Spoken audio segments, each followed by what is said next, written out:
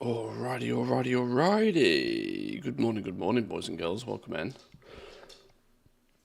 Right, let's see if I can remember how this works, shall we? I'll just press some buttons. I know the stream title and everything is Satisfactory, but we're going to get our quick lovers in the air, pew pew, first of the day out of the way. We're only going to try and shoot for this love rocket business once a day. And then we'll head over into Satisfactory and continue growing the factory. Good morning, Lord Commander Manthe. I've been called some interesting things in my time, but never Lord Commander. Welcome in. Good morning, good morning. We're literally in Shadowfang Keep. I must have clearly not even exited the dungeon before exiting the game last time. Coffee is needed this morning. I'm running a little bit late today, but it's all good. I've also got something on my glasses. I have ick on my glasses. Clearly the dogs licked my glasses or something. Alrighty.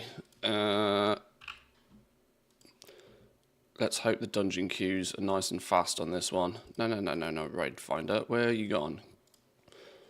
Let's get that streamer luck on the go nice and early first thing. Why have I got like negative frames? 40 FPS?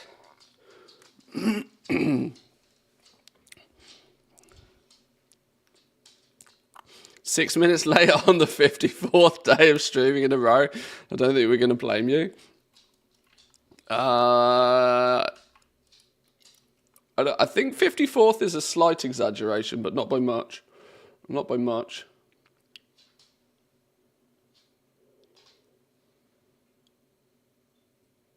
I think this is the 20th day in a row. I think. I think. I'm not sure. Whilst I'm waiting on the queue to pop, I guess we can do work orders if there are any. Good morning, Chalita. Welcome in, though. Good morning, good mornings. Hope you are well. Crafting order weekly missing.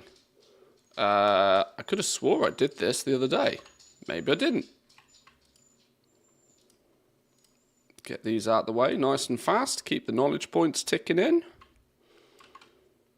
Not expecting to make any cash monies particularly from this, but oh, too slow.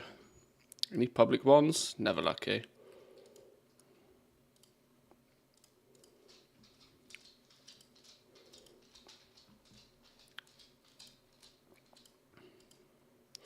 Whilst we wait for the DPS, we might as well make some gold. All about the optimums. Optimizations. Oh, and we're done. Try not to get used to this luxury of everyday Manthe. I mean, I don't mind it. Like, during the winter months when we're not, when I say we, I mean me and Mrs. Manthius, when we're not particularly busy over the weekends, I don't really have any objections to streaming. Like, for me, especially when I'm having fun streaming, no issues whatsoever. It's a real telltale if I disappear randomly for a week, you can tell I'm clearly not enjoying what we're doing at the time, if that's the case, unless it's for, like, you know, medical reasons or something, but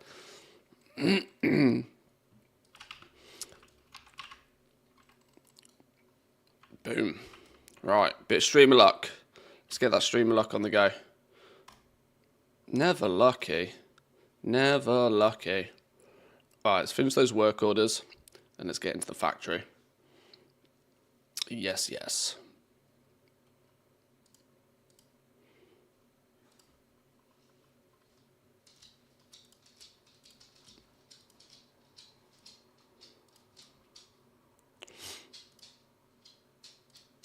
Claim these ones that make us some money.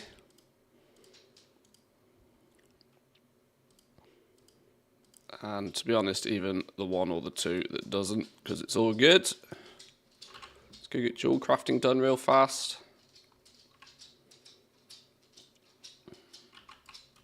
On the love rocket extraordinaire.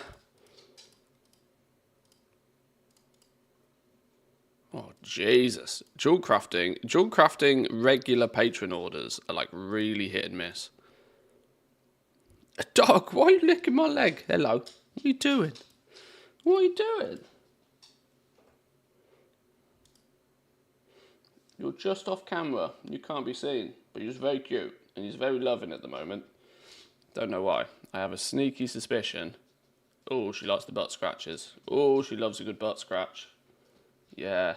I have a sneaky suspicion my doggo is about to start her lady time. You're very attentive, and you seem to have twice as much energy for some reason. Usually a sign. Right, let's get that turned in. I'm not even bothering to burn concentration, if I'm honest. Oh my god, my bags are gross.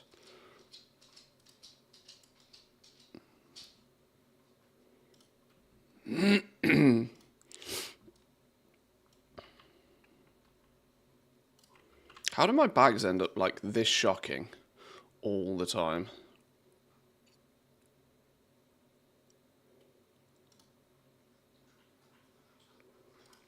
What have we got in here? Oh, far too much for me to be dealing with all of that. We'll just let it be. We'll just let it be.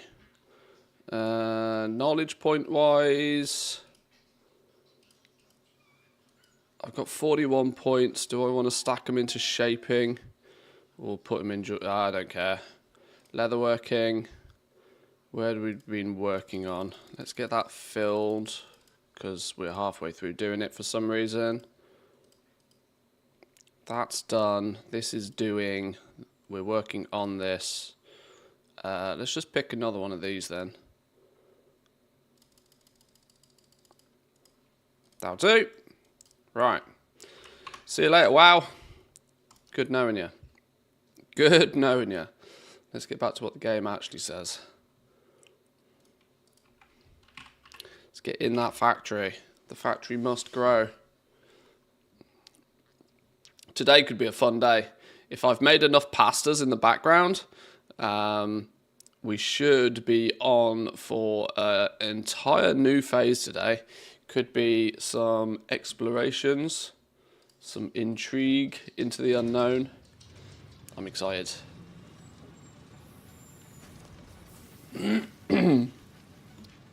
I didn't get much time after stream yesterday to tinker, but I did get a few little bits and pieces done. I'm currently hovering at the sulfur node due to us... Well, I came along and I decided to boost the sulfur production because that was one thing that was slowing down. This is now Mark III miner, 1200 a minute, fully slugged, consuming a shitload of juice, but we don't care about power anymore. We got loads of it. Yeah, so that's sort of fixed that problem. There's the issue that it's still a Mark V belt, so it can't actually do 1200 a minute. I could put another belt in, but I'm not going to. Until we get Mark VI belts, it's just gonna have to be. Oh, this is a really good view of our power station now. She growing big. She growing big. I've prepared putting another floor in. And I actually think... Did I slug? I think I slugged all of one floor and might have slugged all of the second floor as well, actually. Thinking about it. We might have 2 fully slugged floors right now. So it acts as if it's 2.5 times bigger than what it is. So this is only 2 floors, but it's consuming and producing as much as like 5. Which is half of our potential. I need to get another pipe of nitrogen. As a second pipe is going to be needed in order to reach the actual throughput we need. Luckily, we've got plenty of room over here. Plenty of room. Not to mention, we should be stacked up to the hills. How much did this actually produce if we ever need more for any other reason? I think we needed 750 nitrogen a minute. This thing is producing 840 unslugged, so that's cool. We've got loads of headroom on that. So let's get another, let's get another pipe running through to here. Let's take from you up to you. And let's take this one over.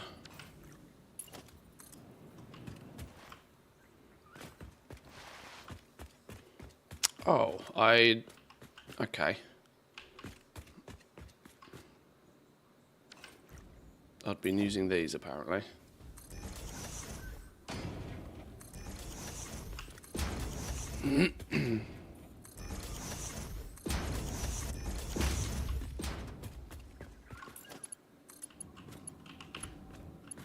You to there, you to there. Oh, and then for some reason I'd stopped using them. Why did I do that? Why, oh why did I do that? Let's put that there.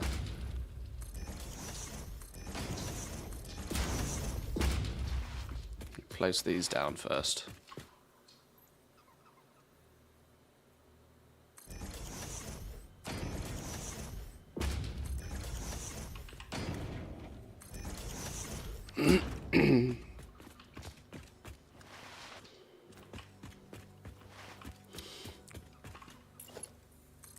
If we can get this second pipe of nitrogen in, that should mean that the power plant is able to do basically everything it needs to do.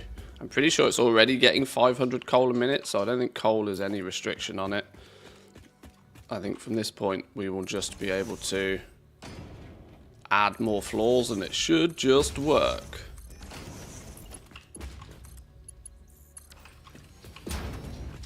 Okay.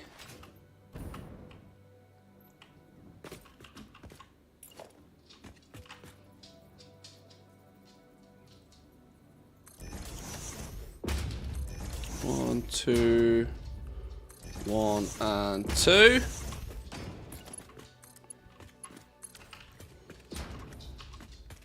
Now to try and remember how I neatly and tidily did this. Running pipes is horrible, isn't it? Running pipes is horrible.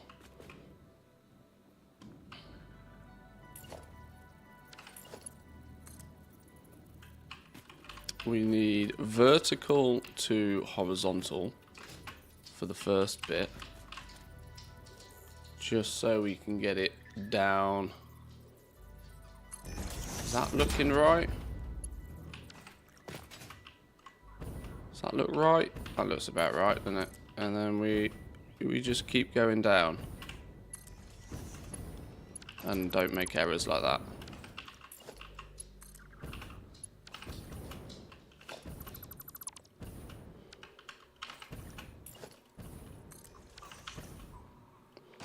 Let's take a quick break for the old jetpack.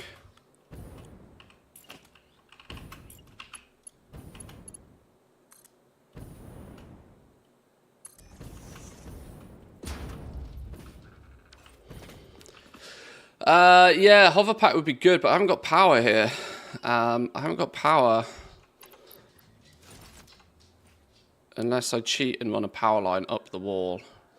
But putting the power line in is going to be as difficult as...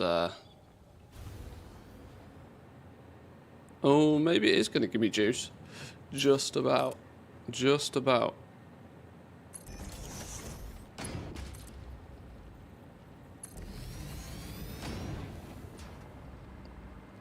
Just about.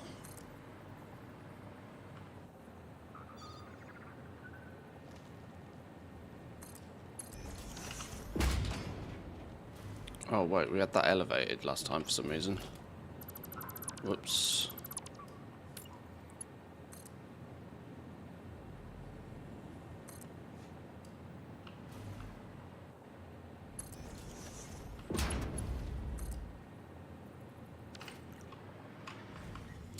Okay.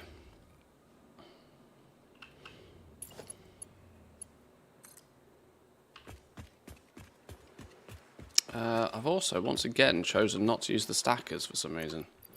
Why did I choose not to use those?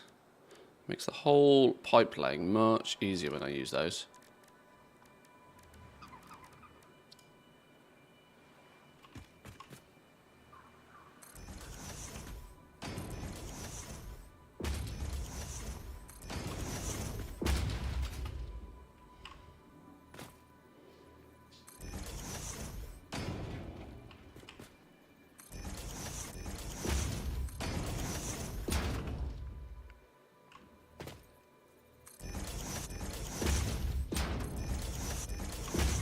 Should have built in some future... Oh dear. Oh, that's one thing I definitely didn't do, did I? I did absolutely not prepare for that situation, although it does technically work still. Maybe we can get away with it. Oh yeah, fire away with goblin questions. We can multitask. We're professionals. Fire away. Oh, professionals. Professionals that can't gauge distance, clearly. One goblin-related thing, not to jump in, is that 11.1's release candidate now. So this is going to be the most underwhelming World of Warcraft major content patch for goblins that we've had for quite a while. Which is a shame.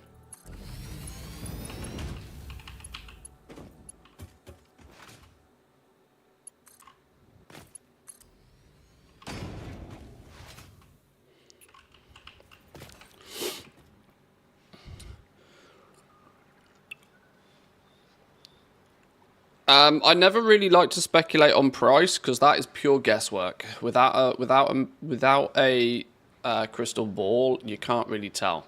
The only thing I can say is that the demand will be stronger than what it is right now. There's very little demand for that sort of stuff right now.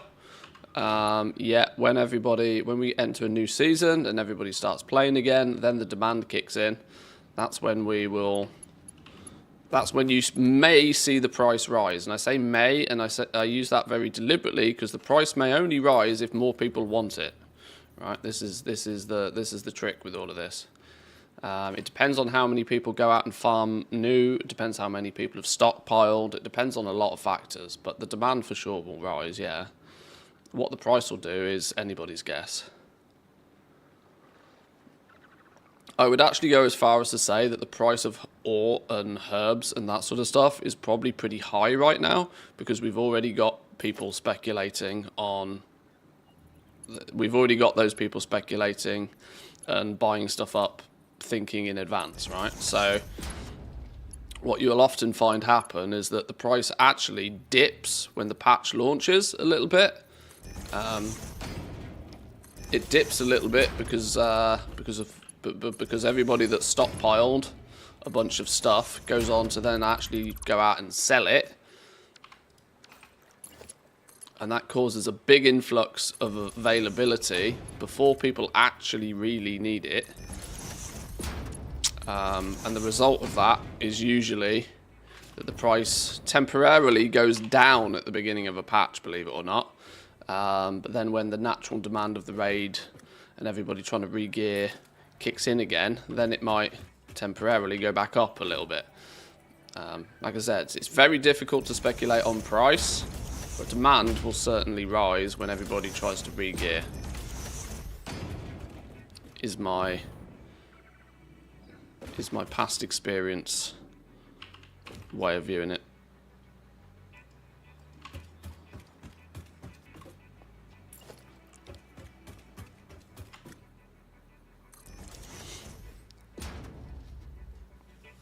So it may be smart to keep the rank for yours until 11.1 comes out. No. You've misunderstood what I said here. That's a different question. When it comes to, if you're farming, right? Let me try and clarify this in a little bit more detail. If you're farming materials, sell them. because otherwise you're gambling on your hard-earned effort that you've already done. Nobody goes to work and says, you know what, boss, don't give me my wages yet. I'm going to wait an undisclosed amount of time, and I'm going to hope you decide that you'll pay me more. No, if you've done the work, get paid. And that's what farming is. You're exchanging your time for some resources. Sell them. Get paid. Don't gamble on them maybe being worth more in the future. Farm mats. If you're farming mats, sell them. The story's slightly different if you're like, you know, buying mats for your crafting materials and investing in that sort of stuff, but that's a higher level play. In simple terms, if you're farming materials, sell them. And if it's not worth your time to farm them because you don't get enough gold for them, then stop farming. Go do other aspects of the game. I very rarely advise people to farm and not sell their stuff. Unless there's a really good reason to do it.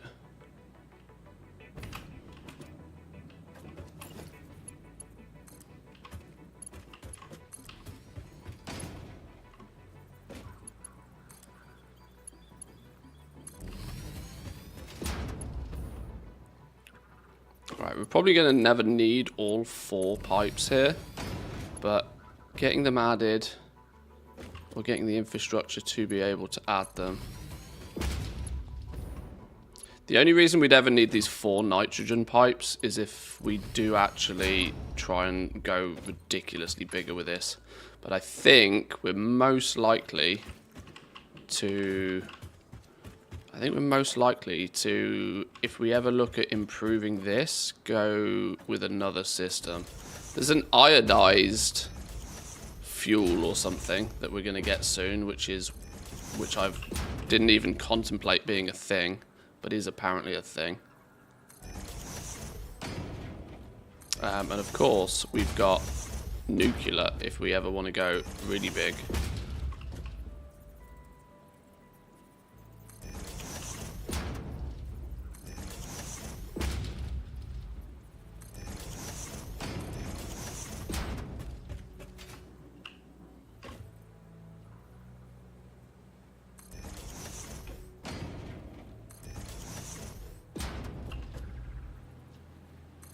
It's going to weird me out that the second pipe is going to be on top of the coal, but I've done it now.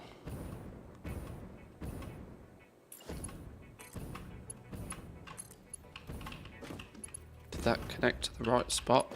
Yes, genius.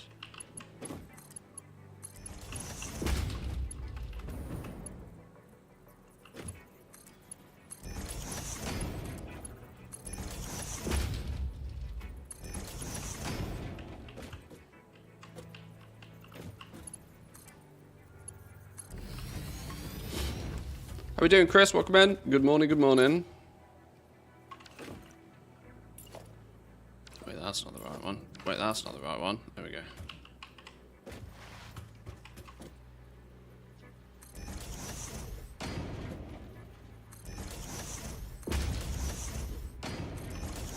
I'm always interested to see, and I don't really have much, I don't track this particularly, but it's always nice to see how we get a combination of regulars. Love me some regulars. Nothing beats regulars. But it's also nice when I stream on these occasional odd times, weekends, evenings, that sort of stuff. It's always nice to see the occasional new names crop up as well. Because I am blissfully aware of the fact that my stream schedule is poor for many people. Oh, are they aligned? They are aligned.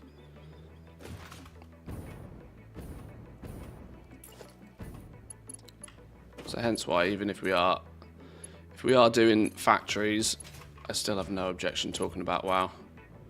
And yeah, in a little bit more detail, 11.1 PTR is release candidate now. So our hopes and dreams of there being something else to keep profession and economy goblins pleased is not looking likely anymore. It's not looking very likely anymore. With no major changes to be added anymore, we're kind of cooked in that regard. Let's take you back a little bit. The irony is this belt doesn't even need to be here anymore.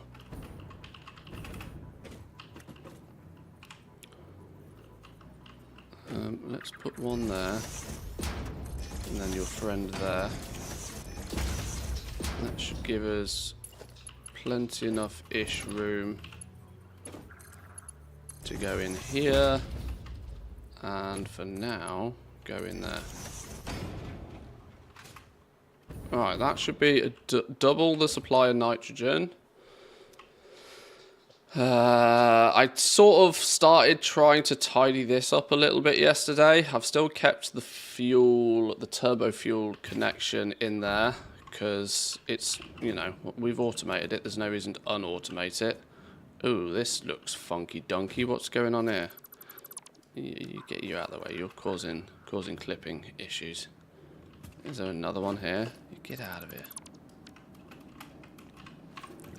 So I tried to tidy this, started to try and tidy this up a little bit. When we decorate in a bit more detail, we can, you know, we can actually probably make a floor out of this and make it part of the building. That's all good. Our sulfur intake is still less than what we need it to be. But what it's actually doing right now is taking all of the sulfur. Wait, hang on. Have we got a belt discrepancy here? Oh shit, I've got slow belts here. What kind of moron builds tier 4 belts in something like this? Oh shit, this whole belt is being... This is meant to be a big boy belt. We're going to need to upgrade this even further eventually, but I didn't realise that was a slow ass belt. Okay, that will help then. That will help with sulfur throughput. We should have a mountain of rocket fuel that's chugging away. You should have made a blueprint of those 2x2 supports. I know. One day we'll just have all of the blueprints and it'll be nice. But yeah, so I came along and this is very loud, I apologise. But I've slugged a bunch of these to get 2.5 times the power out of them. Now I've actually fixed both nitrogen and sulfur.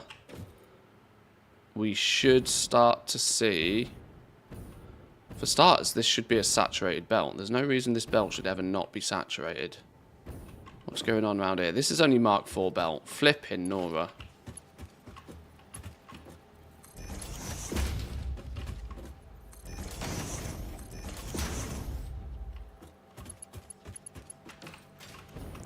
Yeah, that's meant to be a saturated Mark V belt.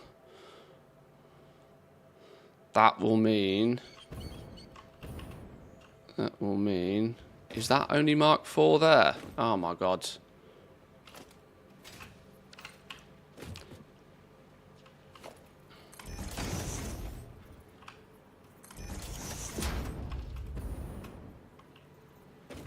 Oh, and this is only Mark IV. It's annoying because I'm going to have to come and turn all this to Mark VI at some point for it to actually work properly. But Mark VI belts might be a little while off.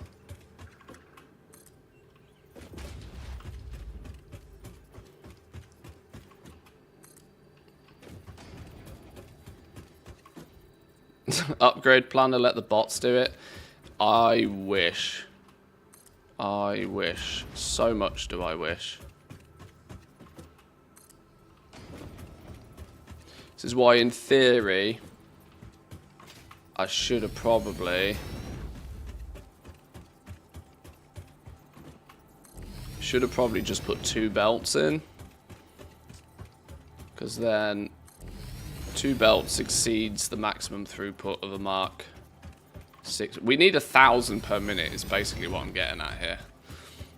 And a Mark 6 belt will do it, but a Mark 5 belt won't. So I should have really just put 2 Mark 5 belts down. So that if I upgrade it, great. But even if I don't, it still works. Right, what was that we ran over there? Don't know.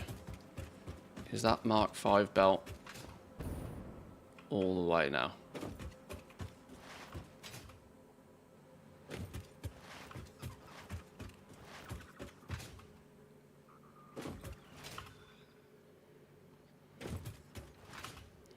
Right, that looks a lot smoother. This is still only 780 per minute.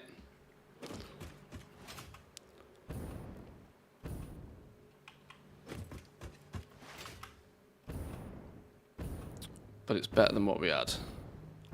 Let's use that momentum and just take a shortcut. Right, the reason I've been killing a little bit of time doing this first thing this morning, though, is we should hopefully have the rest of those pastas made by now.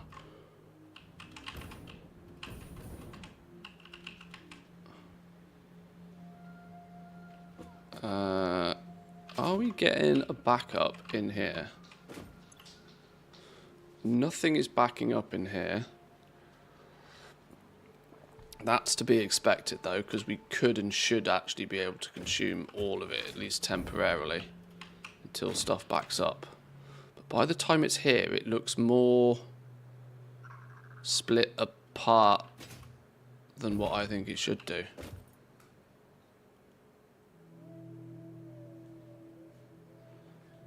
This is probably the curse of, I reckon there's probably flipping 1 Mark 4 belt, just sneaky somewhere.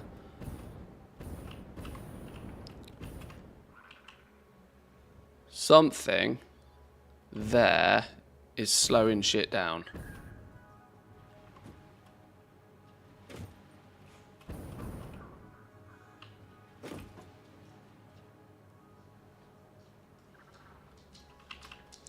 Or was that just maybe how the game renders it?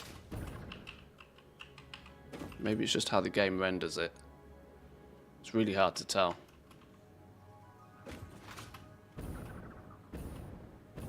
Doesn't look fully compressed, that belt, though, does it? When it should be. And the only reason there'd be space between this is if there's a Mark 4 belt lurking somewhere.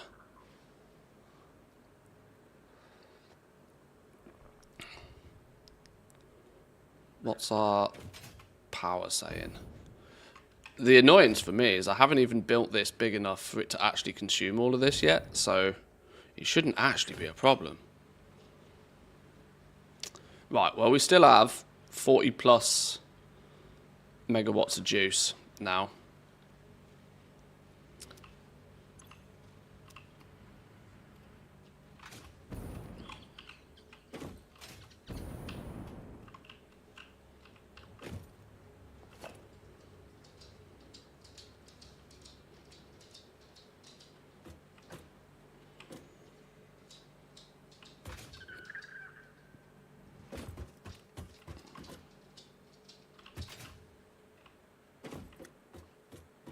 Oh, we'll find it. When it's when we upgrade it to Mark 6 belts, from what I've seen, look so different. It'll be really easy to tell if there's a spot that's not a Mark 6 belt. Looked a little bit compressed earlier, so that's likely the Mark 4. Yeah, this bit definitely looks more compressed.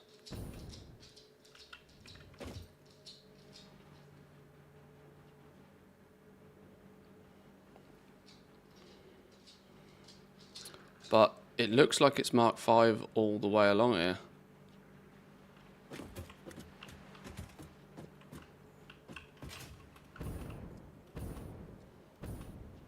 It looks far more compressed going into here.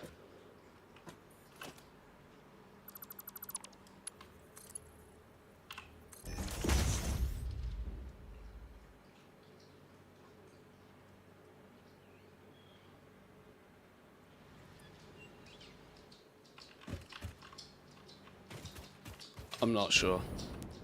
I'm not sure. There'll probably be one tiddly little scrap of it somewhere. I'll worry about that another day then. Okay. Okay. Well, our production of consumption, shall I say, of rocket fuel should be pretty good now. We should have 2 full floors chunked away. I think I slugged. See, some of these are not on. Some of these are not having fun time being on. Some of these are not getting the rocket fuel they should be getting. Oh, maybe that's more of an issue. 10.42. 10.42 multiplied by the 40 per level is still only 416. Each floor is still taking less than 1 pipe's worth of rocket fuel to operate. So these shouldn't really have any issues.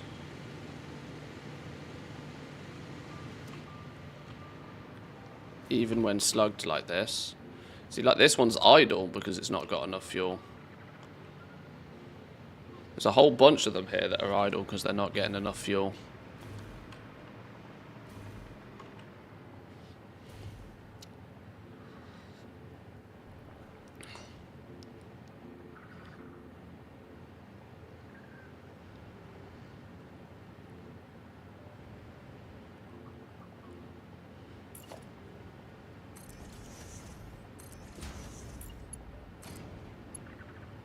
That's not straight at all, then, is it?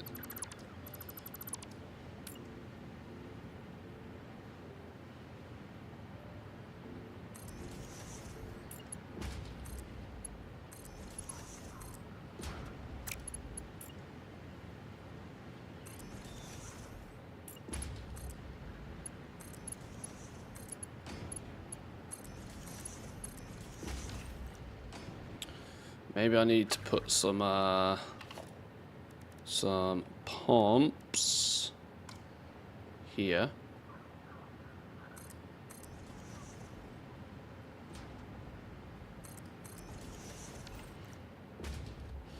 In order to incentivize it to work.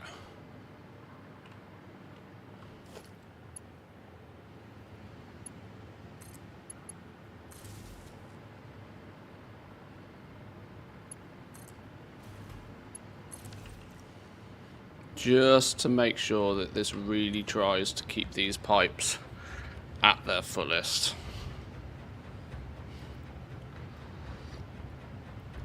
Shouldn't really need pumps particularly, because it's a gas, but you know, liquid dynamics do liquid dynamic things.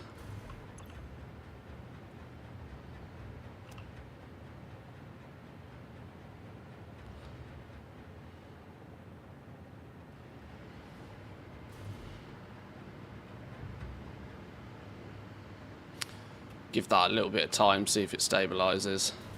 There's no reason, actually, even with all of these being slugged, there's no reason that these pipes shouldn't actually end up being full. We are overproducing by a mile, or at least we should be. Look at that sulfur, though. That doesn't look like a fully compressed belt in any way, shape, or form, does it? That means there's something going wrong somewhere with my sulfur line. We should have, that should be a full belt. There's no reason that that shouldn't be a full belt.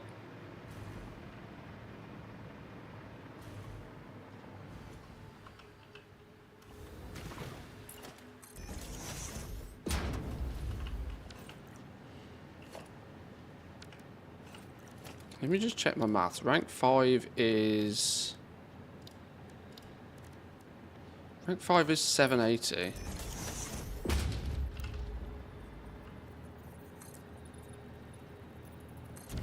There's no point pissing around with trying to make sure your fluid dynamics and stuff work well until you've got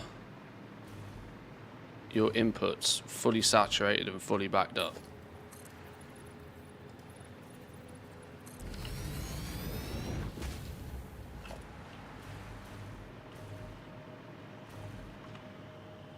Rank 5, rank 5.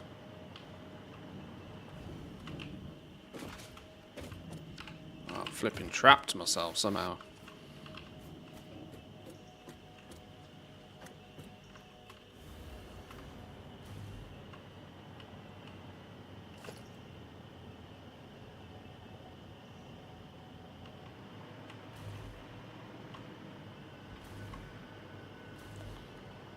Oh, flipping no.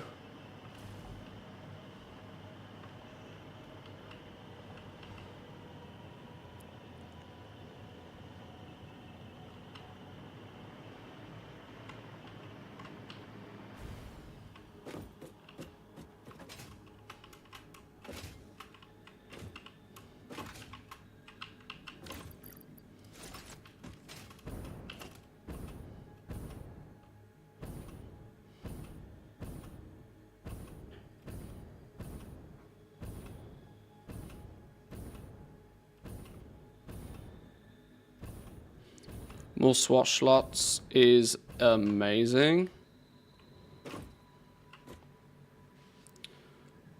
Can save an unlimited amount of color combinations.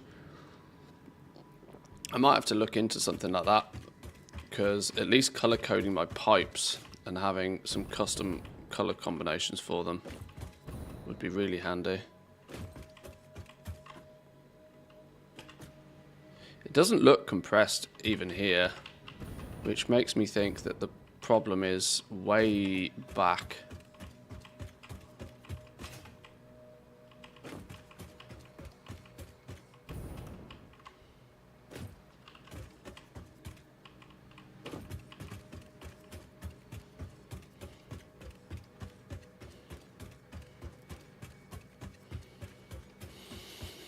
We will find it.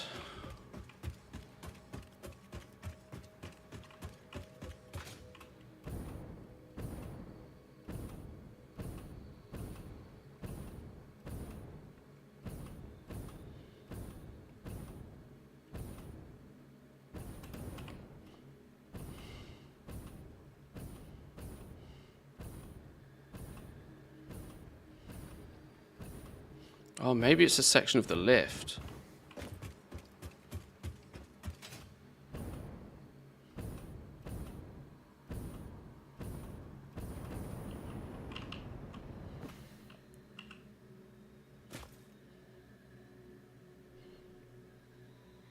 Haha!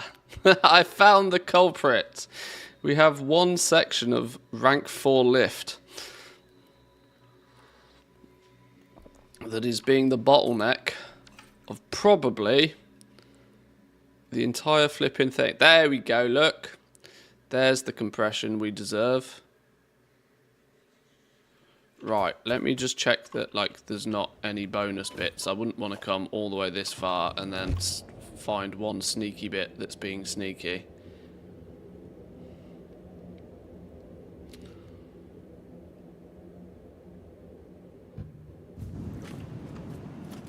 Ha! That's a rank 4 conveyor lift.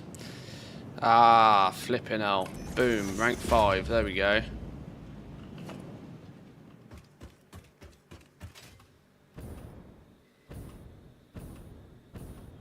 Detective Manthius strikes again. Because, like I said, there's no reason that this belt shouldn't be saturated due to this pumping out flipping 1,200 a minute.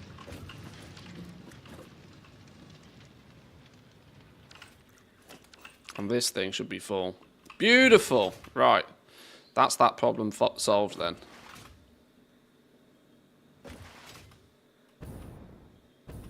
That's that problem solved. That means once that belt gets run back through to there, we should see a spike in our power.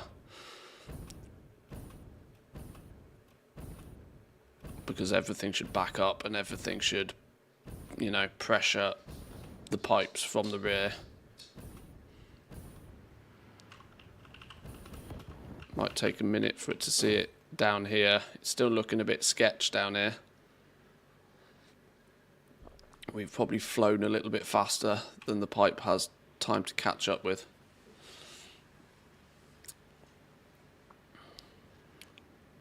But yeah, that's the problem with that. You know, that's the problem with these logistic systems.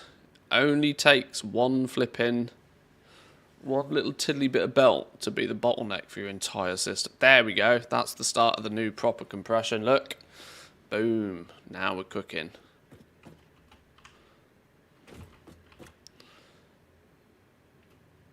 Now with that being fully compressed, we should have more stability in our power. And in fact, that's basically taken it from 480 all the way up to 780. That's nearly doubled our throughput.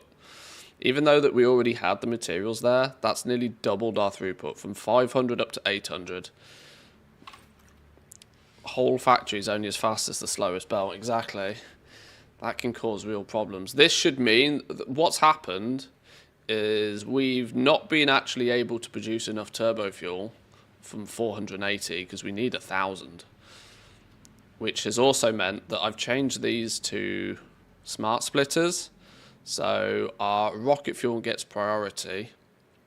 Our turbo fuel downstairs is mostly switched off now because it's being choked on sulfur. So if we see like rocket fuel, turbo fuel down here is basically off.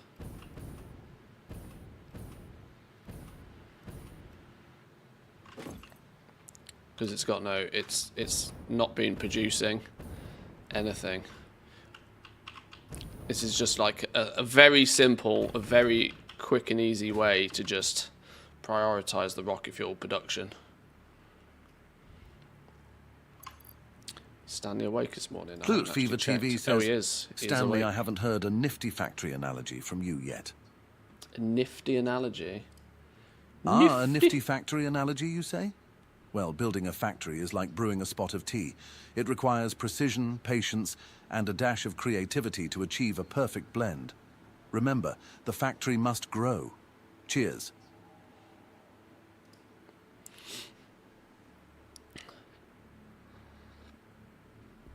I want to know what this dash of creativity he's putting in his tea is. I reckon Stanley's got cocaine in his tea.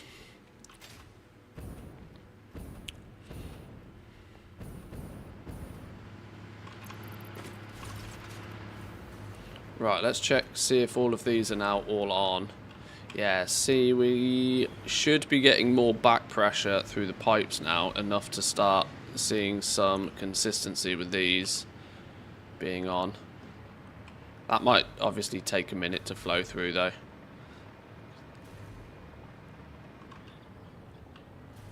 Let's just have a look there. Let's check these pipes. These pipes are looking... flow rate is good. They're not fully compacted though. These are not totally full.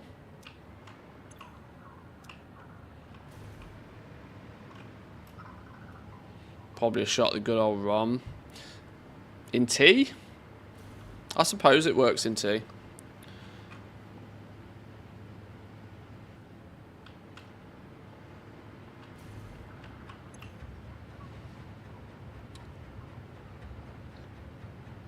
It's only got a flow rate of 420 so far.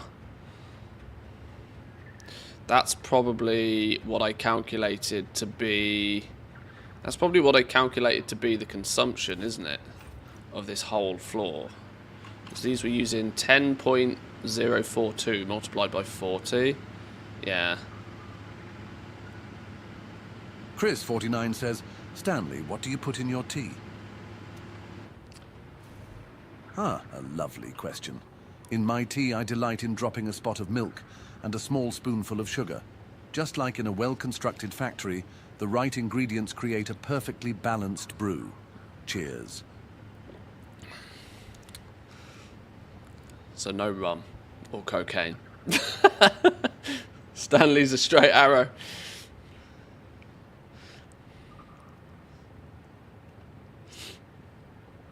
Stanley, I just have to check. Tea bag or milk first?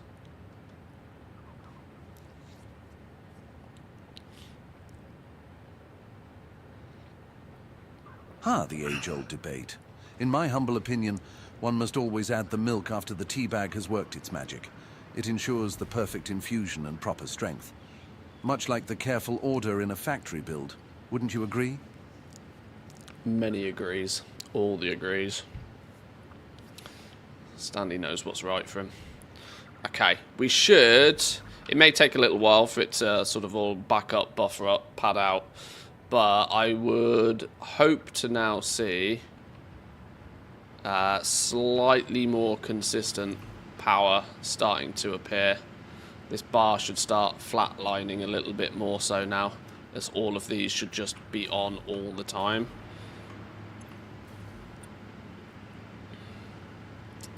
I might need to go put some, before I do too many more floors of this, my theory has been that you shouldn't necessarily need pipes and valves too heavily if you've got enough back pressure, if you're, you know, overproducing stuff in the first place.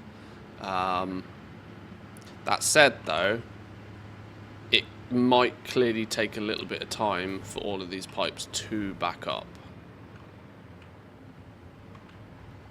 But the theory goes as it should work, I think. If in an hour or so's time it's not completely leveled out, I'll come back and reassess the situation. But for now, we're going to head back into the main base. Relatively content that I've fixed a few teething issues here. And give it time, it will back up and it will do its thing. Oh, our batteries should be all juicy now as well. We put our Duracells down. And these bad boys are now fully charged.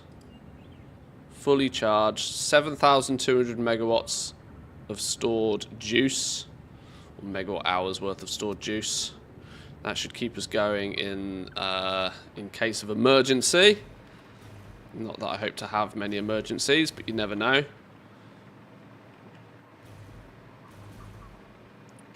Right, we can let that continue to do its thing. In theory, once the rocket fuel fully backs up in here, it will consume less of the sulfur, and actually the turbo fuel downstairs will start to turn back on. But that's going to require all of the machines to fully back up, which could take a little while. So we'll just let it cook for a while. We'll let it cook. Let's go see if we've got 80 some odd more pastas, 87 more pastas, and we can get into the next phase. I've been looking forward to this. I can't quite remember what part it was we entered phase 4, but it feels like it's been probably about a week in this phase. More than the entire first 3 phases combined, I think.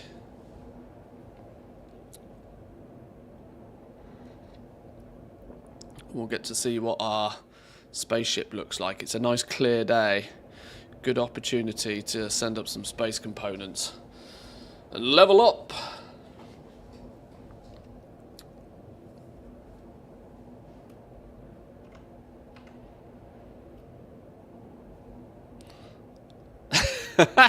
Not the action of teabagging. No. No, no, no, no, no.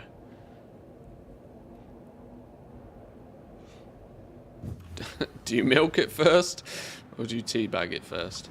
That's a very different game. Right.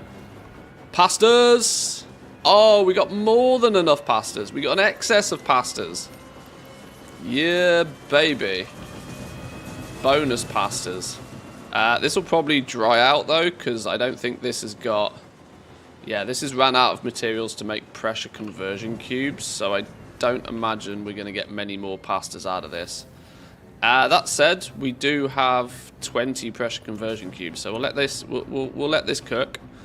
I didn't slug this because I want to show you what happens when you slug this. When you slug this, the power generation goes bananas. Actually ridiculous level numbers. And even with all of the overhead power that we are now slowly getting, we're up to 50 megawatts of juice. This thing is going to take most of it. Just watch when this starts its next cycle. This'll kick in after it's made this next one, and the power will go to like uncanny levels high. It might actually blow our grid again even. 20,000 potential megawatts of juice it can suck up making pastas. Holy.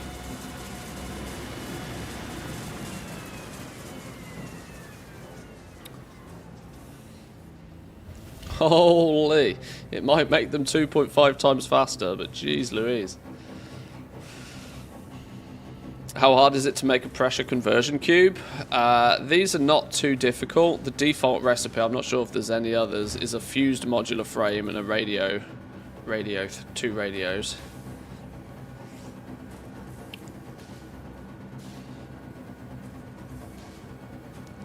But yeah, casual 20,000 megawatts of juice being consumed by this thing.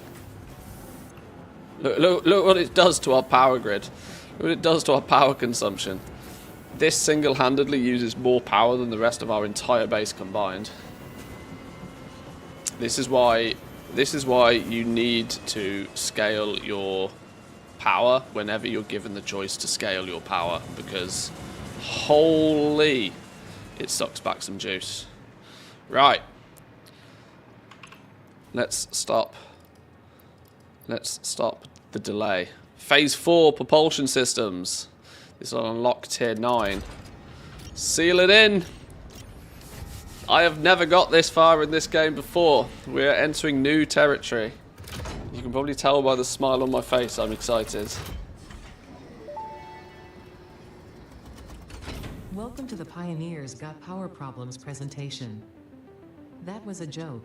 Anyway, you're familiar with the process. Just throw the lever and the automated systems will take over. Imagine all the time and effort that would be wasted if you had to do all that work as well. This used to be the end of the game. Is just better suited for machines. Phase 5 contains technology. Compulated things. So don't ask. You wouldn't get it. And don't bother trying. Answering all your questions will take time we simply do not have. Everything is going to be just fine, so long as you do your job. Nuclear pasta, biochemical sculptor. You know what to do. Just don't forget to keep producing previous project parts, and plan ahead when setting up new production lines, and make sure not to leave it all until the last moment. Alrighty. Alrighty. Off she goes. Deliver me the goods. Do your thing. Phase 4 of the space elevator complete. Tier 9 unlocked. It's gonna go zooms. Zoom. Sonic boom. It's gotta be a sonic boom.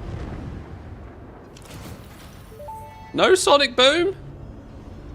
Phase 4 of project assembly completed. If style was measured in my performance reports, yours would be something special. Regardless, saving the day is within our grasp. Do not lose focus now. You must understand the weight on your shoulders, but you are not alone. I am here, and I know exactly what's at stake. This goes beyond Earth. Your actions will affect the universe at large. That does definitely look like a ship starting to build. You will understand once you finish project assembly. Phase 5 awaits. I expect your best work. Ho-ho! Okie dokie! Okie dokie! Oh, you got hit by an ad? That's atrocious timing. That's atrocious timing. I apologise. I don't have my Twitch dashboard open half the time to see when they're coming.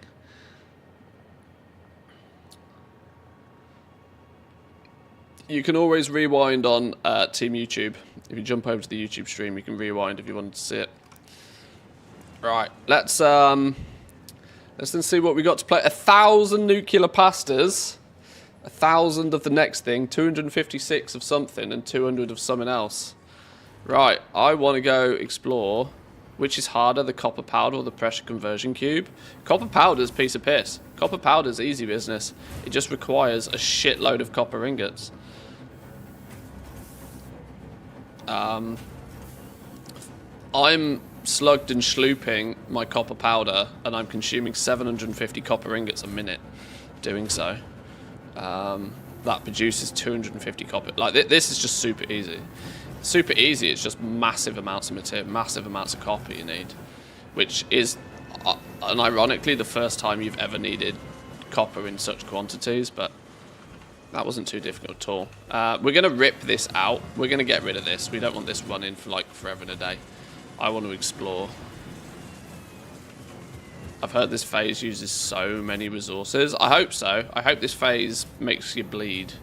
I want this phase to like hurt. Let's put... Actually, I'm going to steal those, and we're going to put those in the cloud so I definitely don't lose them. Along with all of these things, for when they become important later.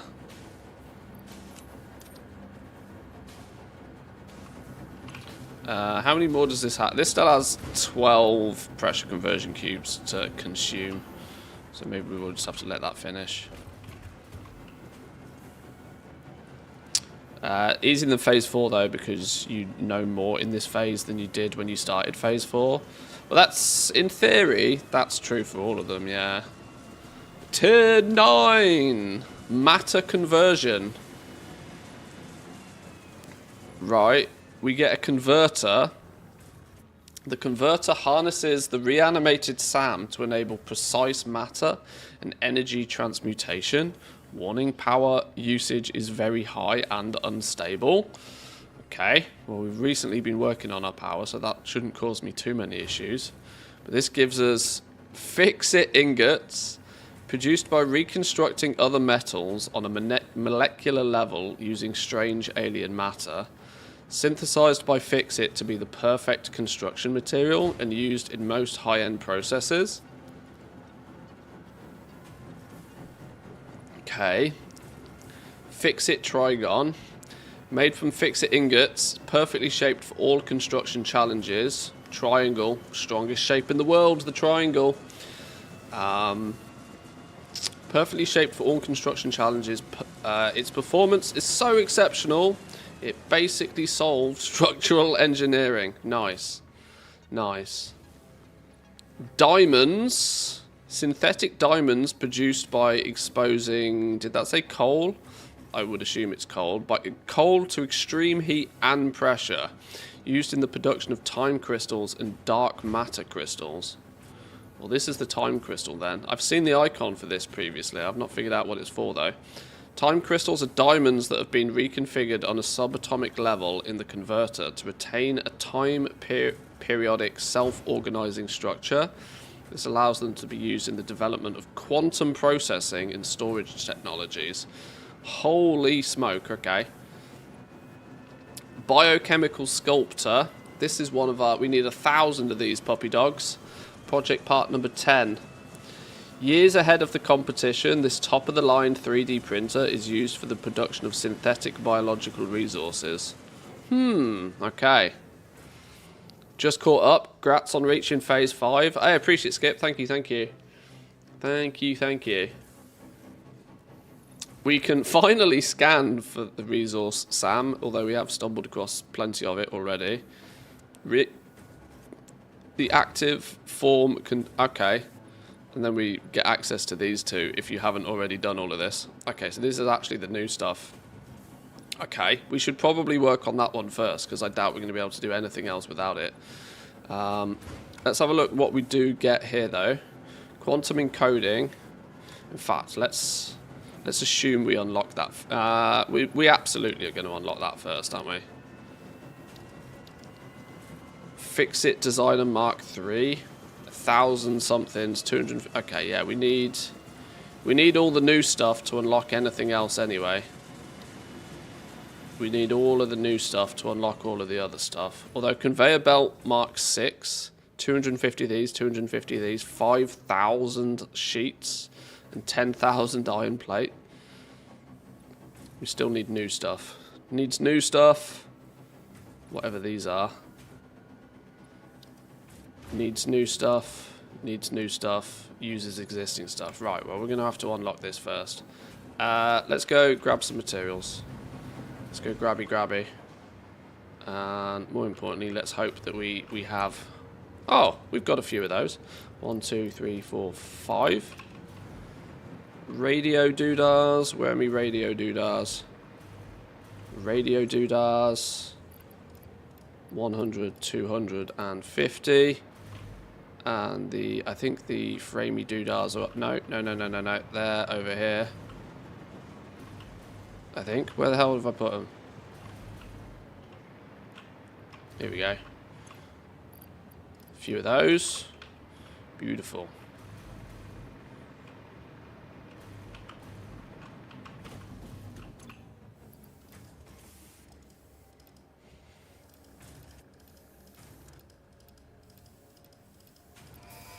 Big red button for the first time in phase 5. Let's go. Milestone reached. The converter uses strange alien matter, abbreviated to SAM, to break down and transform materials at their most fundamental levels. I am sure even you can appreciate the power to manipulate atomic bonds. Most importantly, you are now able to locally create fixite, a highly adaptable synthetic metal, ideal for any kind of construction. Fixite, It is okay. everything you need to save the day, and perhaps its admirable qualities can inspire you. Nice. Right, so that, now we can actually take a look at these components in a bit more detail. Fixite ingots, then. Haha! Many consumptions of reanimated SAMs. Okay. Well, isn't it fortunate, then? I tell you what, this was... I swear I have not looked ahead. I swear I haven't looked ahead. But long time ago, I put these on our train to come back to our base because I had a sneaky suspicion that these would be important. So we've already got the infrastructure set up and running to do some conversions of the SAM ore.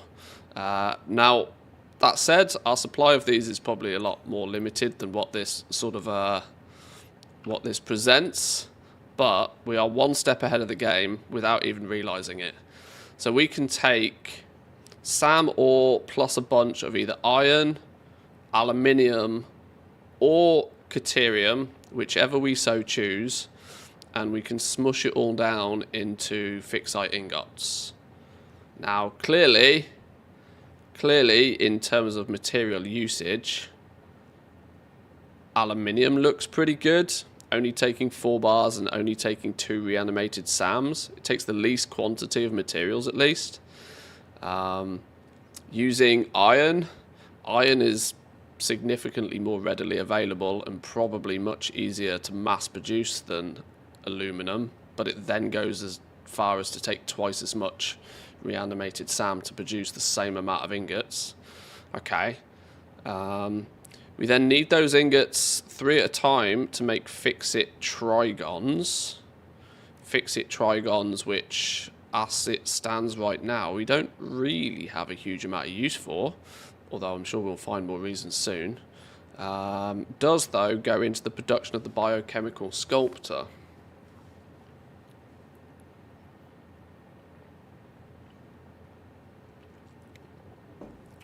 One of our previous assembly director systems goes into making 4 biochemical sculptures, and if we sloop that, that will be 8.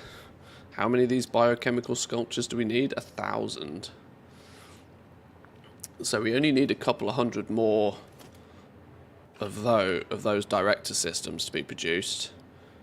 I think we needed 500 produced in the last phase, so it's not going to be any biggie. No biggie whatsoever to get those biochemical sculptures done. We just need to make a bunch of the fixite trigons first and add water to it. That's pretty much straightforward. That's still mostly problematic by the fact that we have to make a bunch load of these again. But in theory, once we've made these, we never need to make them again. So we can make those in a limited quantity run. It'll be nice. Wanted to do brag a little bit. I completed the Farewell to Arms yesterday with the last world quest popping up, and damn, it felt good to complete it. Hey, congrats, my man. Congrats. I've not even really started pumping that. We'll get there eventually, I'm sure. We're sure. I see you got the nitro rocket fuel alternative recipe, probably the best alt recipe in the game, Power Schmauer. Yeah, it overnight gave me the ability to basically 10x my power supply. I've not fully finished setting it up yet. I wanted to unlock tier 6. I need to unlock tier 6 belts before I can fully utilize it, but I'm also sure by the time I'm using tier 6 belts, I'm going to need to upgrade again.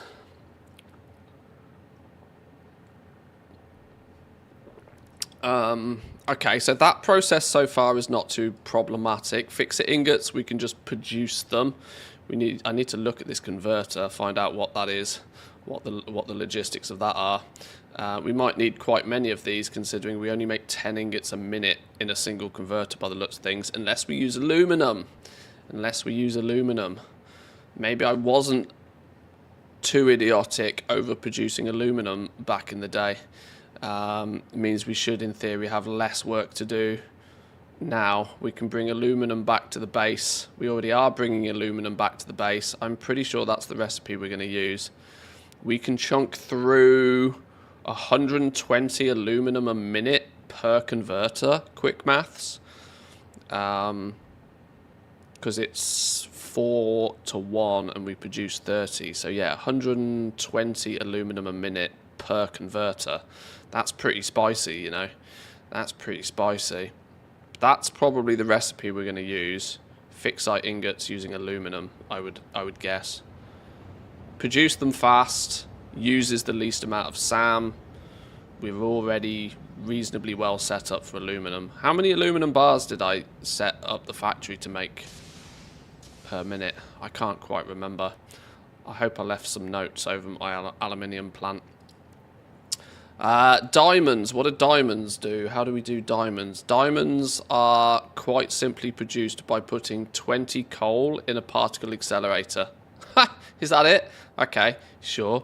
That's easy business, other than the fact it's just power hungry like a beast. 500 megawatts average before you've slugged it, before you've slooped it. That's going to chunk back some power like you've never seen before. Time crystal then takes said diamonds and makes crystals. Well, that's really easy. I just need a coal patch to make diamonds to make converters. We do it all on site. Easy peasy. Clearly, when we unlock some more stuff, these components go into other things, but so far nothing is scaring me here. This all looks relatively easy to manage and quite comfortable. We should probably consider setting up some fixed ingot production. What's this converter business look like?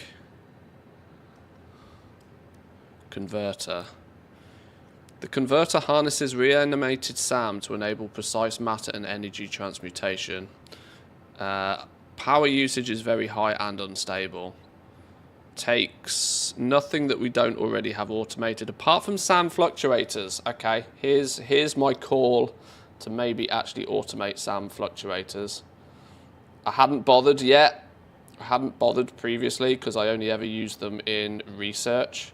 But now that they go into making a material, we can actually look at properly automating some SAM fluctuators now, so that I don't have to handcraft these every time I want to make a single converter. That said, I do want to make one. I want to look at one. I want to see what one is. So let's get going. I need to decide now, actually. Am I going to leave this temporary setup for the space components here? Or are we going to just nuke it and do it quote-unquote properly?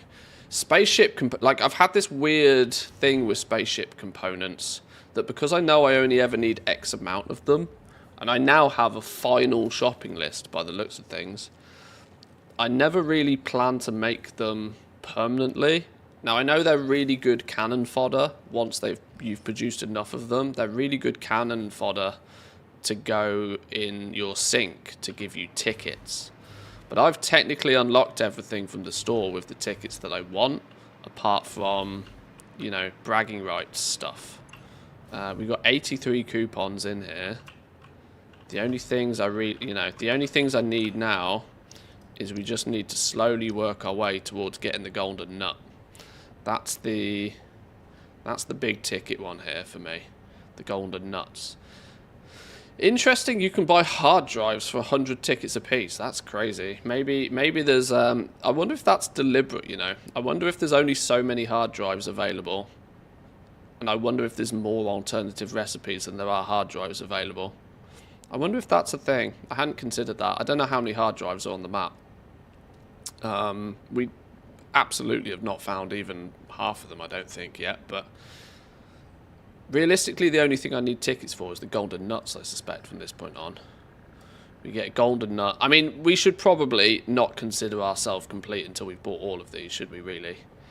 Which is... What's the grand total of all of these? I could do maths, or I could just put them all in the shopping cart and see. 1,683. I'm pretty sure the only way you get 1,683 fix-it coupons is to start mass producing end like spaceship parts and sinking them. I guess that's probably actually the only way, isn't it? It still makes me giggle, you know. I still have, and I've only kept it around for prosperity reasons. I still have, using my very first node of iron. So this, for reference, I've never touched.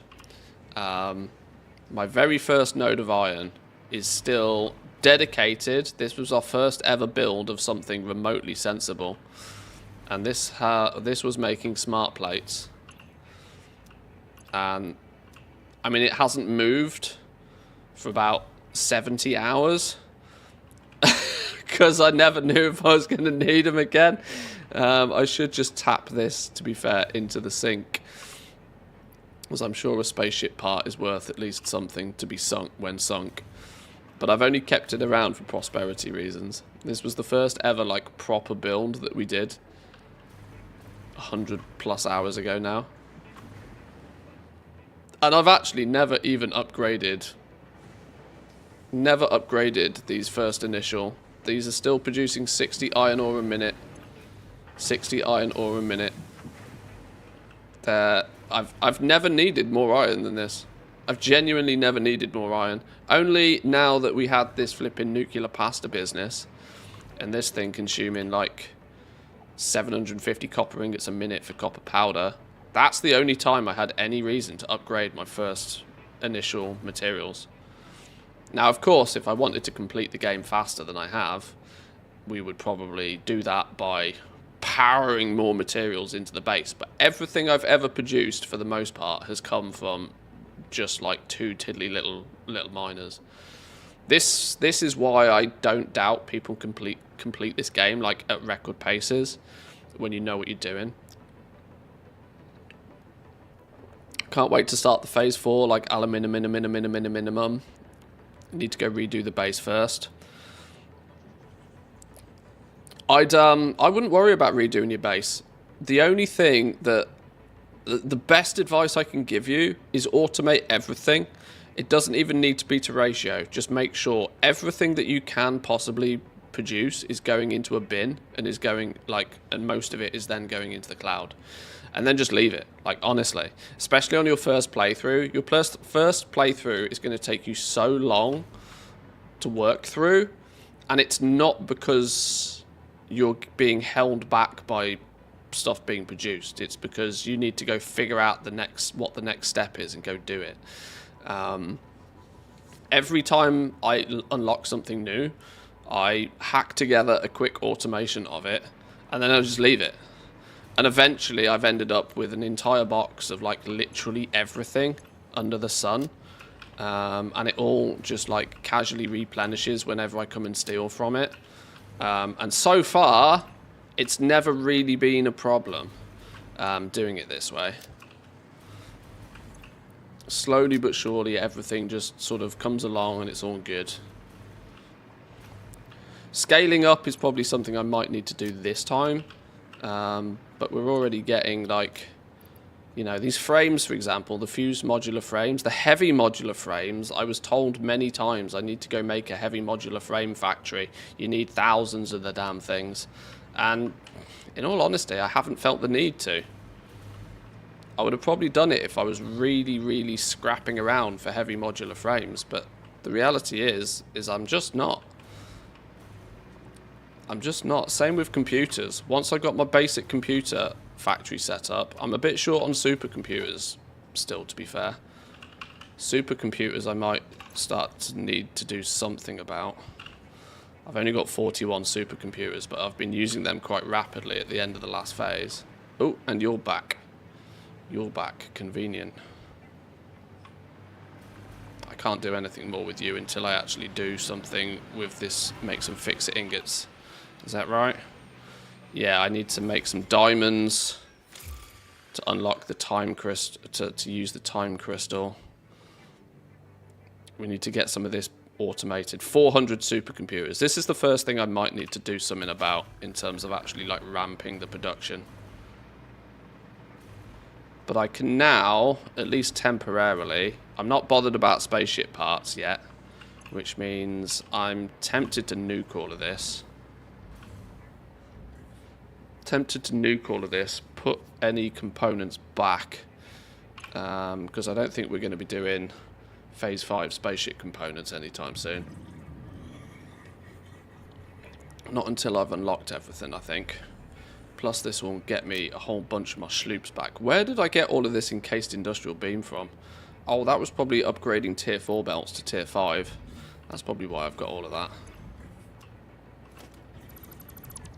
Right, let's nuke all of this. Because I'm probably not going to need this for a little while now.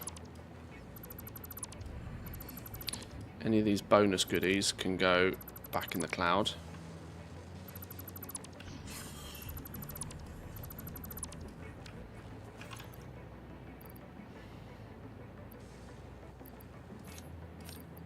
Let me put some vaguely important stuff in the cloud.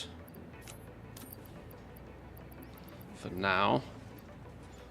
A lot of this actually. Let me get rid of those encased beams. I've probably got a full tanker of them, haven't I? Well, in that case, we just nuke them. Get them gone. Get them gone. Dump your load in my box. Let's go.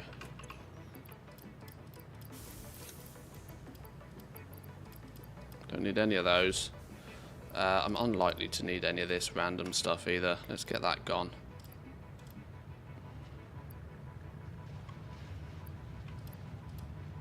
This is just lying around from some previous buildings. All of that can disappear.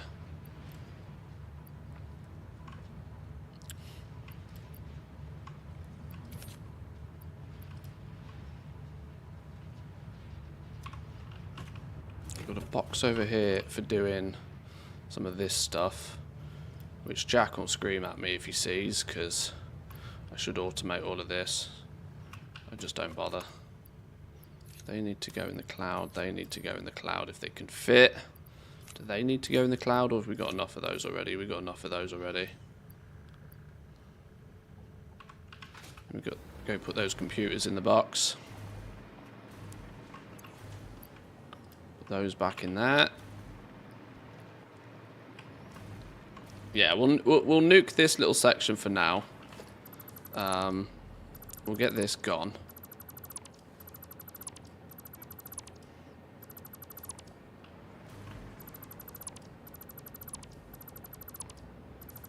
Oh, hang on. We're starting to put stuff in boxes there. Have we...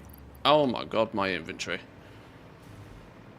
I clearly didn't do the maths right on a lot of these items, you know. Oh no, that's not the right one. Clearly didn't do the maths right, because I ended up with way more of these than I thought I needed. Status. Ow, flipping out. We filled the box again since. Right, well, they get nuked.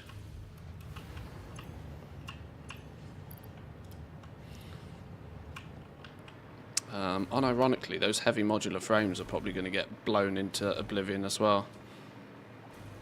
I reckon this box is probably full. Oh, it's not. Okay. You got some space, that's cool.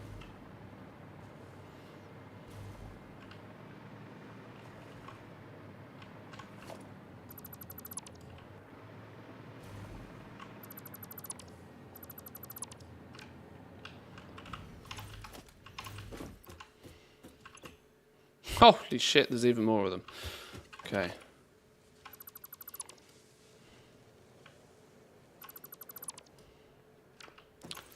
Got to be careful using that delete all. Holy magnetic field generators. I produced more of those than I needed. Shit the bed. Do we need those in anything going forward? Probably. I would usually... Well, I can only put a few stacks of those in the cloud. We'll keep those though.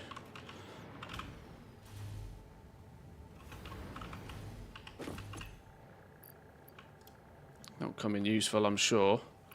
Along with those. We keep spaceship parts around because they're often handy to go into the next tier of stuff if ever needed.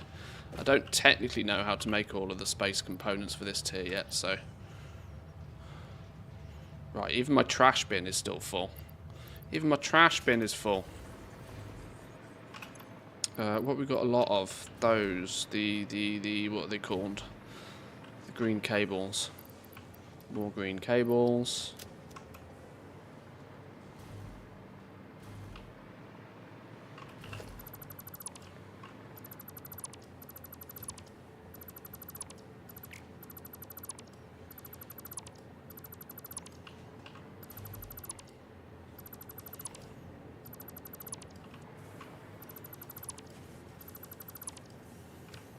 Okay, what's in here? Take all.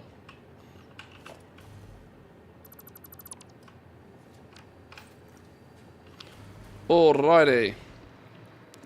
This up here, what's this doing? This is doing a proper job, isn't it? Yeah, this is our turbo motors. This is actually doing a proper job. This is reliant still on the radio control units. You can stay there, because we still actually haven't made a huge amount of those yet. Radio control units are clearly being a dick, so let's sloop the radio control units if we haven't already. Radio control units. Here?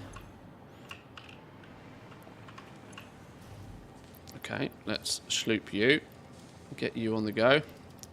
Sloop and slug, do your thing. You need 37.5 circuit boards a minute.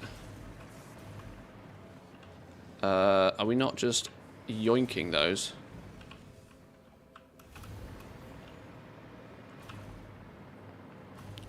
We are yoinking those. Where are they? Where are they and why are they? Wait, hold up. Hold up. What's going on here? Why are you not getting circuit boards?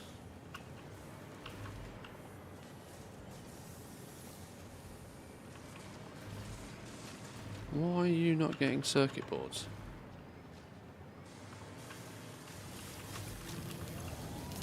No, your computers. Wait, hang on. Where the flip? This one?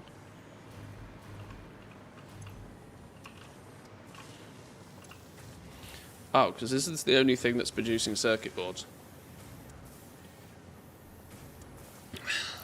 Okay.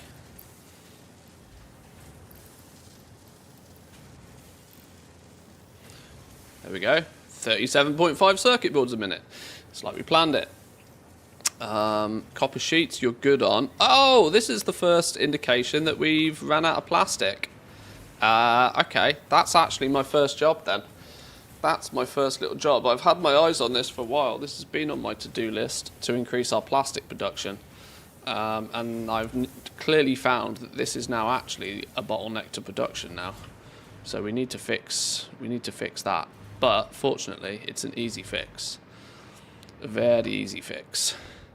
Do I quickly hack together though? This is the question. Back to referring to what I've said before, is it maybe worth quickly hacking together? These are used in something. So having a shitload of those made as a bonus was probably an advantage. I don't know what they're going to be used in, but we'll find out soon. Do I want to quickly put together some fix-it ingot production? Is the only thing that fix-it ingots goes into is fix-it trigon. And that's the only way to make fix-it trigon as well. So there's no harm. There's no harm in simply making fix-it trigon and putting it on a belt then, is there really? And then everything else that needs it can use it when needed. Do we want to...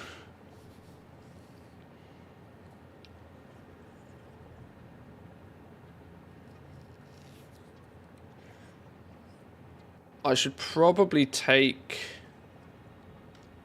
We'll just do it with aluminium. Just do it with aluminium. Let's quickly get some of these on the go. if I these are done in a constructor, 30 per minute are produced, so we need 10 fixed ingots per minute to run one constructor effectively. I don't know how many of these we're going to need eventually, but we should probably get a constructor running at least semi-efficiently. Do these ever need to go in a bin?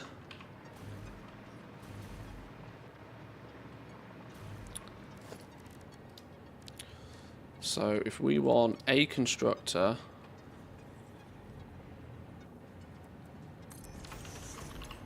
making fix-it trigon, only takes a single sloop to sloop it, so we'll sloop it.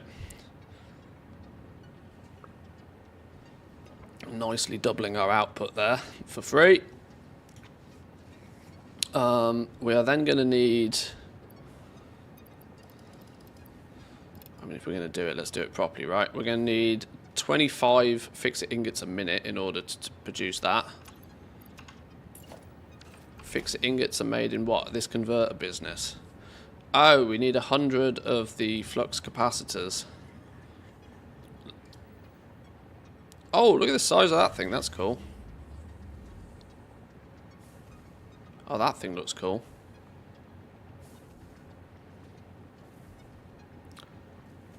Sorry, SAM fluctuators. Let's go get a bunch of SAM fluctuators then. Maybe we automate SAM fluctuators first. Either way, it appears we're going to need that belt of SAM ore up here, aren't we? Let's extend the factory back properly. Where is it? You're there.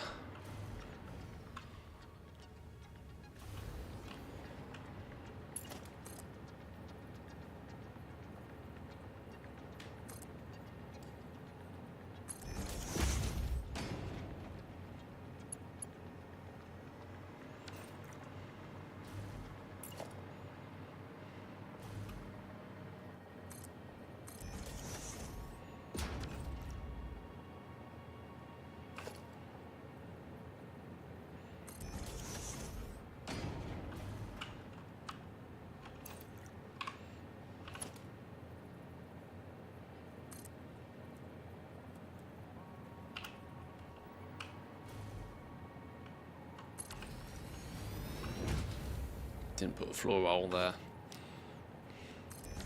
Oh, we did. Nobody will ever know. Oh, some people know because I didn't go far enough. Whoops. Let's try that again.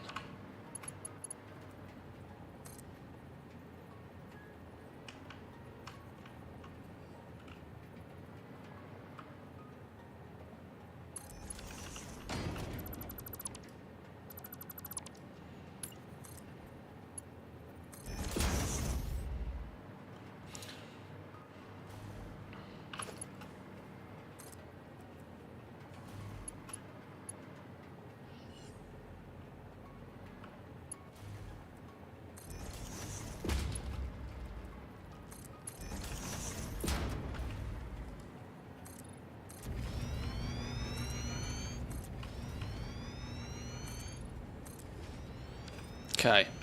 In any way, shape or form, we need SAM fluctuators here. Right, so let's get those out here. That belt's going to run down there somewhere.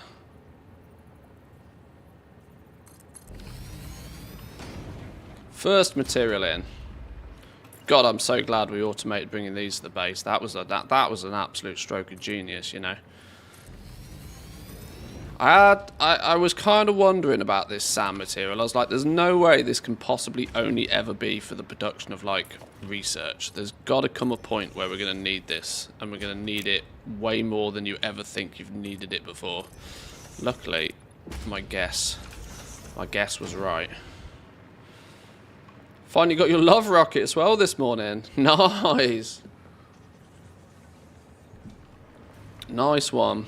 That's progress, my man. That's progress indeed. You're way too far forward to begin with. We're going to have a bin about here. This is going to be the fix-it ingots, or whatever they're called. Not the fix-it ingots, the fix-it triangle jobbies. This will be the triangle jobbies here. We'll work backwards, the Tygons. What did we say? If we sloop the shit out of this to produce a bunch of it real fast, we need 25 fix-it ingots. Oh yeah, I was trying to automate that SAM stuff as well at the same time, wasn't I?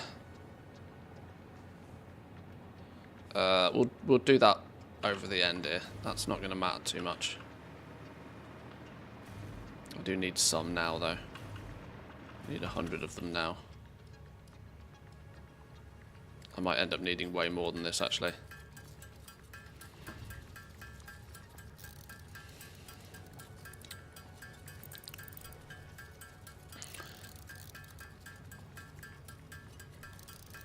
And if we automate this, we can sloop it temporarily as well. That'll actually probably make the process much easier. Grats on your love rocket though. I still use my love rocket like all the time, even when it's not lovers in the air. Have you got the broomstick as well? I've not been lucky enough to get the broomstick yet, but I'm only doing 1 kill a day, using my bonus chance.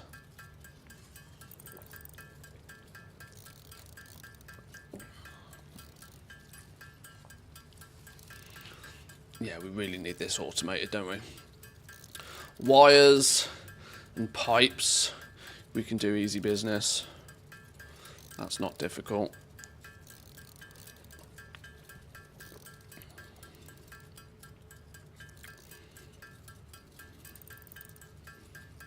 Let's make one of these converters just to see exactly what the throughput is on a single one, and more importantly, power consumption.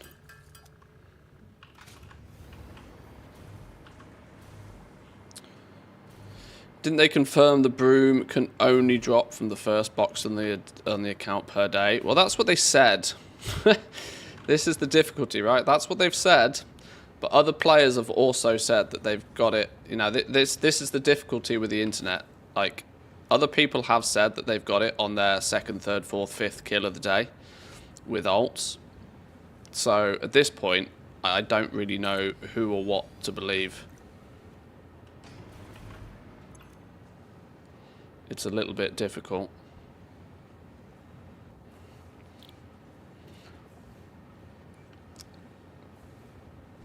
It's 1 mount though. I'll do my kill per day. I'll get my 1 kill per day done, and then I'll log out. And if I get it by the end of the event, I get it. And if I don't, I don't. It'll come around next year. 1 additional mount or 1 less mount is not going to break me. There's part of me that thinks I want to use all 3 of these recipes, but I want to only filter overflow materials to these, so that any bonus iron ingots, I use them. Any bonus caterium ingots, I use them. Any bonus aluminum ingots, I use them. Even though the aluminum is the most efficient in terms of SAM, aluminum is also the most annoying to mass produce, whereas caterium and iron are an absolute doddle to produce, but they do use more SAM. This is clearly the balance of this, isn't it? This is why I'm kind of half thinking I might do just 3 of these. 1 machine requires 25 ingots a minute. You can produce 30 per minute individually.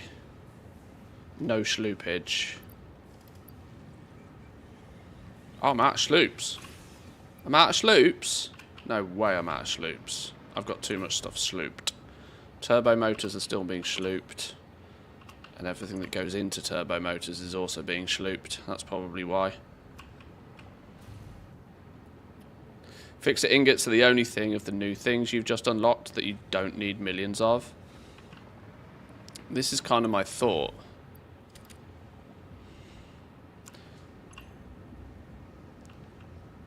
This fix-it trigon seems to be way too easy to produce, and I'm not sure why. Everything else you need millions of. Oh, is that the case? Okay. So maybe I don't need to overproduce this too heavily, but just get it going.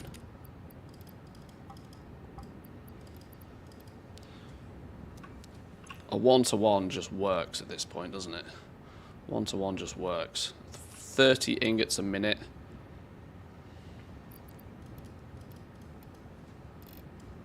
We consume 25 ingots a minute. We will sloop this one. We might as well get double output.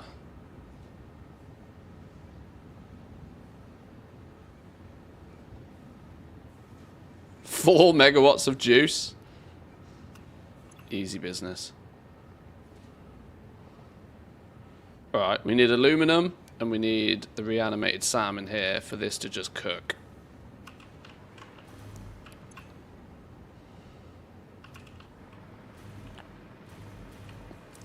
What are you? You're rubber. Where's the nearest aluminum? Where's the nearest aluminum? Here. Coming this way. I've broken my own rules with rubber. You are not elevated. Rubber.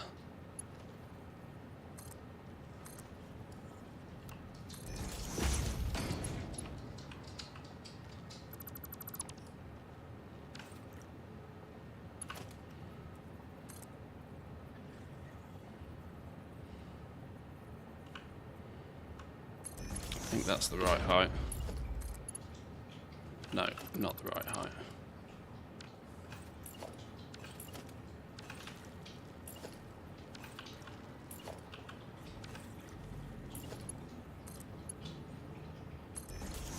No, flipping Nora.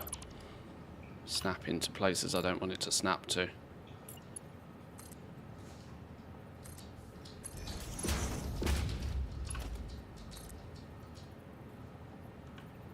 Why won't you like line up with that flipping? Stop making me have to guess.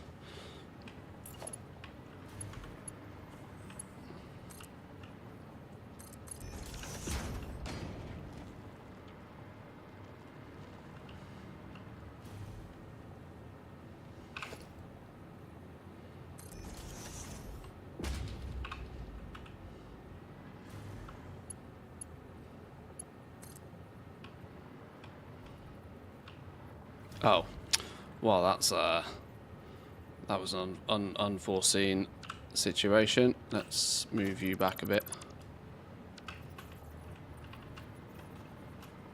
Let's put you there.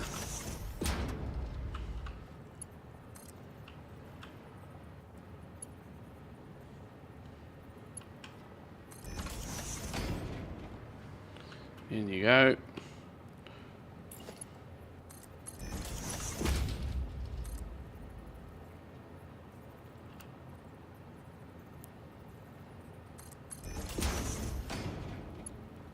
Right, for now, that just goes straight in there. In you go. For now, you, until needed otherwise, you just go straight in here. Boom. Until otherwise told to, you're now good to go.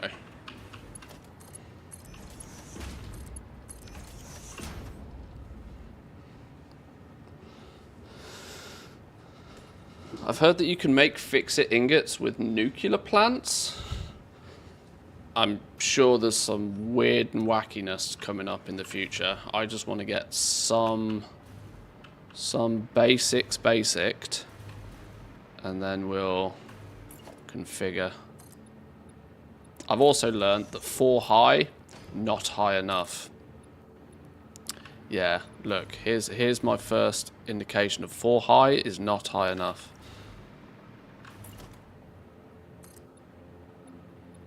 We go an 8 high on any subsequent floors. 8 high sounds unnecessary, but actually, when I first started, 4 high was like, oh yeah, that seems like really tall. But that was when we were using single level containers and we were using nothing really more than constructors, I was like, yeah, that's loads of headroom. No problem whatsoever. We'll build 4 high for every floor. Yeah, 4 high, not enough.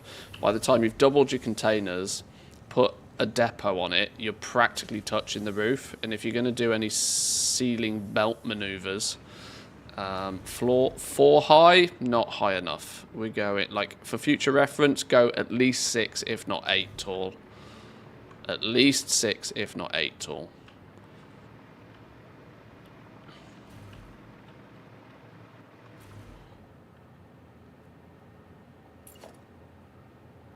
We'll put a wall nugget in there for the power over there. Put another one up at the proper height.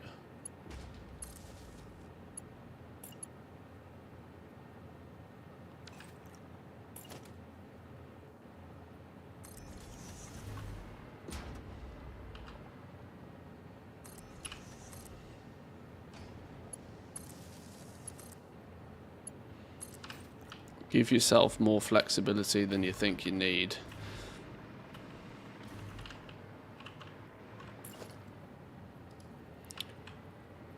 I'm assuming there is a height ceiling in this game. I'm assuming you can't just go, like, to the moon, but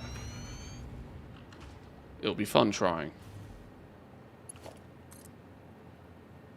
1, 2, 3, 4.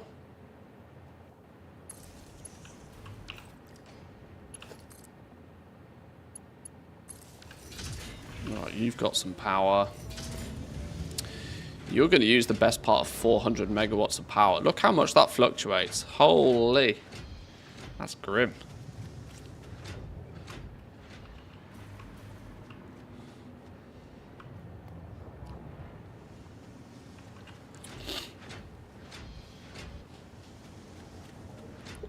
General nuclear does not require fix-it ingots, but if you want to go absolutely nuts, there's a new type of nuclear called fixonium that uses the ingots. Otherwise, ignore fix-it ingots. I guess we'll get to that when we get to that. Right, this is now wait, hang on. Why is this? Oh, because this hasn't got power either. We might then. Right, well, we'll have this running as a 4 for now.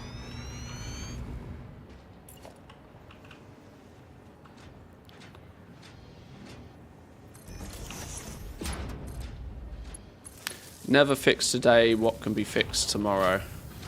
Right, you take ingots in, you produce fix-it trigon. That now is going in a box. And it would be smart of me missing SAM fluctuators. We're going to automate those SAM fluctuators in a second. I should have done this flipping years ago. Let me make some more real quick.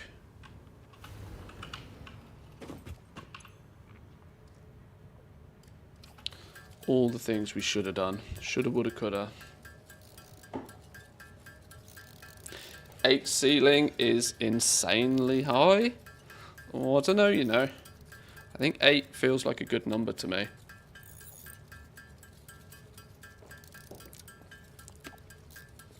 Eight feels like a good number because 4 for a lot of things is enough. But I think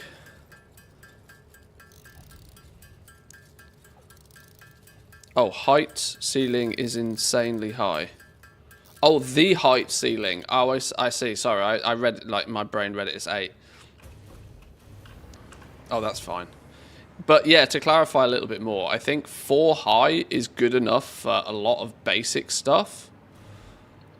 But if you build 8 high for each of your rooms in the first place, you can always double stack if you really want to. But then when you've got big tall stuff, I think refineries, for example, are going to need like 8 high, otherwise they're going to stick through the floor. I think if you're using verticality. Next time I will probably use 8 high as my default, I think. As 4 has quite quickly given me problems.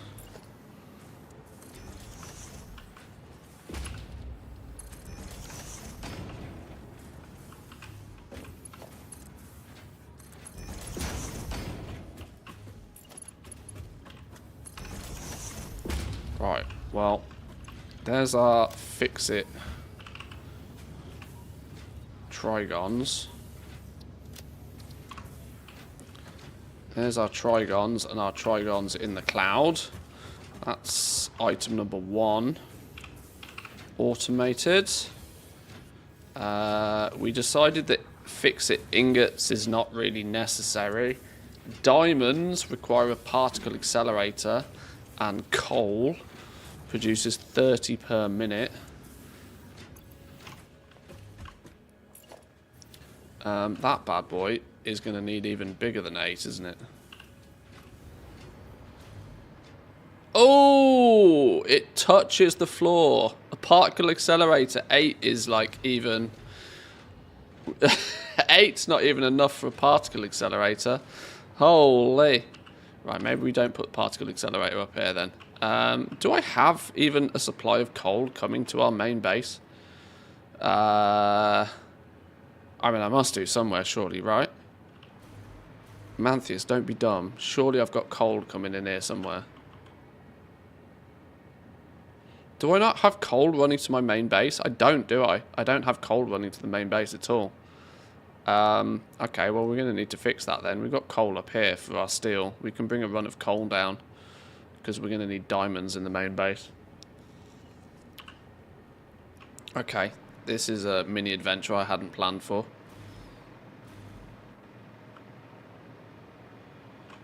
Unless... Let's take a little bit of a look at things. No, these diamonds, I suspect, are going to be utilised in other things, right? There's different recipes for the diamonds, for starters. Or maybe I need to go find some flipping hard drives, you know, before I get too involved in this. Diamonds go into making converters. Stanley, status report, please. Drizzling Rose, welcome in. Good morning, good morning. A status report. How delightful. The factory is chugging along nicely, producing widgets and gizmos at a steady pace. Just remember, my dear friend, the factory must grow. All the Keep widgets and building. the gadgets. Widgets and gizmos all over the place. We're in phase 5 now. We're tanking forward. I am going to need to both produce diamonds.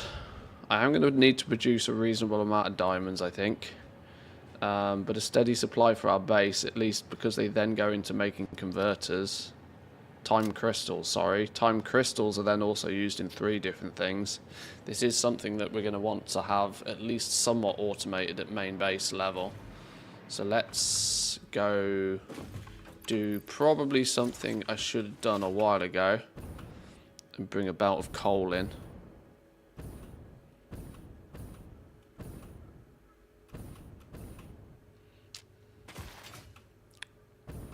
We've got coal up here, so it's not that far off.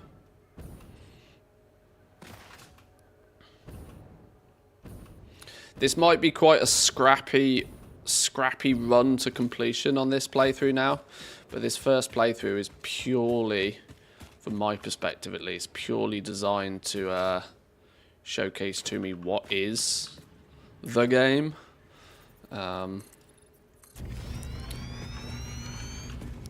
What is, you know, I'll be able to calculate a little bit more accurately exactly what it is that we need for the next playthrough.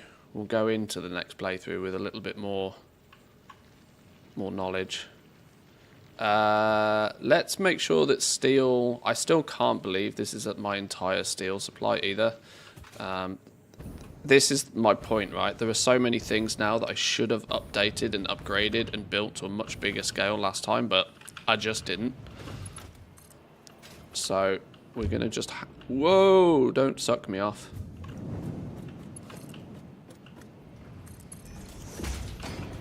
We'll figure that stuff out next time.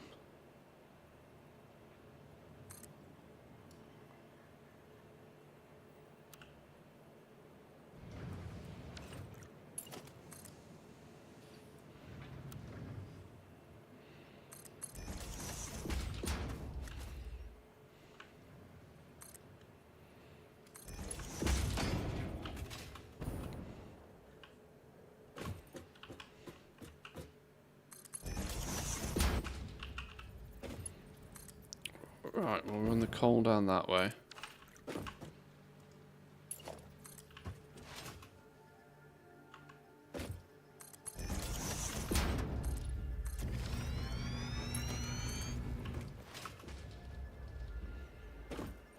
This isn't going to be the most juicy belt of coal in the world, because most of our coal is going to get consumed by making steel still, but once again, the same theory of get a little bit sorted and then scale it after you've at least got some automated. Automate first, scale second.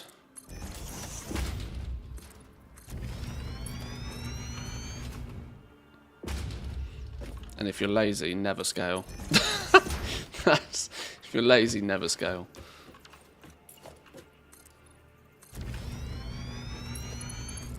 And thirdly, don't be lazy.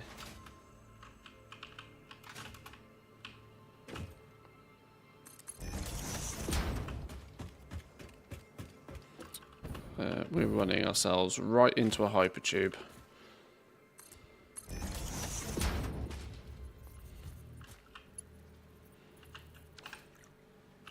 No, you know what we'll do? We'll do it a different way. We'll... Actually, if we put that there... Yeah, we'll just zoom it down there.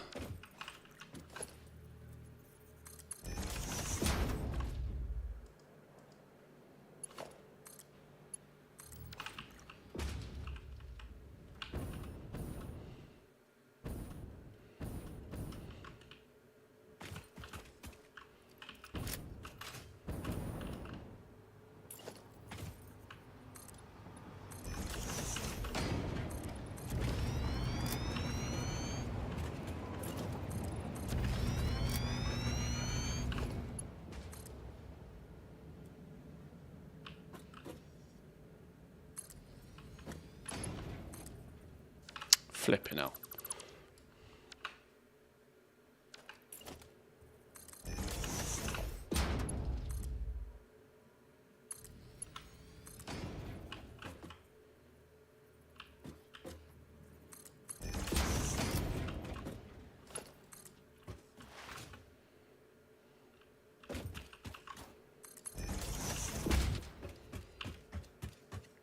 And once it's about here, we can do with it whatever we choose with it. Which for now, this is my little blueprint area, but maybe we can, maybe I can get rid of my little blueprint area, because this doesn't necessarily need to be here. Why didn't that delete? Oh, can't do it with a building inside it.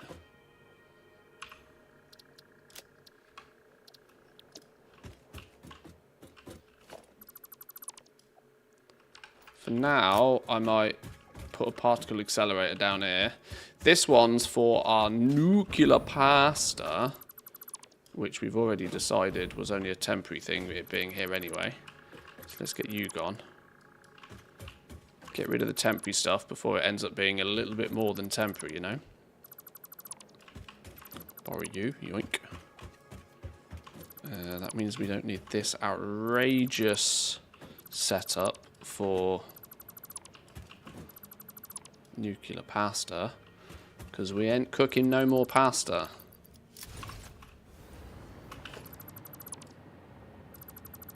Not for now, anyway. We'll cook more pasta again in the future. That means we can get rid of that, because that was horrendous. But sometimes you just got to hack it, right?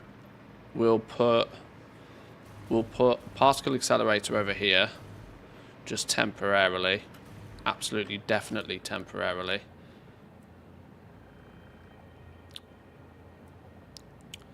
And this can be making our diamonds. Zoom, zoom, make me diamonds. Do I feel the incentive or need to sloop this 600 coal a minute? This isn't going to run very effectively in any way, shape or form. Did I decide that I need diamonds for... There's lots of recipes in what to make diamonds with, but diamonds only go into producing 2 things.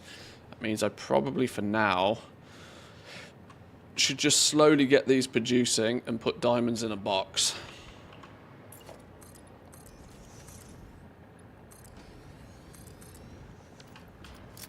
If we've got a coal coming in here...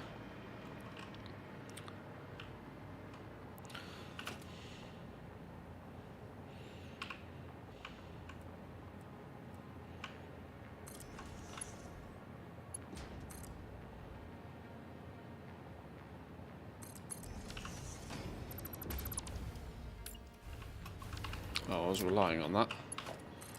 Coal in here. Does it matter which one it goes into? Probably not. Coal in there. Give you some power. You can make me some diamonds once you get some coal. Now, why hasn't that worked? This is why I hate snapping splitters onto belts, because 50% of the time it don't fucking work.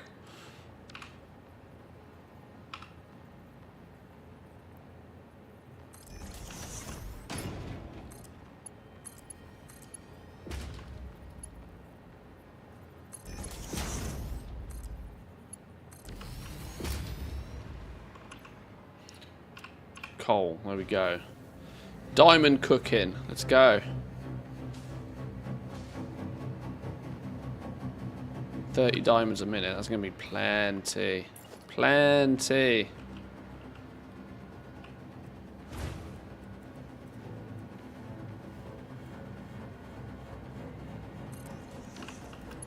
Famous last words, but you know.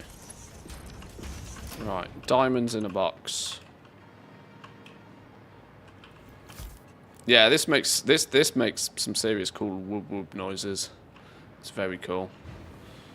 As already previously discussed, this is going to be seriously strangled on the amount of coal it actually gets, but you know, it's slow and steady. Automation, that's the key. What else is on our part list to make? Diamonds, which will then go into making the time crystals. Time crystals are then used in a bunch of stuff. Yeah, it's a particle collider, yeah. We are spinning coal into diamonds. Time crystals are also needed, so maybe we need to get a box of those on the go. It's weird because we've unlocked these things, but I don't really know what we use them for yet. This is why I'm just kind of hacking together something so that it works. But we need a bunch of these time crystals and a bunch of these triangles to unlock quantum encoding, whatever the f that means. It's the wub wub machine. That's what it does. It goes wub wub. Fix-It Blueprint Mark III. What's the difference between this? Is it just bigger? Is this like a 6x6 or something? Yeah, the planner looks like a 6x6, doesn't it?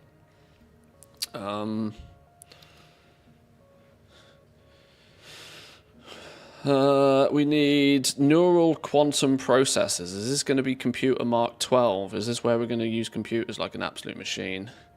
400 supercomputers is actually going to be our bottleneck for producing these, believe it or not.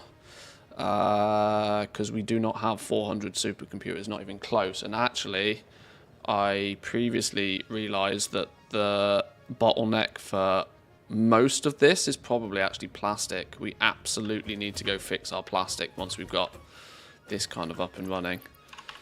Those diamonds, as of right now, are going to semi-temporarily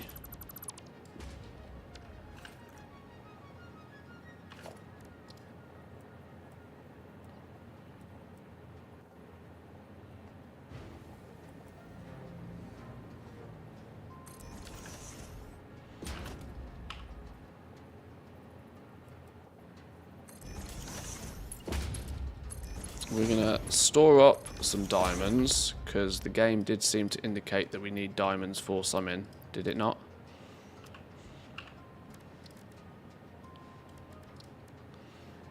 Loads of ways to make diamonds go into two different things. Because it goes into two different things, I'm going to store some base diamonds up for now. We'll also then convert some into time crystals. In here... No? Where do we make time crystals?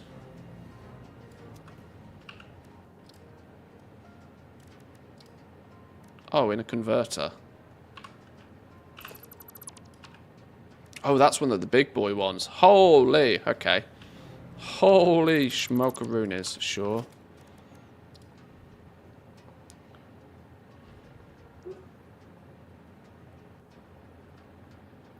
Missing mats. I need 100 more sand fluctuators just to build that thing. Jeez Louise. 16 more tunes done and then your bi-weekly crafting session is done. I can't possibly fathom how people are still keeping up with this, if I'm honest. I just can't get my head around how people are still so pushing with their tunes. I was thinking about this the other night in a little bit more detail. And I suddenly realised that even if I'm making like 1 million gold a week or a month or whatever, it would be nice if I didn't already have a pile of gold. This is the thing for me. I've afforded myself the luxury of being lazy because I already have plenty of gold. Even if I was to make 1 million gold a month off like patron orders and concentration or whatever, 1 million gold a month is like 1 to 2% more gold than I currently already have. But if I think about the amount of effort it would take during that month to actually go forward and do that, I can't be bothered.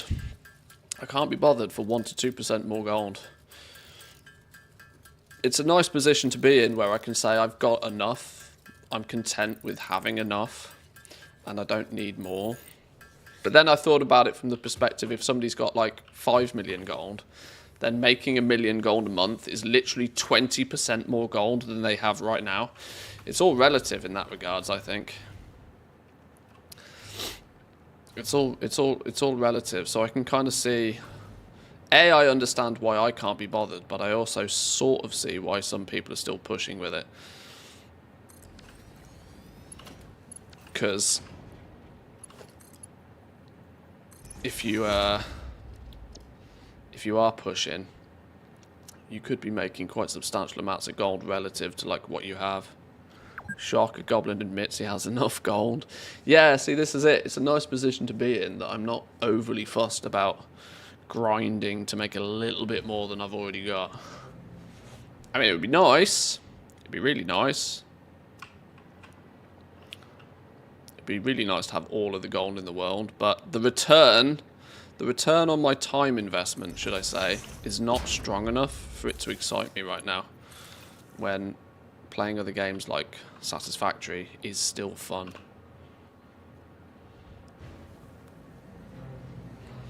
I'm working on finding out the new balance cap. Since I got Danish crowns, I've just been allowed to keep redeeming Battle.net balance.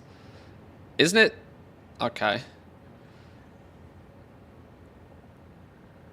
I didn't like the conversion. All the prices were converted and then rounded up to 99.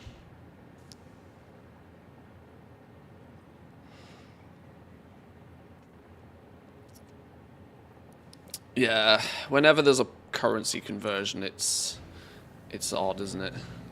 It affects some people more than others very heavily. The new sweeper bundle is 223 Danish crowns, which is a really wacky price.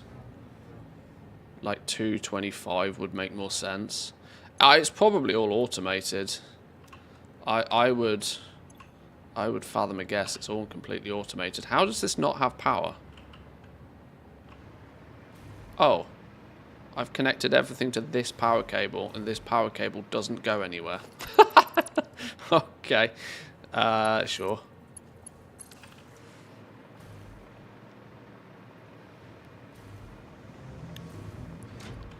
Right, this is going to chunk through once again a bunch of power, but should make me some time crystals now.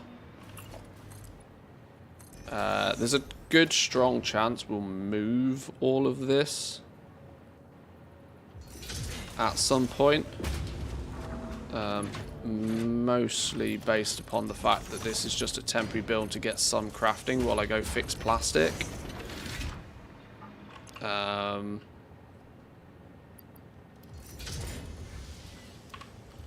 you can do your thing. The disgusting lack of coal is going to be the limitation on this right now. That's something I need to heavily consider fixing. If I tell you what, it's a sad day. It's a sad day, but we are about to go turn off our coal power generators. It is a sad day. They are churning through huge amounts of coal, which can clearly now be put to much better use, and in turn giving me basically no power. So we're going to go turn off our coal power generators, which will in turn funnel a bunch more coal to the base.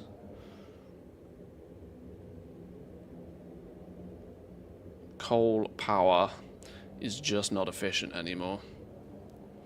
It was a bit sketchy turning it off when we were only running off basic oil production, but now we're running on flipping rocket fuel for power. We're good. We're good. We don't need 2 entire coal nodes being dedicated to 1,000 megawatts of power.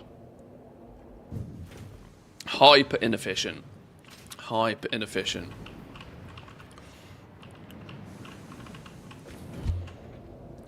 So that will pump a huge amount more coal, firstly into the steel, which we also need to reconsider just how much of it and in what sort of quantity we produce. I might finally fix this belt atrocity that we got going on down here. We currently have no idea what's going on here. No reason to not do that. 150 a minute from you.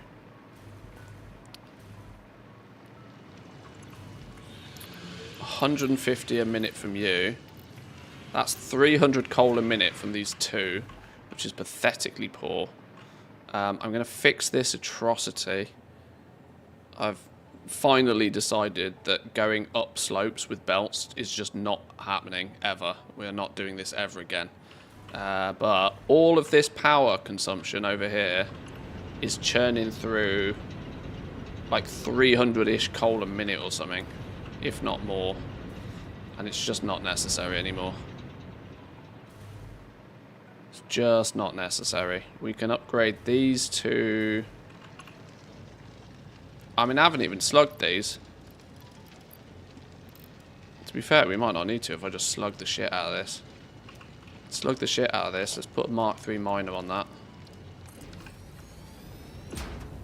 Mark III miner, slug the crap out of it. Boom, hey presto. What's that, 600 a minute?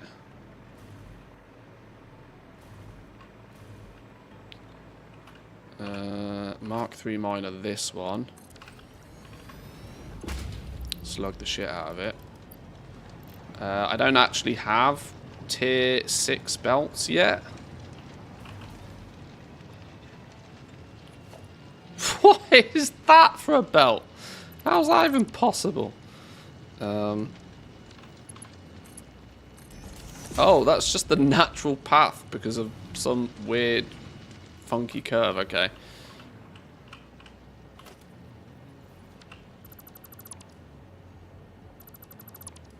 Oh dear, we clearly were less educated about belts when we made these.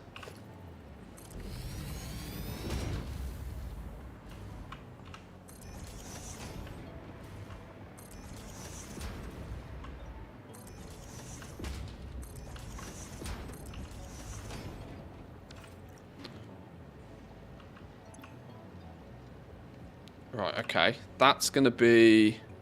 That's 1,200 coal now from these two. 1,200 coal. We can't quite get that where we need it to go just yet. But we can at least temporarily fix this. That's Mark V anyway. That's a Mark V. Means I don't technically need to turn this off.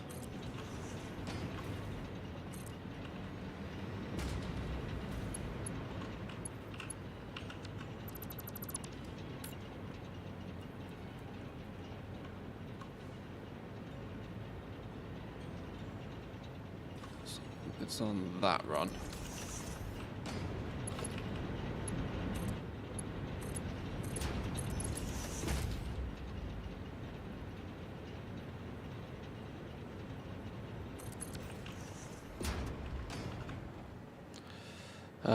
What have we got going on here? 2 ins, 1 outs.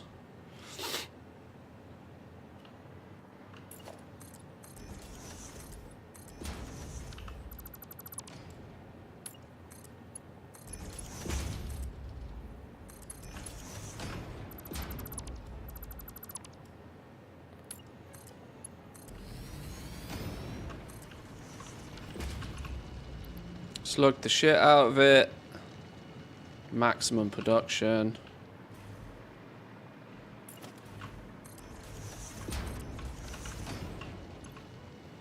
Still a Mark II minor. Let's at least Mark III minor everything for now.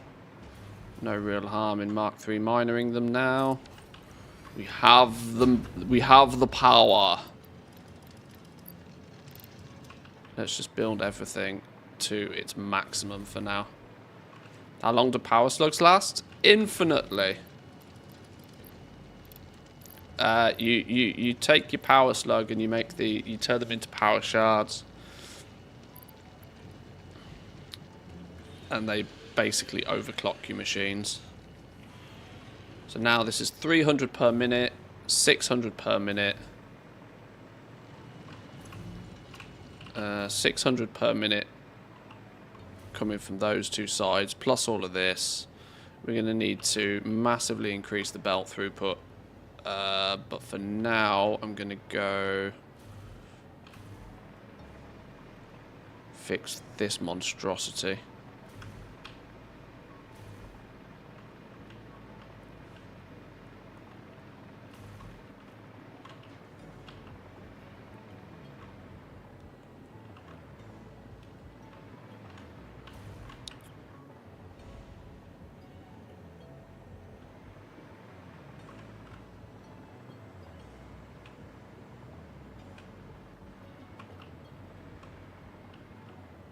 We've got like little ramps at the end here. Oh boy, oh boy. Right, let's turn you off from there.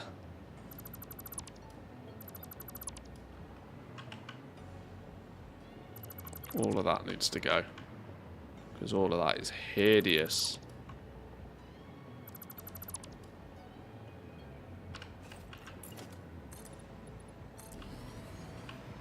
Probably no more hideous than what I'm about to do, but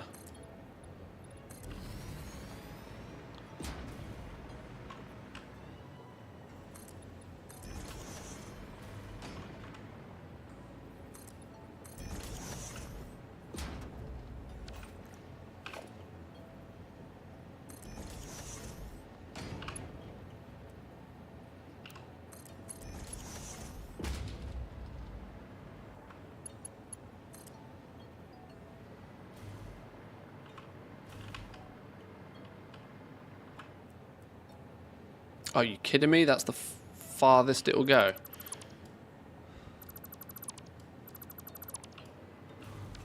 No flipping way. No way. I reckon we can get it to attach. If we do that, and then just go boop. Why can't I get that to... Why can't I get that to connect to that? Oh...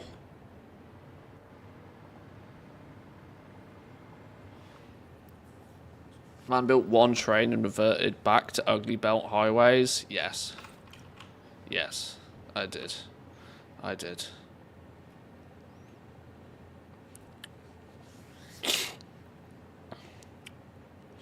I did indeed.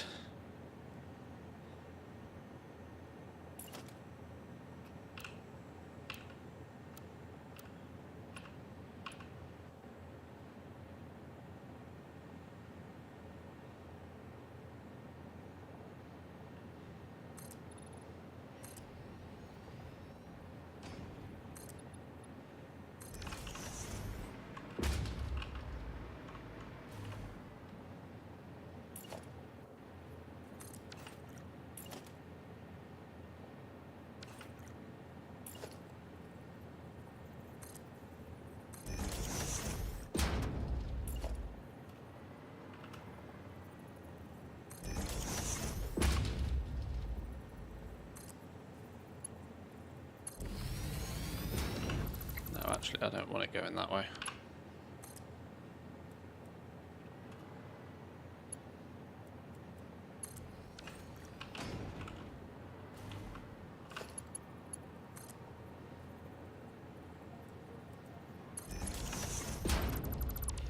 We can delete that.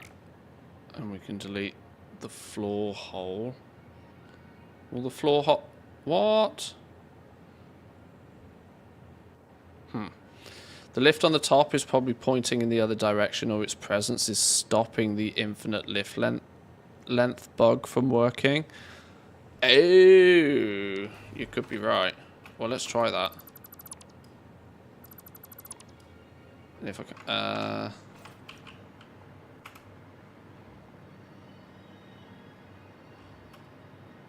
So if I get rid of that first, are we then saying that if I build that right there,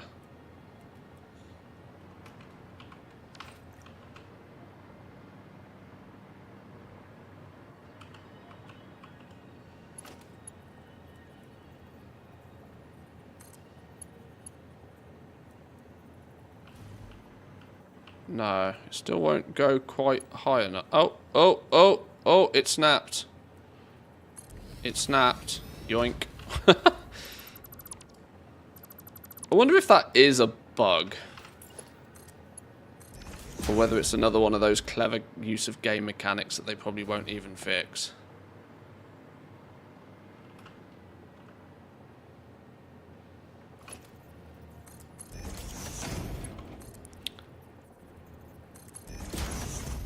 Because it seems like a bit of a random, arbitrary issue, honestly. It doesn't really seem hypercritical or that game-breaking. It's just more time-consuming to make a belt tower otherwise. You can put multiple holes in the chain vertically and extend the lift through all of them.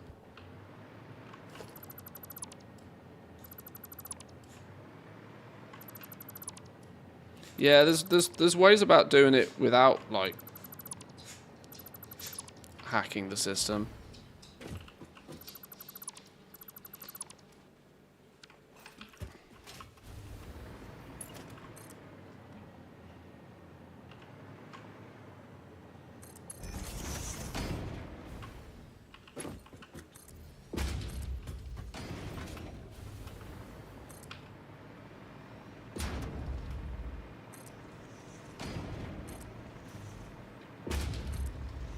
Right, so this at the very least has now upgraded us to 780 coal. I also remember to upgrade all of this. Let's not have the same problem where I forget to upgrade one piece of the pie. Right. Steel obviously gets first dibs, but steel is actually being broken by not enough iron ore up here anyway, so most of that will come through. That will send more to the base now. That's what I wanted to do. Okay. That was a quick little detour. Quick little detour. Something that was necessary to do just to get this cooking. Once this is cooking, we have now made a grand total of 16. That shows how little coal we'd had previously.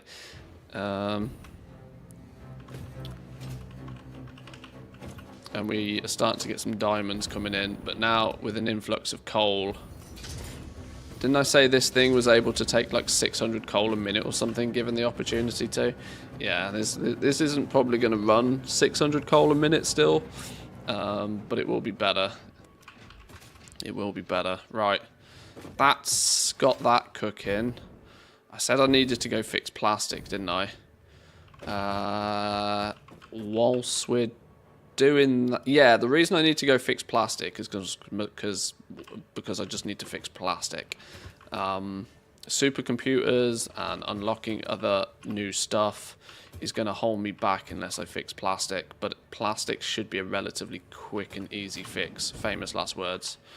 Right, let's zoop over there. Quick break for 2 minutes, boys and girls. I'll stretch my legs and then we'll be back to continue pushing forward.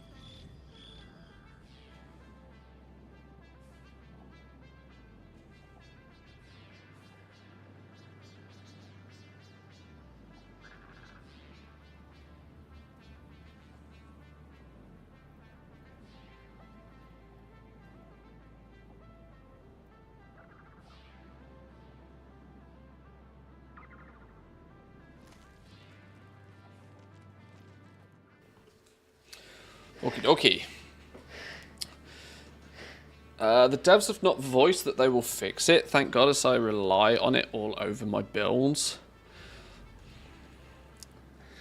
It's now just a feature of the game. We can hope so. We can hope it's just considered a feature from this point.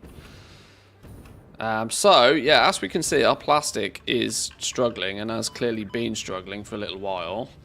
My plastic production was designed so that I think I'm running 4 right now.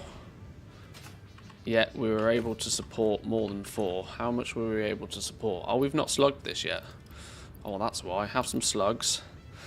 Now we're producing 300 crude oil a minute, which in turn means that we can support 10 refineries instead of just the 4 that we have.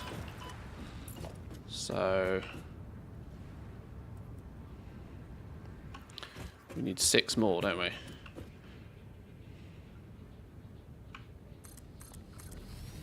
One, two, three.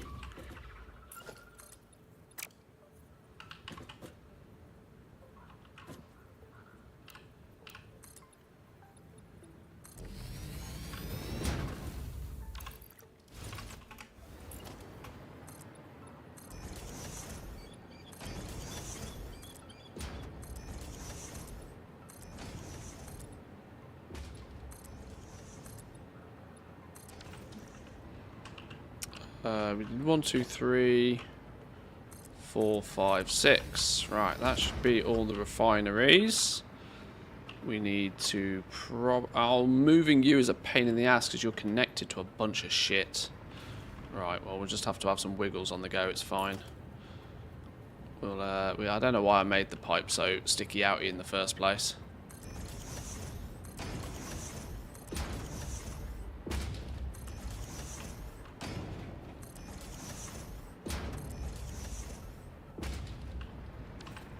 Oh, we've only been using basic bitch pipe as well. I mean, I don't think we technically need to use tier 2 pipe, but given the choice, I'm going to use tier 2 pipe everywhere.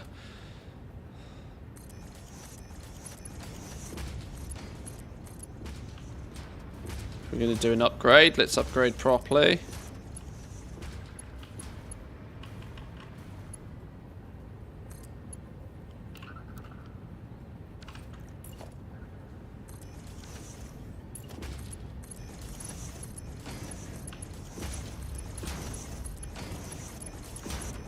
Cool, that's not aligned properly, is it? What's going on there?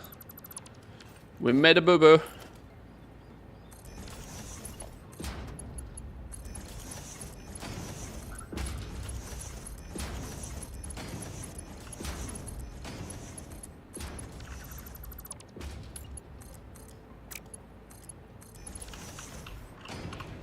Right, plastic. Plastic. Plastic. Plastic. More plastic. More plastic. You're already cooking. Right. Now we need to figure out the heavy oil residue situation. We are going to be producing 100 heavy oil residue. Let's ensure that these can do something with it. 10, 40, that's 50. And you can consume 60 anyway. Right, so all of that can actually consume it. We don't need to expand that anymore. We just need to replicate this a little bit further along, like how we've been doing. I clearly had built this in a weird way. I don't know why I spaced all this out quite so much. The choices we made 50 hours ago are still going to haunt us, clearly.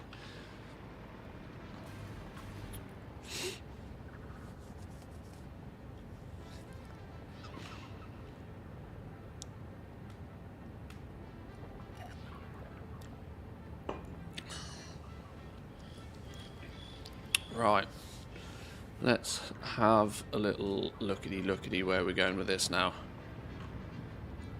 God, this is hideous. I mean, I get why I did it back in the day, but I probably wouldn't choose to do it this way again. In fact, I'm almost going to choose not to do it.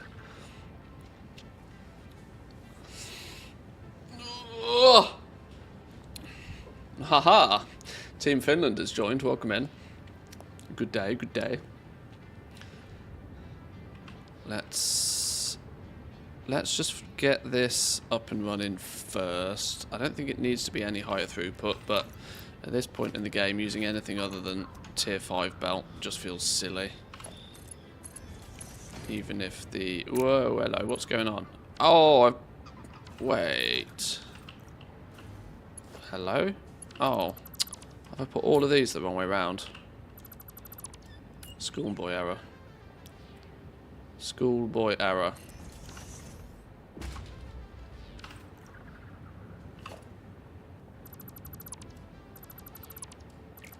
God, I wish you could just easily rotate these. Make life so much easier.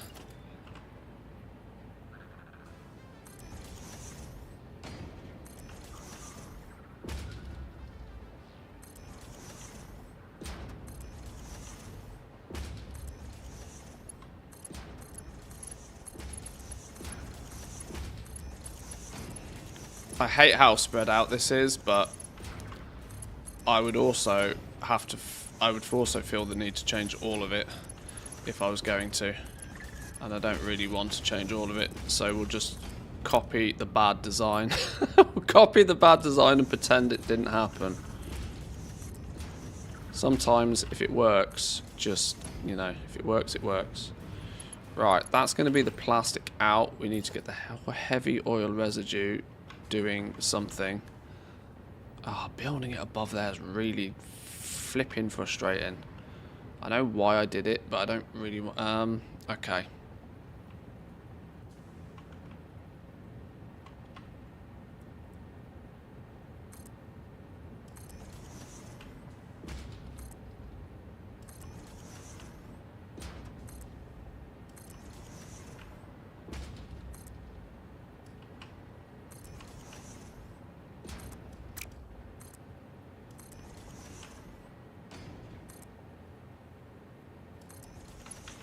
Right, that should be right. Did we noodle this? Does it look like a noodle? It looks like a noodle.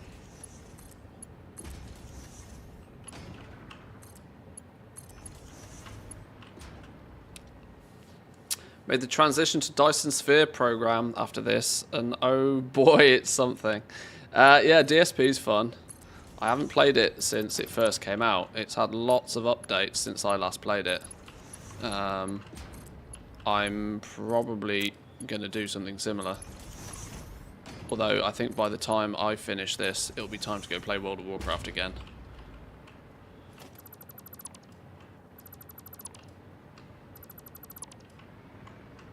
But, yeah, Dyson's DSP was really fun.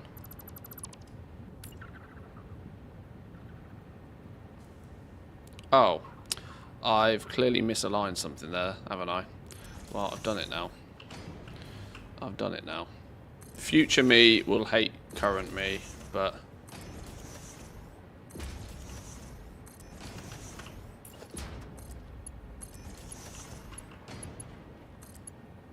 I think there's a good chance that in the not too distant future, I should say, we might have to double plastic somewhere else anyway.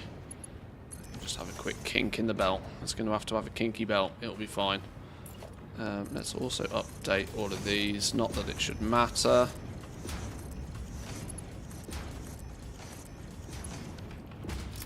And where's our next problem? Power. Need some juice. 3,000 plus hours in that game as well. Satisfactory, I found I ploughed more hours into. Once you've built your 64 Dyson spheres, it's sort of done.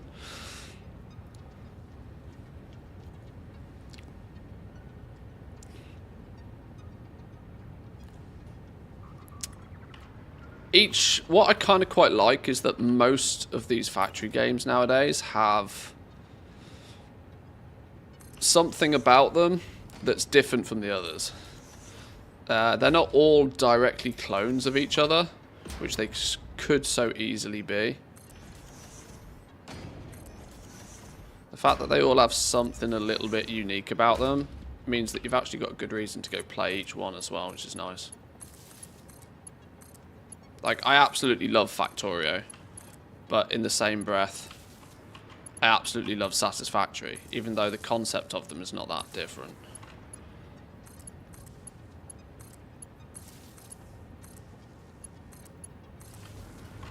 Right, is that everything up and running? Put the nukes away, holy. Right, that should be, in theory, substantially more plastic than we had a minute ago. Certainly looks like we're cooking. Once all those get to go gadget go, we should be looking at 200 plastic a minute now through this. 200 plastic a minute, which is at the upper limits of what this can now do. This is 300 crude oil a minute. Yeah. That's about it. That's about all we're going to get out of this little area for now. Are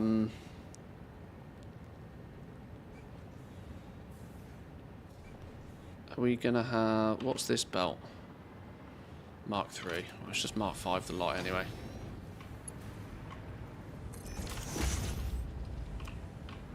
We've got Mark 4 belt coming out back to the main base, which is a 480. Yeah, we're not going to be restricted by belts here. Right, this should go gadget go. Help the main base a little bit more with its plastic situation.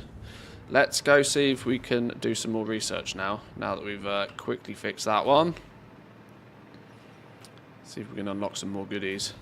Oh, supercomputers might fuck me here. It might be supercomputers where we have a problem. Because I'm probably not going to have 400 supercomputers just lying around. 2D factory game in a 3D space, it's very clever. I liked the flying between different planets. The logistic side of... I don't know if this has changed, but logistics with DSP kind of got a bit repetitive at the end. Because you just slam down a transport tower next to everything that you built, and the logistics just happened. Kind of like robots in Factorio.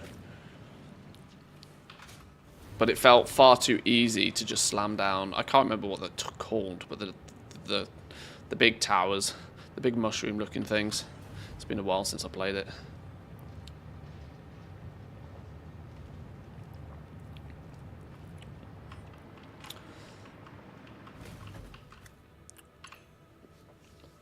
Right, did we do everything we needed to do with this? We've made fix-it ingots, we've made fix-it trigon, we've fixed diamonds, we've fixed time crystals. We have reanimated SAM being automated and brought to the base. We should now actually automate SAM fluctuators. I think now's the time to automate those, put them in a bin. That's the only thing I haven't done for matter conversion so far. Obviously we haven't made these yet, but we make spaceship parts at the end. So that's mostly done. All minus SAM fluctuators. Satisfactory felt more math heavy. Yeah. Satisfactory has a nice amount of maths in it. It's nice that it doesn't like bombard you and you can figure it all out just using what you have in game. I know there's calculators and stuff out there if you want to plan a really big build before doing anything in game, but to model your way through it, you can at least do it nicely still in game. Quantum encoding. This looks like it's going to offer some interesting stuff. What the hell is a quantum encoder? Excited photonic matter, dark matter residue, dark matter crystals, superposition oscillators, neural quantum processors, and then the spaceship part. Holy. Okay. If we want to get this on the go, though, we need some mats. Now, those 50 crystal doodahs shouldn't be too problematic.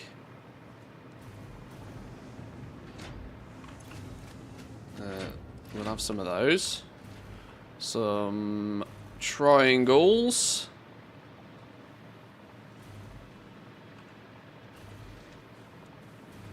Where did we put our triangles? Oh, we got plenty of those, look. Plenty of try. I might regret making so many of these so quickly. I guess we'll see. Turbo motors. Oh, we might get screwed on turbo motors. We've got 200 in the cloud. We'll borrow those for now. But we need to up our production of turbo motors. And supercomputers might be where I fall over here. That might be our limit. Where have I put my supercomputers? They're probably... Where are my supercomputers? Here. Oh dear. Oh dear. Having only just recently fixed plastic, plastic was probably a limitation for our computer production. Oh, that's the wrong menu.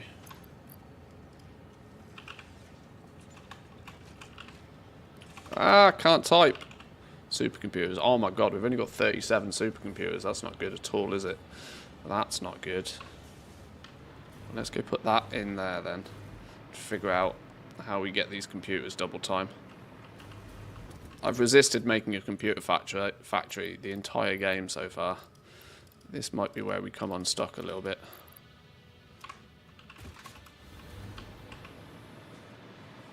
Yeah, 37's not going to cut it, is it?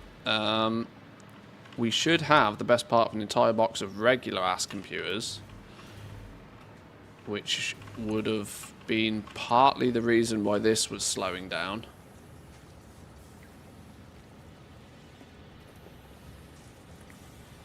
We need 7.5 computers a minute from this. There's no reason to not sloop this, if it's the thing that we're being bottlenecked on right now. But we do need more computers all the same. 7.5 a minute preferably. Was this computers? No, that's high-speed connectors. Your computers. What's your issue? Ah, you see, your issue was plastic, which we have only just fixed. So this might start catching up with itself. And as we have the sloops, let's give that a helping hand temporarily. Does plastic look like it's flow? Yeah, it's going to take... It probably takes plastic a little bit of a while to make its way to the base, if anything else. We only have 200 plastic being produced.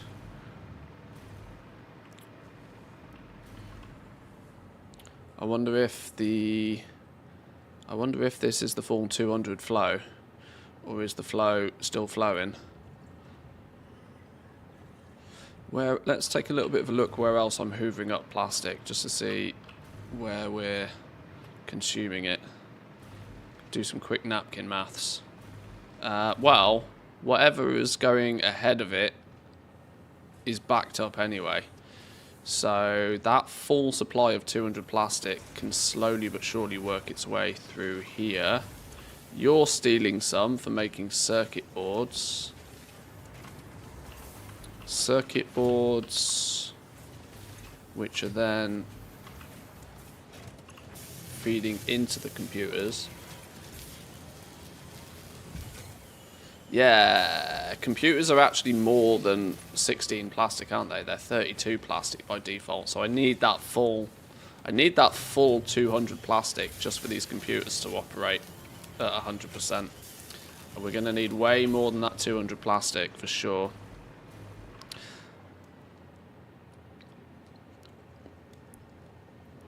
We're going to need way more. Maybe we start using some of the residual for making more plastic. So let's assume that plastic isn't quite the bottleneck, but anytime anything else uses plastic, we start having issues straight away. I've got alternative recipes for computers. Ones that might be less plastic heavy.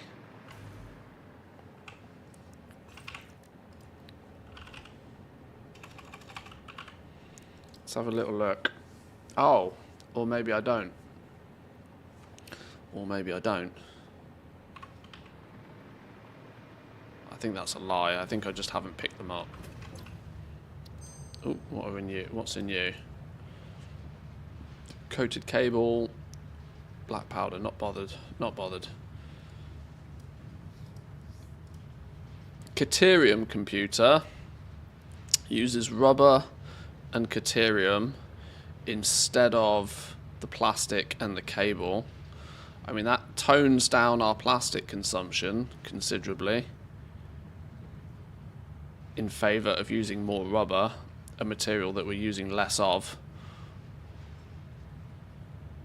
3 caterium bars worth of caterium instead of 8 pieces of wire. Caterium, I have the suspicion, is going to be significantly rarer, and I think that's a 50-50 situation there. I don't think I should swap that over yet, because I have a sneaky suspicion I'm going to need caterium, like a bajillion of it. Maybe we do just go fix computers. That's a good way to get more quick wire though, mind. Oh, super state computer. Uses less computers, produces faster, uses basically no additional plastic. Oh yeah, the fact that we need 4 computers and then 28 plastic on top of that. Okay, yeah, that's also another way to get supercomputers using way less plastic.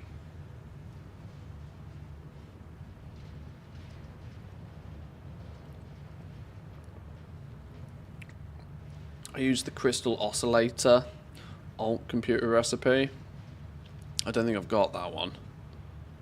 Oh no, I do. It's here, look. I've got crystal computer. Well, these are going to be... I'm going to take that anyway. Take that anyway.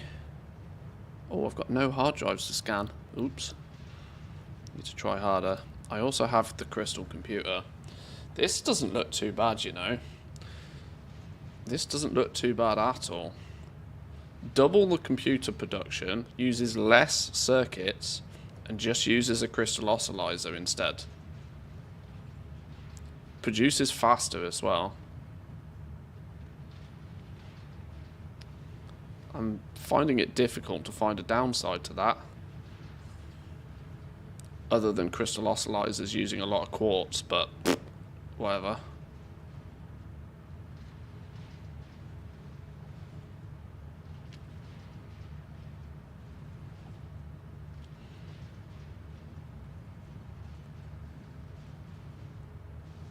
That's, yeah, that's hard not to consider that. Maybe we make a switch on that. Where's my crystal oscillator production? How healthy is that looking? I remember they were a pain in the ass way back in the day, but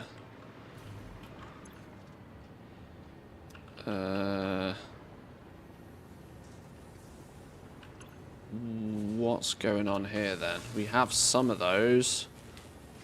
We are producing exactly 1 per minute. Okay, yeah, that becomes the issue with this, isn't it?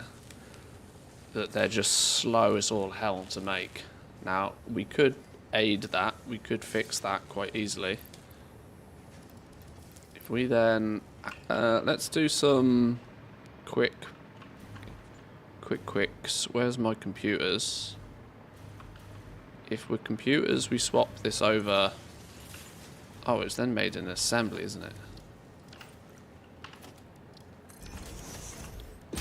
If we were then to do crystal computers, and we were to zoop it to the moon, we then need over 4 crystal oscillators a minute to keep that up and running. We're not going to get 4 per minute.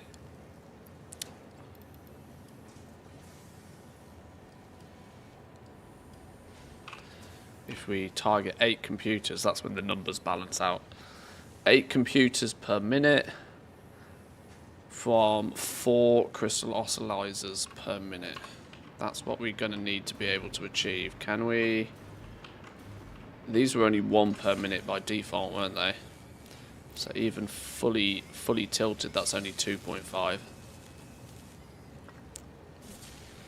And it's going to take 4 sloops. 4 sloops. That's still going to make it quite difficult without adding more infrastructure to get our computers running. But with that, I mean, that's still that's assuming we want 8 computers a minute. At the moment, we're producing, in theory, if we take that out, we're doing 6 computers a minute. We're able to sustain 6 computers a minute. Does it really make much difference other than it's just using less plastic?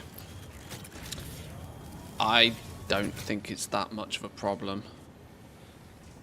Other than this still seems to not quite be getting more plastic. Yeah, I think long term, switching to this one is probably wise. Especially with the plastic then going in the supercomputers at the end as well. But I'm going to need to bump my crystal oscillizer production. Maybe add a second one of... Where is it? Add a second manufacturer doing this. We could optimize this a little bit, or we could just sloop this. Slooping it's done, right? I'm running out of sloops. In fact, I've completely run out of sloops. Where's all my sloops gone? And why do I not have any... Why do I have so few of them? I think... Oh. Haha. I think we slooped this, didn't we? I think it's safe to say we got plenty of these now. Temporarily, at least. Give me that. Give me that back. Let's not go crazy. Turbo motors. Yeah, they need to stay there, really. Whoa! Hold up. Turbo motors are being held up by regular ass motors. Are you shitting me?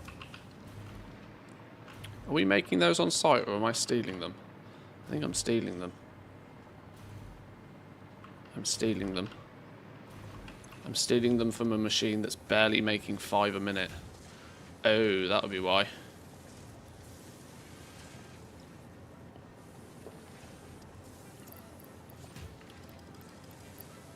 That's what power shards were invented for. Go. Stators, 25 a minute. We got supplementary 5 per minute. Well, that's not enough, is it? That's not enough. We got stators being made next door, though.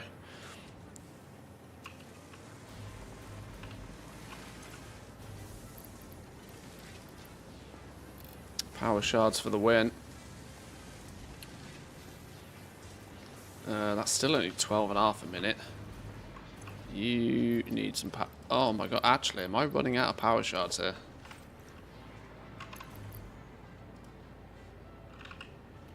Ah! We're running out of power shards. Luckily, I got plenty of slugs. Let's break some slugs down quickly. Well, hang on, I've got 100. Let's get the job done first. You do you. Steel pipe and wire needs to also be. Let's just double check here. 100 wire a minute, 37 steel. 100 wire, that's not 100 wire, is it? 75 wire, that's good enough. 100 wire and 37.5 steel pipe. 20. 50. Okay. Then we want to share. Oh, gold, that's tight. Oh, gold. How are we gonna?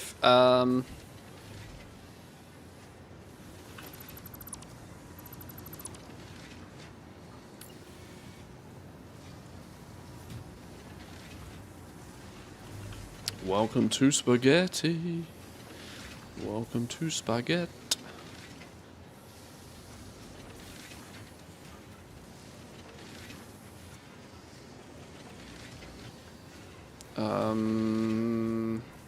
We're gonna go boop, boop.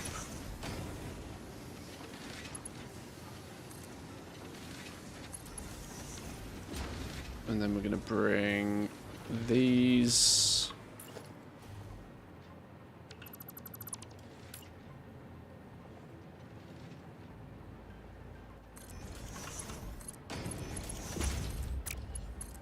You continue to go in there.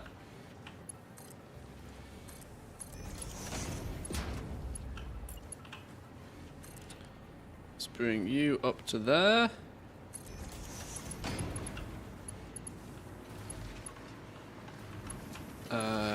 These two need to merge.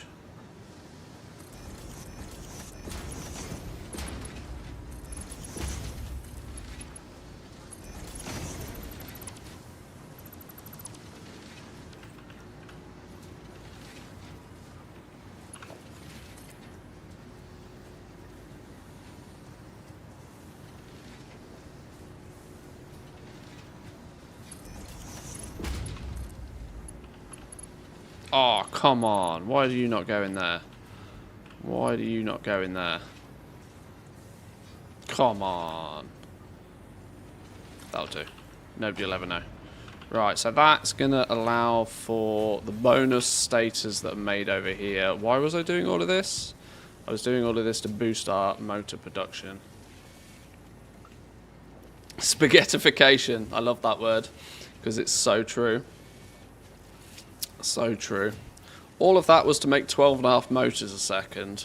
Are we actually getting the 25 rotors I think I need? We're stealing rotors from somewhere else as well, so I'm going to assume we are. Rotors are producing only 4 per minute, but they can do better. Schlucked. You now need more rods and more screws. You need 50 rods, 15 rods. Nope. Try harder. 250 screws. Oh my god, try harder. Have we got a steel screw recipe here? Oh, I do, but... Oh, we've got steel right next door. Steel screws. That needs steel beams, though, doesn't it? It's not even regular-ass steel. So you got to go away. Let's delete you for a minute. Budge you down a couple of notches.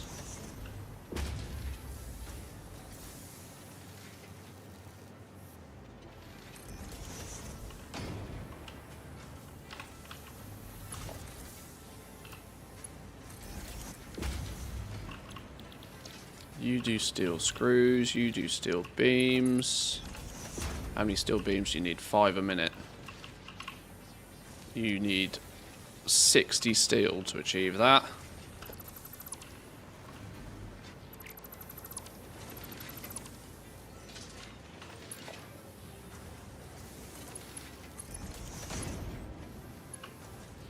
Oh, it clips. It's horrible. Can we get a touch further?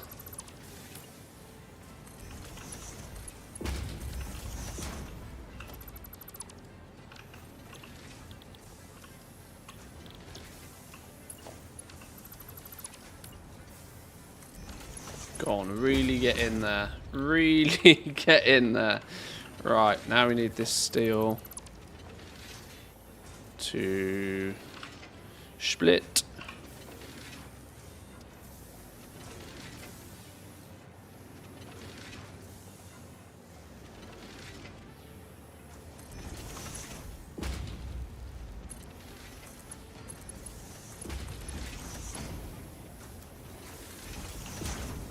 Like such.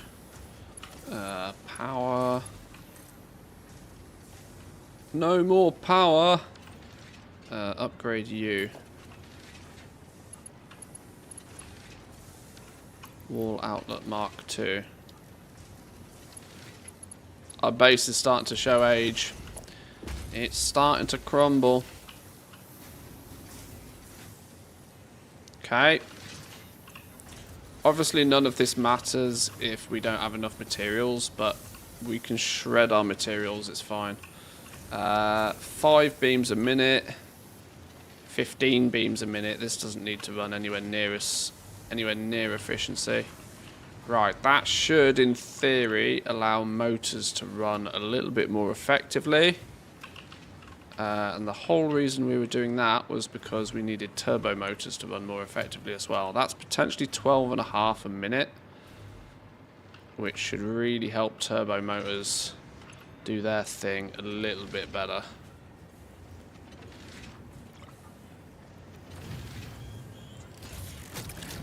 Technically, I need 18 per minute for this machine to actually run efficiently.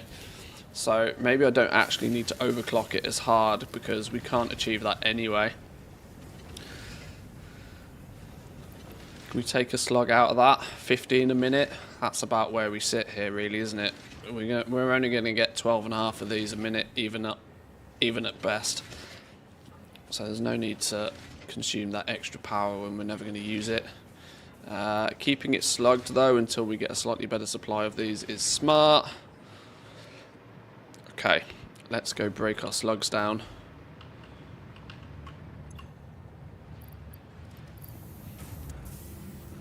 Give me some power shards. You're done with your crafting. Nice one, congrats. How long does it take you each week then to work through all of your characters?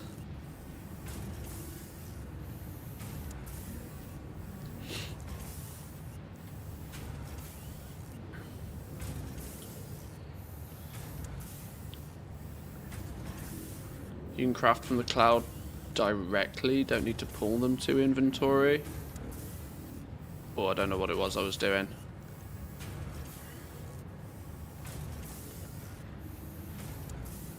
Oh, with the slugs? No, because you want to sloop them. You want to sloop your slug production. You don't want to craft the power shards by hand. Get twice as many slugs if you do it this way. Twice as many power shards, sorry.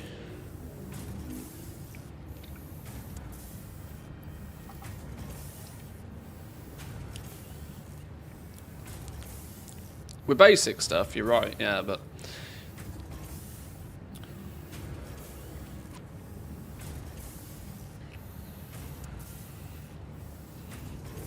Exact same problems I had when moving into tier 8. I mean, it always happens. I wanted to get one full playthrough done so that I just know roughly by the end game how much stuff you actually really need. And then when you go and do it again, which I inevitably will at some point, I'll have a much better idea of what scale I need to build to first time round, which should hopefully limit a lot of this kind of like just hack it together stuff.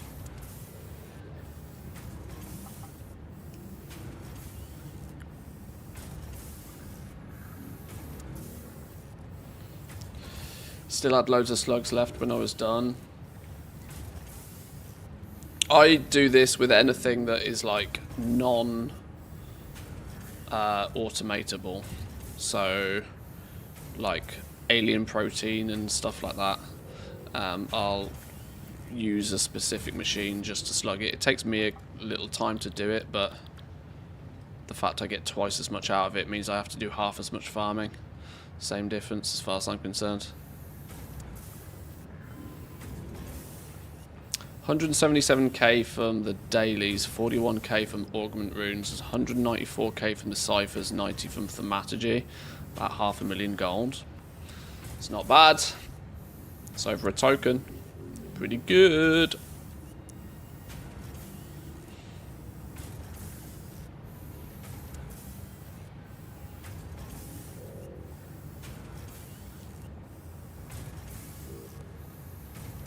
Took me all morning, 3 breaks, 30 minutes each as well.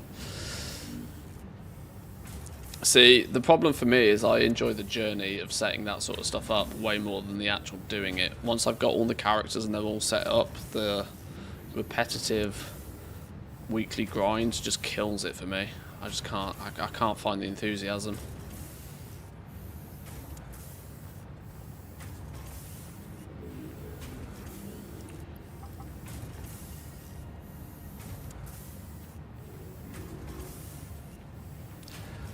I think there's some research actually I need to unlock in the MAM now that we've entered phase 5. We'll have a look at that in a second as well. Yellow ones, we've got 19 yellow ones lying about. I made a DNA factory to sort out all the remains, turn it into DNA, which was then fed straight into the sink. However, splitters act kind of weird when they're supposed to sort things to different places. It always got stuck for some reason. Yeah, I have a few people keep pestering me to automate this process, and I know I should, but I do this so infrequently in the grand scheme of how much I've played the game. I don't mind just sitting here for a couple of minutes while it chugs through it occasionally.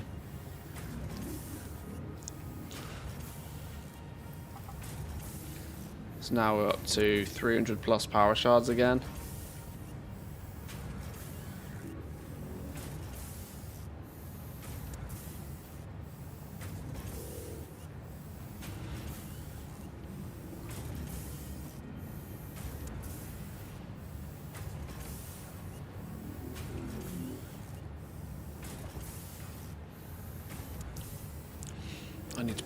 I need to clear my inventory out again. It's got messy. I need to spend an hour or so doing some farming as well. Being out of sloops and out of spheres is not good. Not going into a brand new phase. So I'm going to start needing these all over the place. Right, we can start putting some of these in the cloud at least though. They're important enough to definitely glow. 26 nuclear pastas. They need to go in the cloud so I don't lose them. Don't know what these are just lying around for. They can go in the cloud. Probably got a bunch of stuff I just don't need. I'm not going to put copper powder in the cloud. I can't be bothered. These AI doodahs, I should probably go and check that whatever, go away.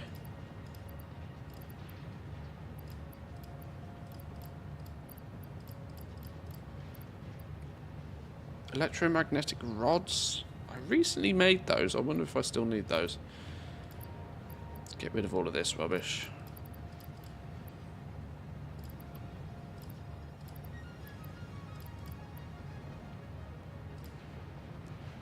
Oh, I'm out of space. I'm out of space to throw stuff away.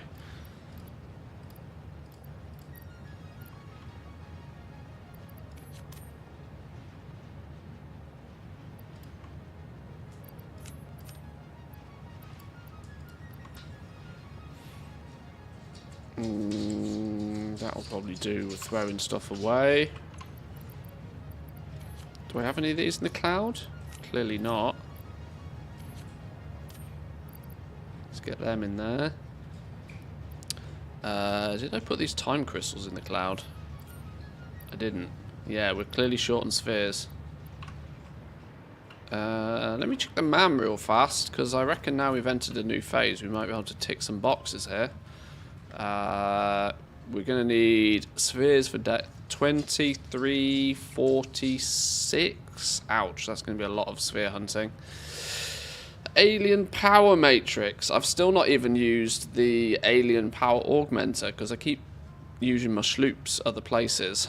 That's going to need 100 power shards and 500 of those SAM hyper reanimatory doodahs, whatever they're called. Can't do that yet though. Power slugs. Hello? Synthetic power shards? Does this mean we can just make power shards without having to find slugs? Ooh, intrigued.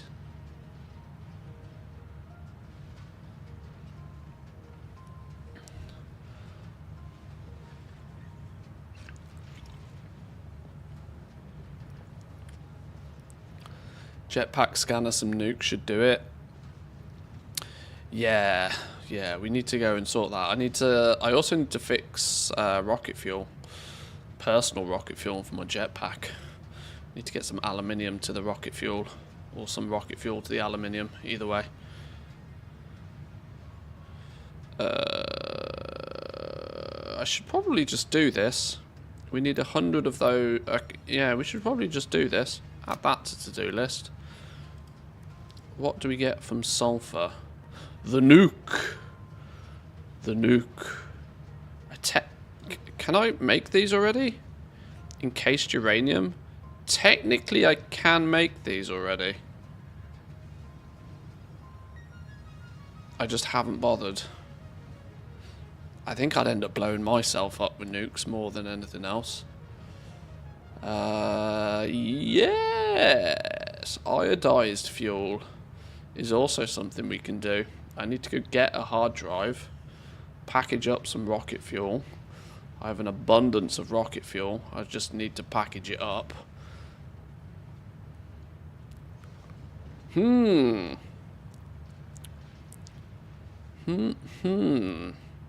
I bring a pipe of rocket fuel all the way back to my base? That seems a bit wasteful, but it's probably easier. What's easier? Getting rocket fuel to my base where I have aluminum, or getting aluminum to my rocket fuel?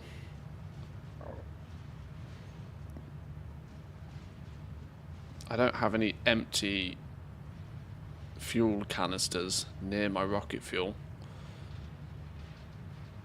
And it seems a bit weird to ship those in. Although I entirely could. And then we package the rocket fuel up where we make rocket fuel. Put it in the cloud. Do I ever need packaged rocket fuel for anything else? I need it for something. I need it for something. I don't know what that something is going to be. Right, I'm going to get some more time crystals. Let's unlock synthetic power shards. That sounds fun.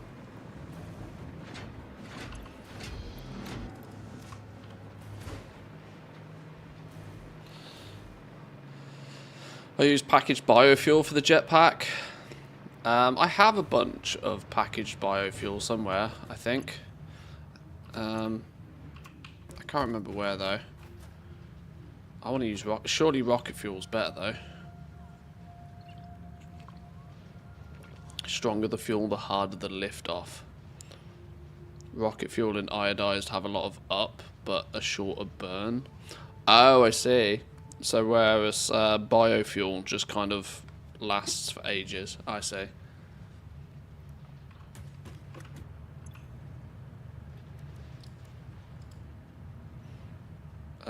Oh, I need 200 crystallized quartz.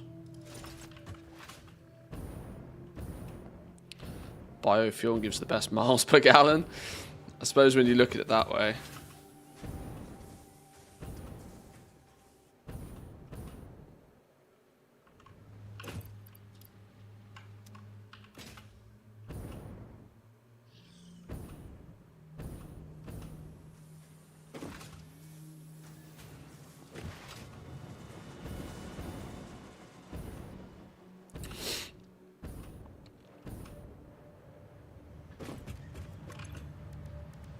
Power slugs.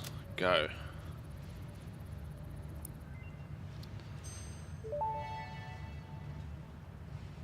Research completed. Synthetic power shard recipe unlocked. Exchanging regular exercise and filtered fresh air with automation is just the kind of progress Fixit likes to see. Okay. So how do we make a synthetic power shard? Power shard can now come from produced in a machine that we don't own yet. That's a good start. We take 2 time crystals, 2 dark matter crystals, 12 quartz crystals, and 12 excited photonic matter, and end up producing a power shard and 12 dark matter residue. Wow, there is so much to that I don't know yet. We don't know the dark matter crystals, we don't know the excited photonic matter, and we don't know dark matter residue. Wow, okay. That's cool. We'll get to that. What we now need, though, is supercomputers. And everything that we've been doing previously should have giving us a bit more joy with making them. Although the box is still not telling a good story. You are still producing only 3.75 a minute, but is actually only working 60% of the time, even at current speeds.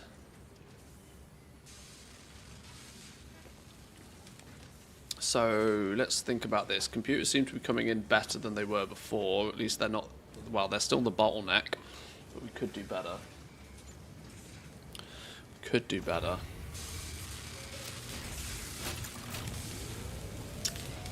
Appreciate the lurk.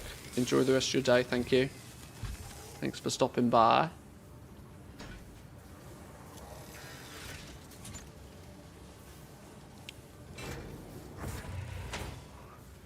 Oh, I've got plenty of computers. This is something that's welcome in, Jack, by the way. It's partly self-writing soon. It's just waiting on once our actual box of computers fills, it won't be stealing half of the very limited supply we already have. We're producing, give or take, 10 computers a minute. Our plastic was a bit of a bottleneck up until recently, although it looks like it's better. We were considering swapping out. It's better, but it's still not great. I might go do some slight tweaks and adjustments to plastic all the same. We were contemplating swapping out the recipe for computers to one that uses crystal oscillators instead. Still uses circuit boards, uses crystal oscillators instead, produces a similar amount of computers. We can get 8 per minute from a machine here. Difficult to, well, I mean, I guess if we slooped that 8 becomes 16. We double 8 to 16 with only 2 sloops. So because it's made in a because it's made in an assembler as well, you get more value for money from your sloops. You get the doubling effect with only 2 sloops instead of 4. That's big for me. I should just go get more of them, to be honest, but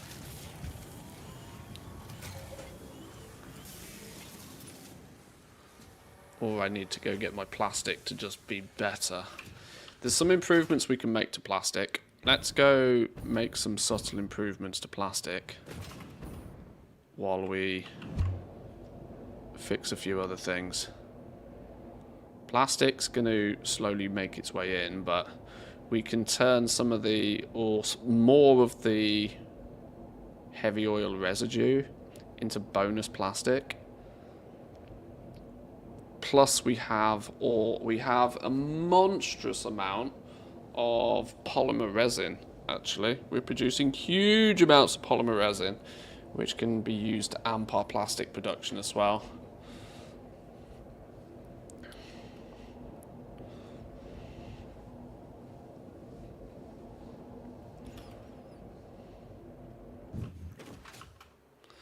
So, if memory serves me right, some of this heavy oil residue, can we not use that to just make more plastic?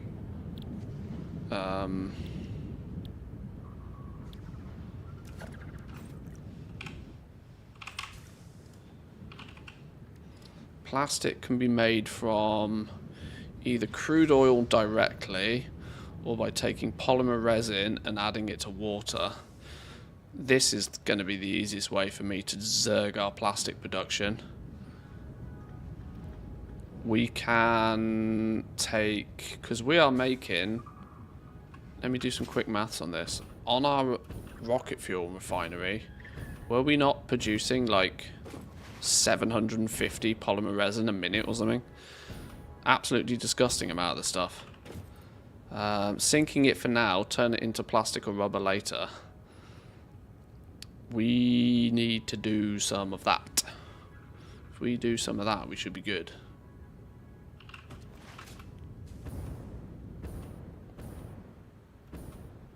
We've also got a bonus plastic here. A bonus plastic here taking the polymer resin from our turbo fuel production. which is 300 polymer resin a minute. Can we... This is only using 60. Oh, we got so much polymer resin. Okay, we just need to make more plastic from all this polymer resin we got floating around. Most of it's being sunk at the moment, so it's stupidly easy to get more plastic. I just need to build for it. That's fine. So let's take some of this polymer resin that we got going on here. And let's make a little bonus plastic factory. And we can tap it all in. Because these are 30 polymer resin per minute. And how many of these have we got? 8, 16, 24. Yeah, some 700 polymer resin a minute or something.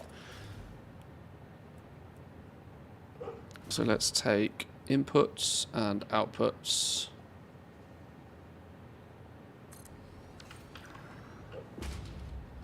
How in the world do you keep track of what makes what and where on that huge map? I'd be hella lost. Well, you do have a map for starters, so you can mark things down. But when you're 125 hours into the playthrough, you kind of learn where you've been. You learn where you've been. It's amazing what 125 hours will do.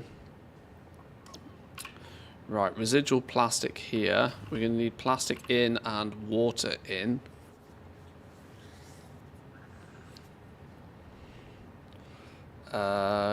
We can technically run easy 10 of these.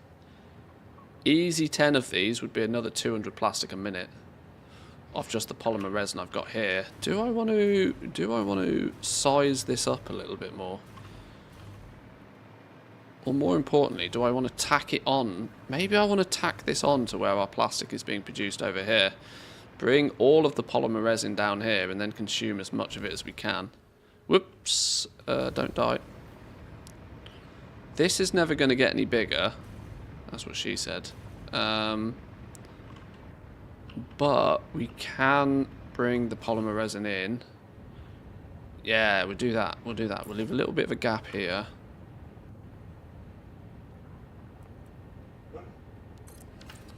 But now we'll extend our plastic production here. Keep all the plastic production in one place. It's easier to belt the polymer resin in, I think. Is it worth blueprinting this? It probably is worth blueprinting this, isn't it? Because I'm probably going to put 4, 8, at least 12 refineries down doing this, I reckon. So let's get a little blueprint on the go.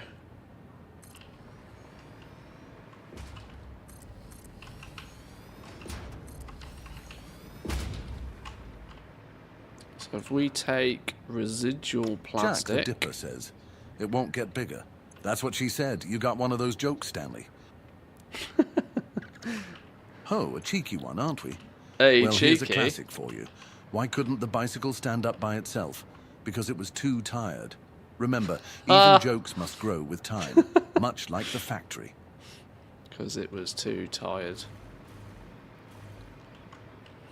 The outputs of the plastic, let me think about this from an orientation direction. If we're going to slap it there, in fact, maybe we slap it here. Maybe we slap it here, because we got a little bit more of a run space. We've got a little bit more of a run space here. Getting the water in is a bit more of a pain, but we'll get the water in, it's fine.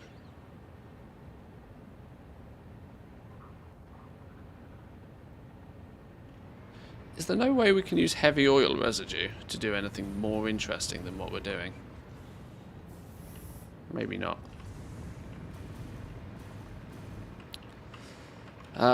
So we want plastic out, and we want it...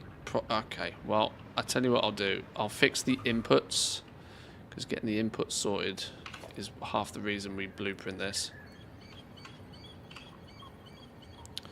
I'm going to make it easier for me when it comes to pipes. and have the pipes be...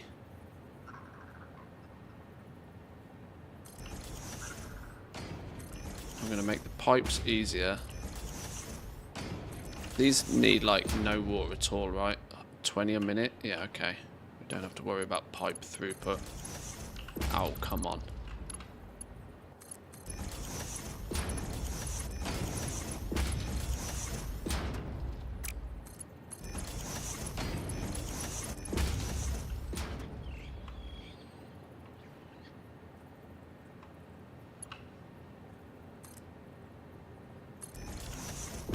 Wow, it sticks out that far, does it?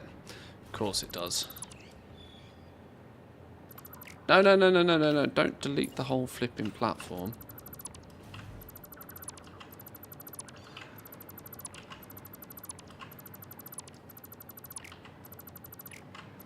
Try again.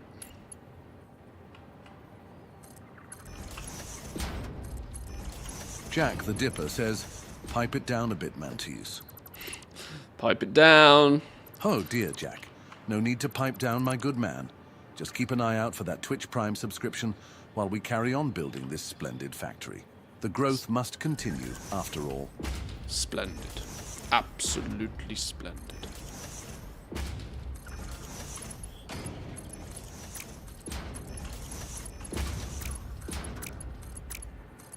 Flipping, click onto the right thing. Oh, for God's sake.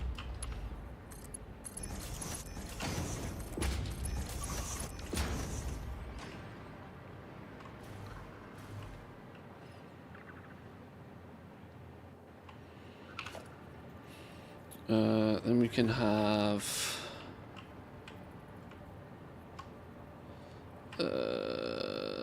splitters.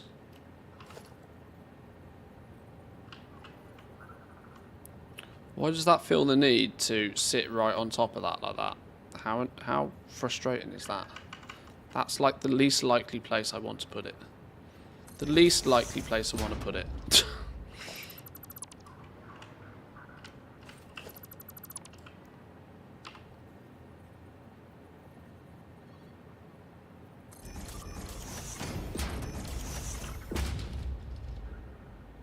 And then we're left with this weird... Okay.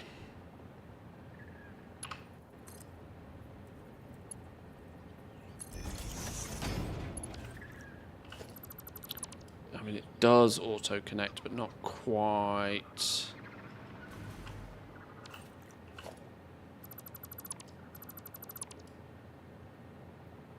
You can snap splitters to the top of the lift, but I don't like it. It looks wrong. Yeah, I kind of agree.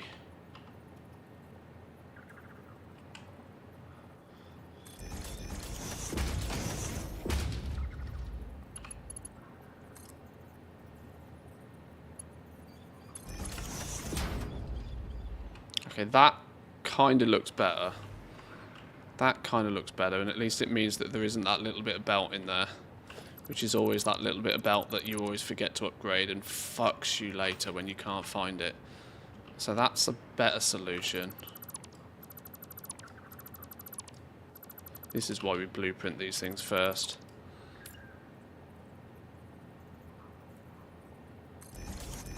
So it's 3 up. No.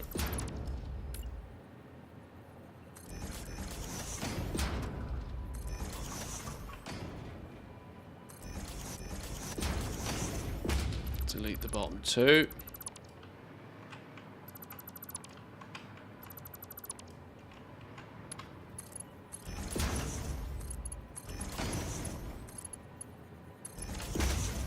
Okay, so our, what do we call it? Our flipping polymer resin is going to come in one end, filter its way down into all of them. Then the water's easier to deal with. Let's just hope I don't decide to bring the polymer resin in from the other side. I can't imagine why I would. But that's the best part of a blueprint for a module of 4. Power. I can never remember where power connects on these things. It's here, isn't it? So we'll put power in front of the Fix-It logo. And the output for the plastic I'll do manually because that's just easy.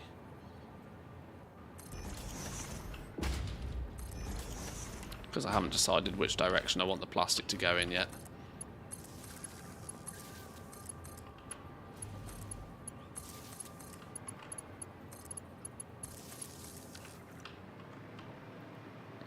Right, that'll do. That'll do, that'll do. Plastic from resin.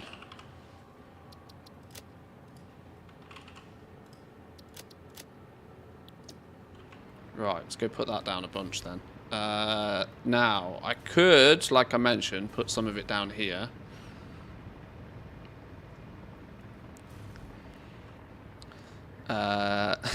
Actually, the irony, stamping it down here means the resin's coming in from the wrong end. We're going to put it down here, I reckon, because I think we might end up with quite a bit of this. We've got quite a bit of resin from both turbo fuel and from rocket fuel.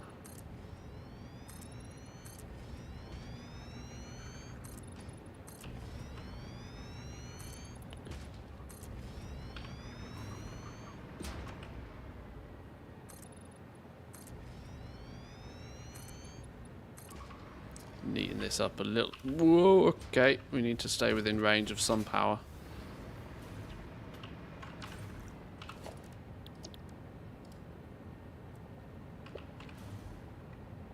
Alright, so inputs this side, outputs this side.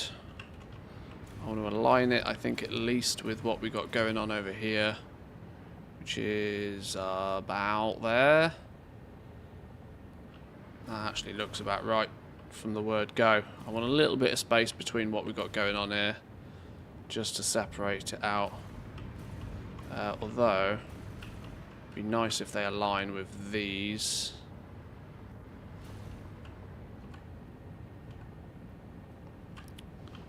Be nice if they align with those.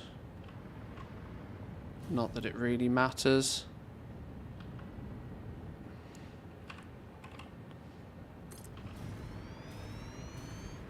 So 4.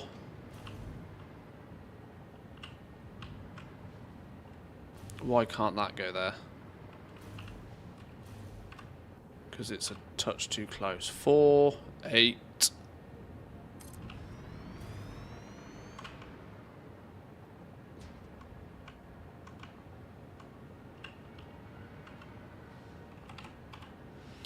Four, 8, 12. That's how many plastics is that? Or more importantly, how many resin is that taking in?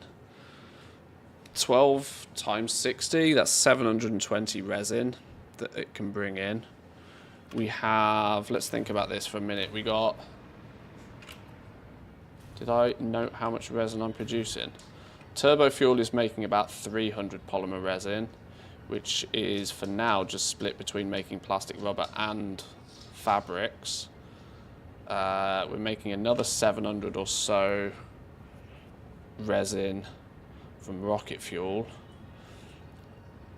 Maybe that'll do for now. That'll do for now, because there's a strong chance that we might want to make more rubber, or we might need to make more fabric or something. But that will that's a strong start. Let's get those connected up. Oh, I've just realised we're going to need to upgrade our plastic belt as well. Ouch, that's a lot of belts.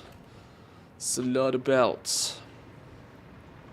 Water-wise, does all of that add up to about 240 water a minute? 240 water a minute, so that's only 2 water thingies. That's easy to fix. Nor does it exceed any sort of pipe limitations. So you go there. We need this to connect there. And this to connect there. And we then need to figure out the outputs, which actually, for some of this, it can connect straight into here, can't it? Ah, now I wish I lined the outputs up. Now I wish I did it so I lined the outputs up.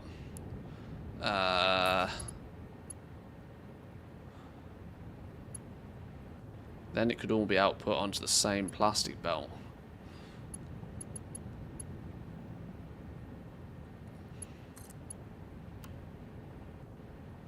I can do that. I can do that. I wonder if it's gonna. I'm gonna cry by doing it. No, it's gonna have. It's just gonna have to be.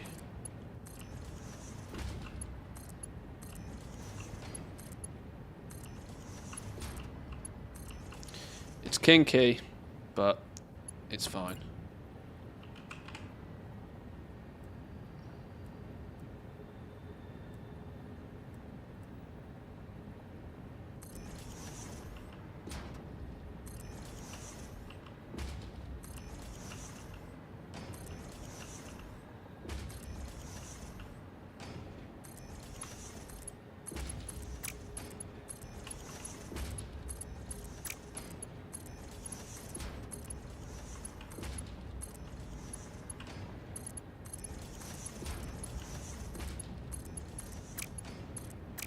Ah, connect properly.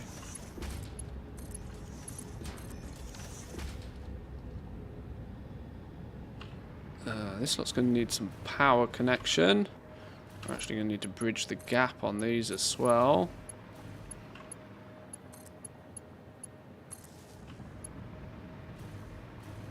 It's all looking very industrial down here these days.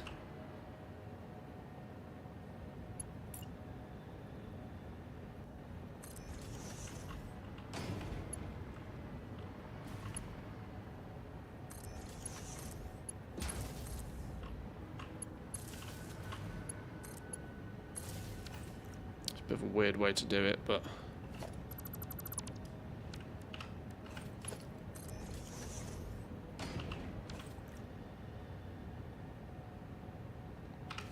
how have I managed to do that? Woo! Okay, right, powered at least.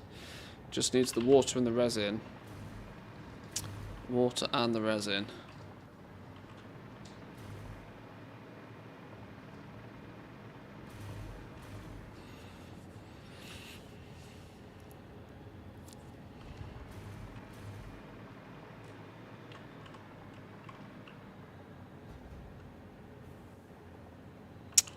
We've got polymer resin predominantly flowing through here. We have some through here. Let's get rid of some random crafting bench. Let's figure out where the rest of our polymer resin is and how we're going to belt it to it. Now, I'm probably going to take this straight down, actually. I'll still have it set to... Oh, we'll put smart splitter. Whoops, smart splitter in here.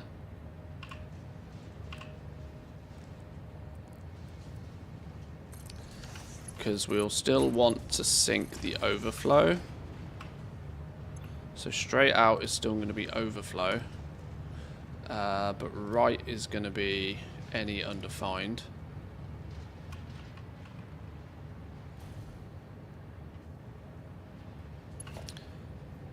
Then we're going to take that straight underneath.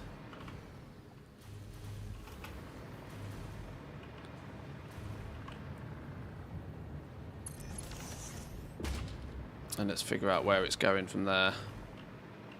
I might bring it back along here and straight in this way.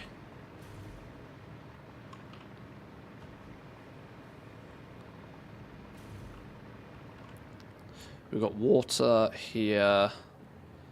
Let's drop a couple of these down. This water looks very shallow. Is this gonna... Are our water machines gonna complain that this is too shallow? Where is it? Water extractor. No, these seem fine. We'll put them a little out of the way.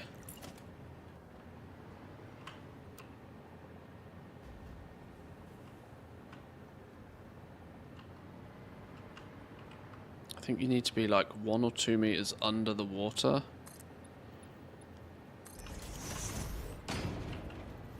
That looks about the right level.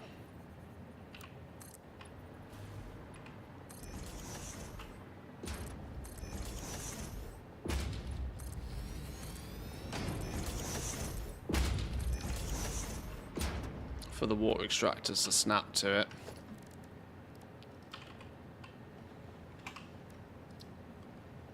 Beautiful. Can we get this pipe roughly aligned? The pipe's there. We put one there.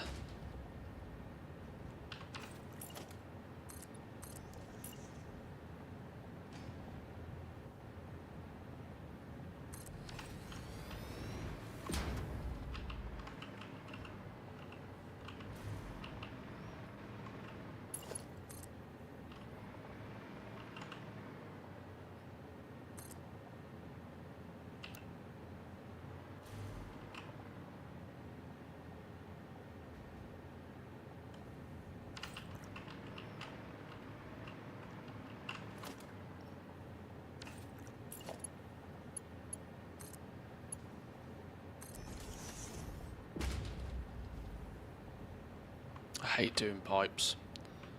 Never, ever, ever do I enjoy doing pipes.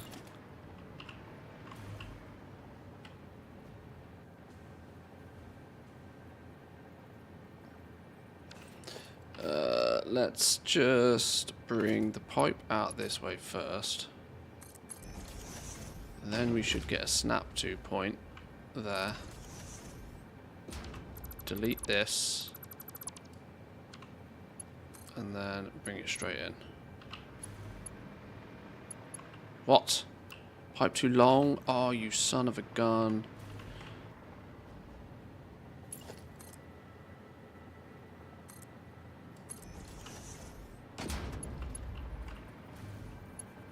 That's not even straight, never mind level.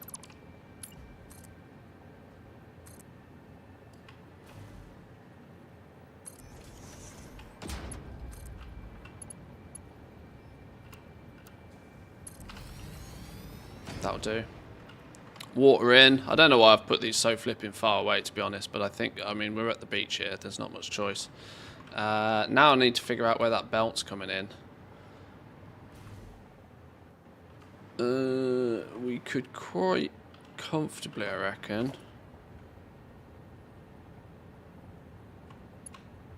Bring the belt in and round here.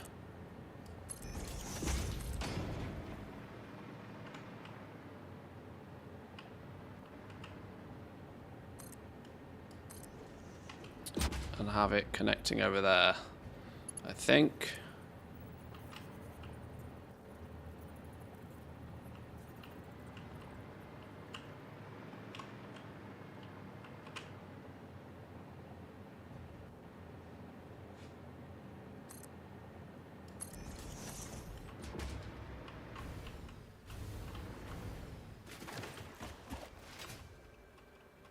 So we need to bring our belt underneath here a bunch.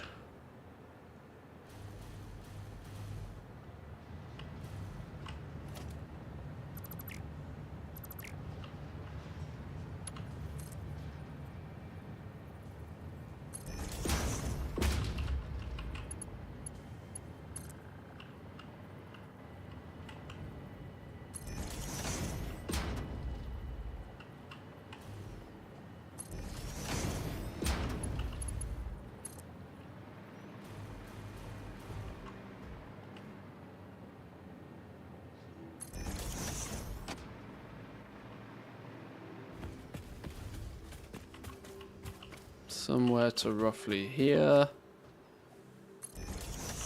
And then let's bring this across.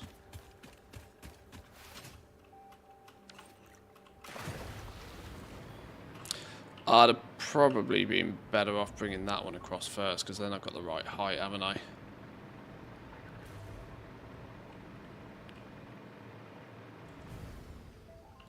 Let's just bring that over at whatever height it happens to be.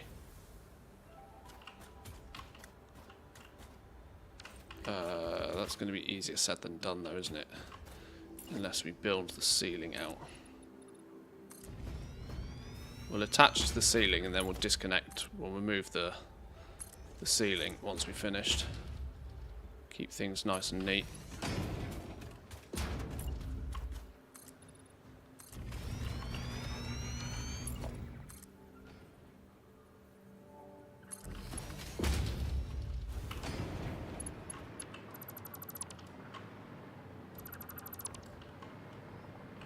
Where did it go? It went here.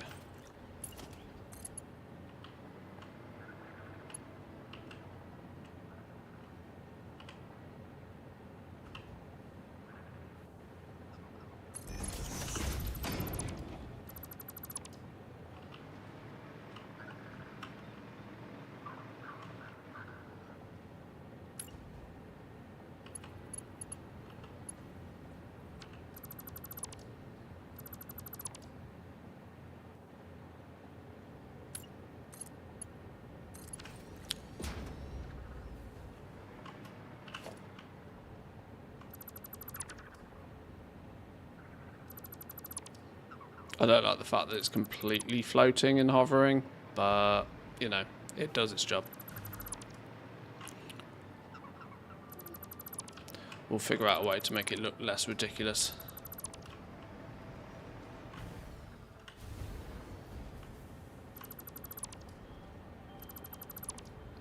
We could probably actually make this into like a fancy walkway or something, so that we can traverse from this sort of area over there, but for now it's just about getting it on and running, so we got some actual proper plastic production again.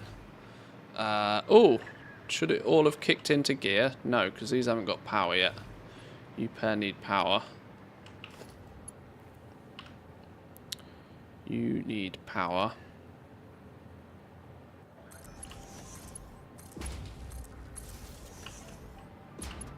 No, that's not even remotely close.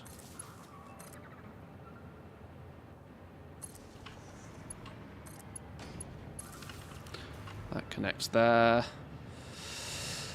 Alright, that's significantly more plastic. Well, I say significantly, it's like another 200, 250 plastic a minute, which, to be fair, has actually doubled our plastic. Let's not forget that. That's double plastic. Why does it say we've got no water? Are you just taking a while to churn up? You're just taking a while to fill. That's fine. These oranges need to all turn green. Right. Quick break for 2 minutes, boys and girls. I'll be back in 2.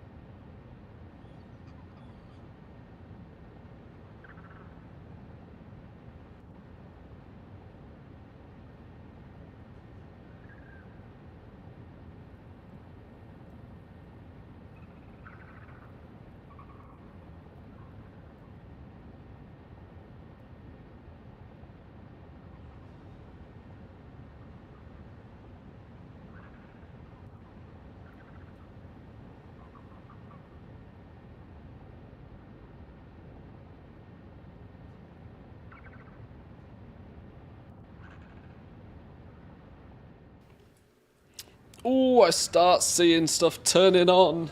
It's working. I see it turning on. Something's not quite right, though. Something's not quite cooking as I suspected it to. Are we sure? Polymer resin isn't getting through. Oh! Oh dear, my blueprint only contains half the flipping.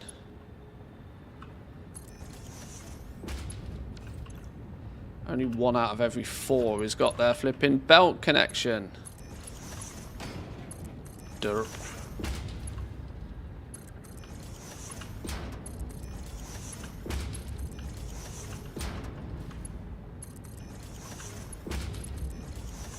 All that time and effort making a blueprint, I didn't even finish it.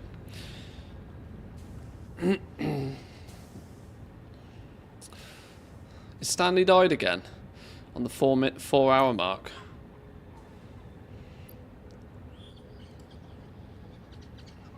Every time after nearly exactly 4 hours. There must be some reason why it's exactly 4 hours.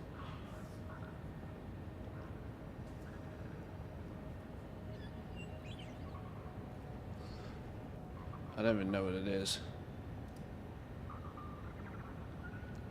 Yeah, he'll pop up, but he might not say anything. That him popping up is controlled by a different piece of software. That's why that seems to work fine. His appearance is... I wonder if he's backed up on info.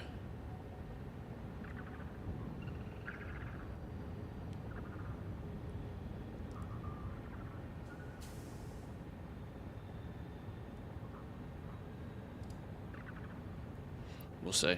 We'll see what he does. Right, you're stripping... You've all stripped that belt completely now.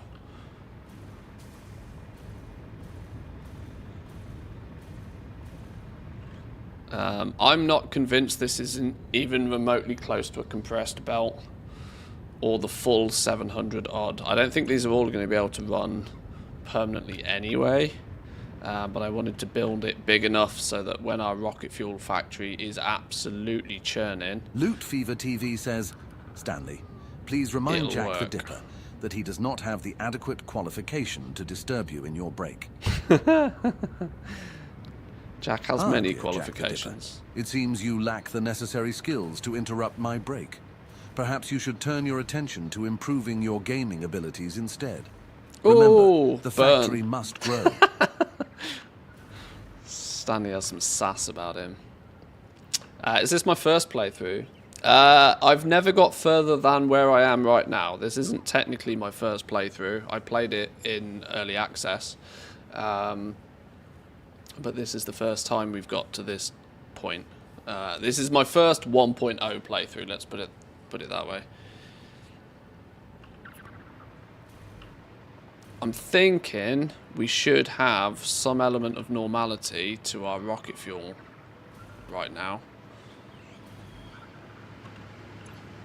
Yes, now we're cooking, right? All the pipes are full, and we've kind of, I say kind of, we've semi-plateaued up here. It's not as flat as a line I'd have liked it to have been. We still seem to fluctuate between 54, 55, 56 megawatts of production, so something's not perfect yet, although that might have something to do with, I think, that the turbo fuel layer. Turbo fuel is a little bit 50-50 right now. Yeah, that's why we've got our fluctuation. Rose says, Stanley, we all know Jack is Stinky Cheese. Do you have a hypothesis on what kind of cheese he is? Drizzling Rose, comparing Jack to Stinky Cheese is rather apt. I would speculate he's more of a Limburger, pungent, offensive, and certainly an acquired taste. Remember, the factory must grow. Well, that little belt clearly was never working properly. This is a smart splitter, so it's prioritizing our sulfur to go over to our rocket fuel production rather than funding our turbo fuel, because turbo fuel uses disgusting amounts of sulfur for the little amount of power it produces. So I've prioritized rocket fuel, but now rocket fuel seems to have backed up. Some more of that sulfur can be shared through this, making compressed coal, which can help facilitate the turbo fuel production. But that's why we've got a little bit of a bouncy Jack the Dipper says, power. Shut up, chat. This is why this dear isn't Jack the Dipper, completely such flatline. hostility. No need to throw a spanner in the works. Remember, a little kindness goes a long way in the factory of manners. The factory must grow.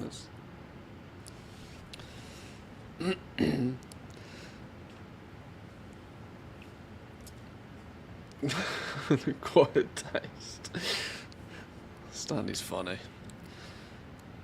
Yeah, this will never completely flatline because we've got like geothermal stuff on the go as well, but I would want at least,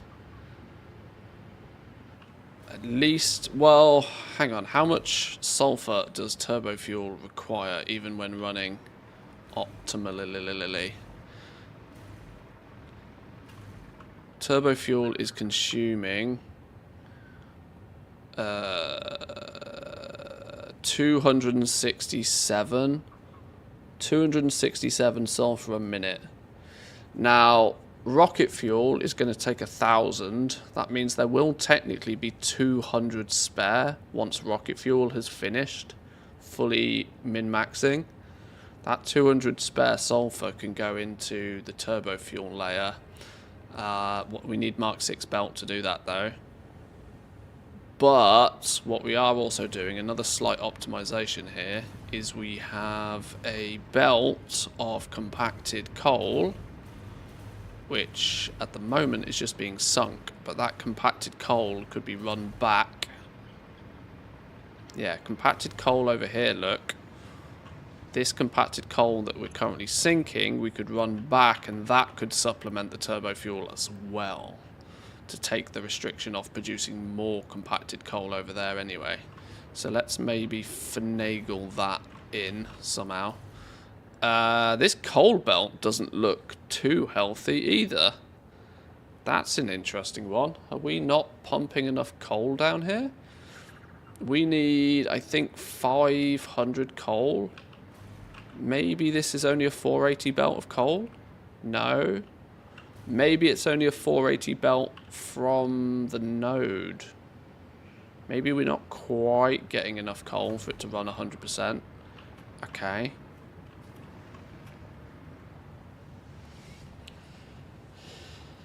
I have some tips for fluids if you're interested. I don't want to step on toes though. Oh, by all means, you can certainly chip away and give me some advice where it's needed.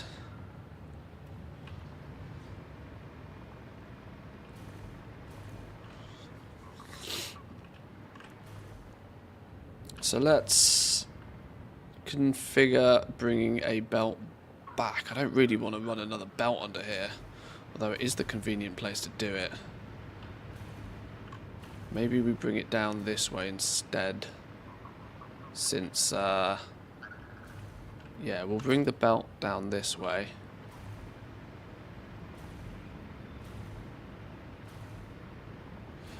Utilize your head lift at the source, send things straight up and then back down.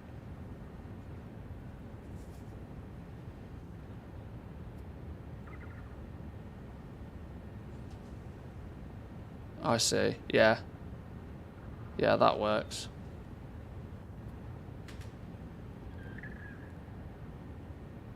Because you get free head lift at the beginning and it's easier to then pump it all the way up. So you're saying stuff like, in a perfect world, for example, where we have our rocket fuel being produced here, having it stored in tankers down here and then being pumped up is not very optimal.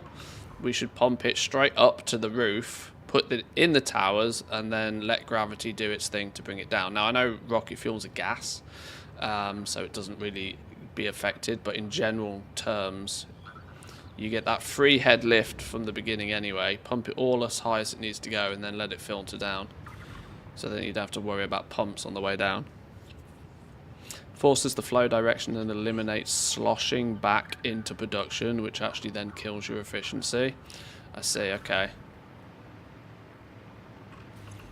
Yeah, I need to investigate the fluid dynamics and pipe dynamics a little bit. I usually live by the theory that push more and pull less means that, you know, pipes should back up. It may take a little bit of time, but yeah, you do still get this sloshiness. I know you can use valves and other stuff to prevent that a little bit, but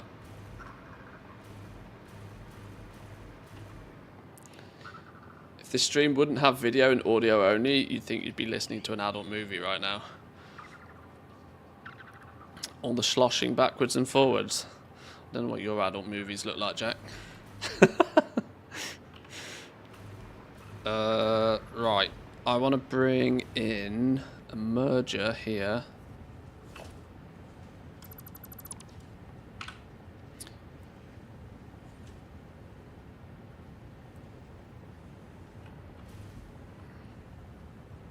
Do I want a merger here? Yes. I do want a merger here.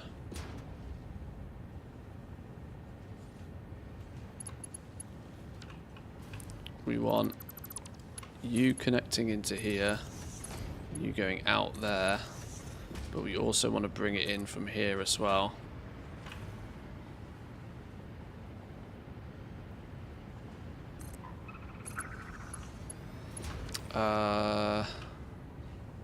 Haha. Okay, now we need. Okay, we need to reconfigure that because we now need a splitter here.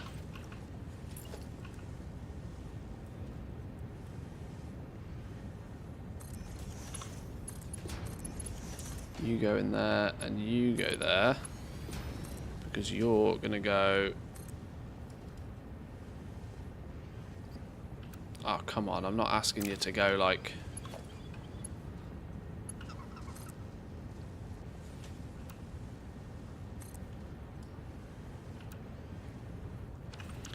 Why does the game not like doing that?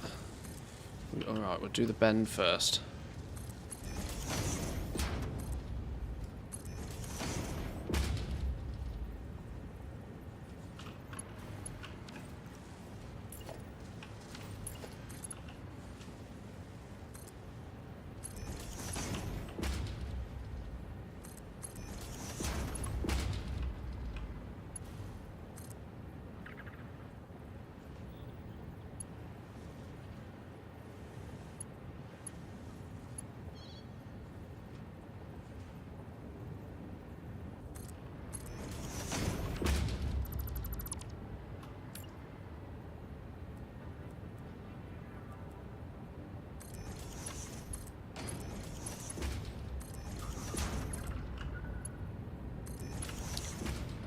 That will allow for the bonus compacted coal we make with rocket fuel to come and be useful.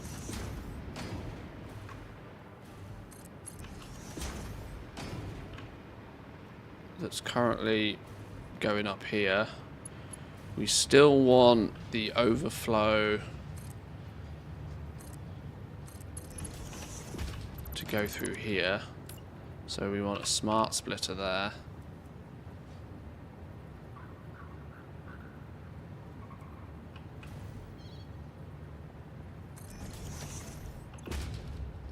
Overflow going through the center. The right output is any undefined. Makes it easier. Ooh, no, that's too close.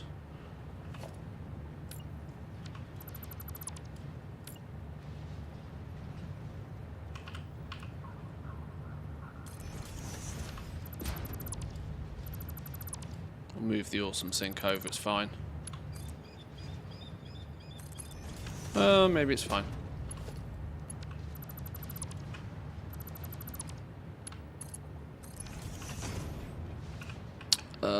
Center output is overflow. Any undefined through that way.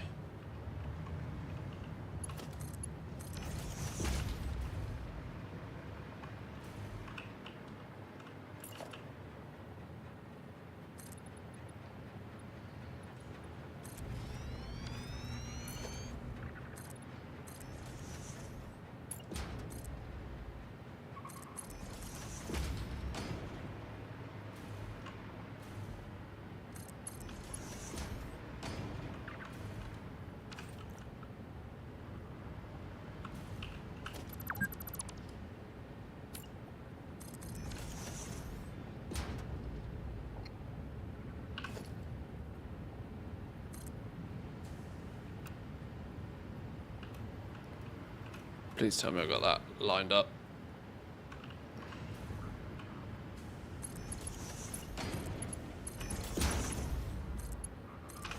Beautiful. Now it means we're at least using this rather than sinking it all. That takes a little bit of strain. That'll take a little bit of the strain off our sulfur and coal. And is a smarter way of doing things. That means that... Yeah. So if this ever backs up... This isn't... You can't technically put priority on these, which is a bit annoying. But this should... well, I mean, okay. You can do priority if we make that a tier 4 belt. Because the slower belts have lower priority than the faster belts, I'm led to believe. It's a kind of hacky way of doing priority. So this belt will take... This will take priority before making new stuff, I think. So if we get rid of that and switch it to 4... We don't need the full throughput of a tier 5 belt anyway. Looks delightfully complicated. What's the aim of the game? Well, it's very loose. You're basically dumped on this planet, and you have resources on the planet, and you need to build a factory to slowly complete your space elevator, this thing up here. And you know, every phase you go through gets slightly better, and eventually I'm assuming we get the ability to get off the planet and save humanity, and then you win. I guess is the loosey-goosey way of TLDRing the story.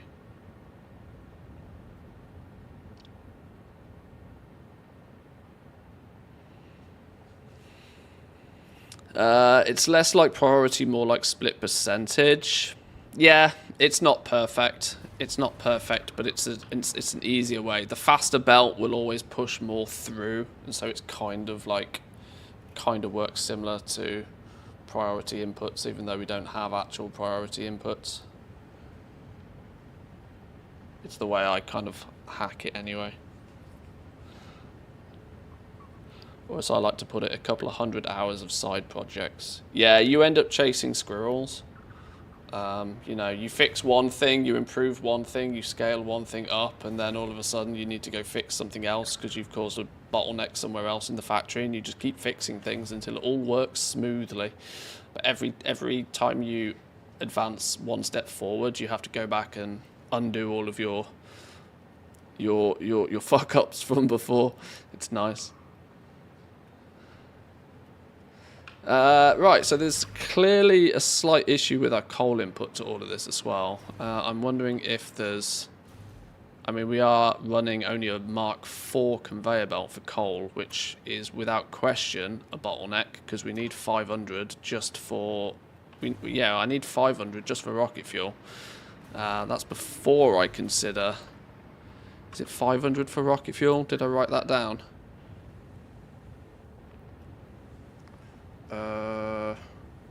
I don't think I wrote it down, did I? I'm pretty sure it's 1,000 sulfur and 500 rocket fuel, 500 coal. So that coal belt needs a tier 5 upgrade, bare minimum. Bare minimum. Hopefully I've tier 5. It's not even tier 5 all the way to the flipping... Oh dear. Oh dear. Let's make sure this is tier 5 all the way at least.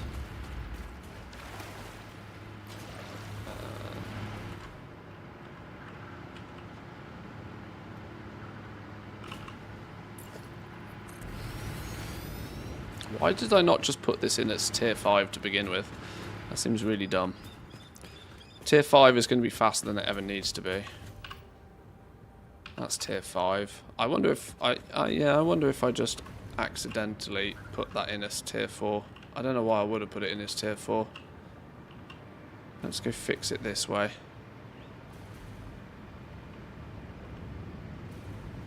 It's only the sulfur that needs to be a tier 6 belt. Can you harvest unobtainium? Nearly. It's almost. Uranium's the most fancy thing. That's all tier 5 belt. Maybe it's just that one sneaky little bit of tier 4. There's always a sneaky bit of tier 4.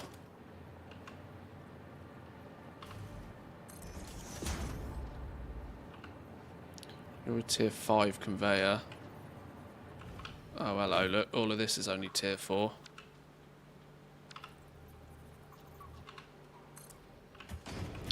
I wonder how far back that problem goes.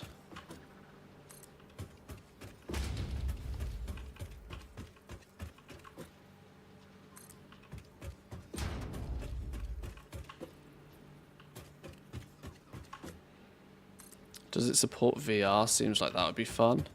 It's a good question. I don't think it does. I don't think it does. But you're not wrong. It would be very cool in VR. It uses Unreal Engine 5, so I don't know if that gives any more indication to whether it could potentially support it.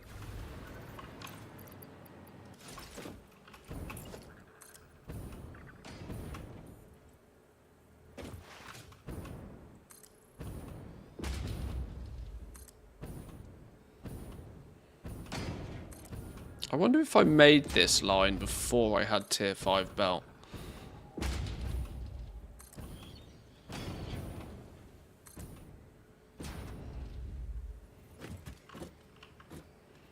Well, I put in a Mark 5 conveyor. Oh no, I didn't. I didn't put in a Mark 5 conveyor. Ha! I also didn't use the unlimited height hack here, because I clearly hadn't learnt that yet. Well, today I learned. I did put in a ladder though. Right, you're tier 5. You're tier 5.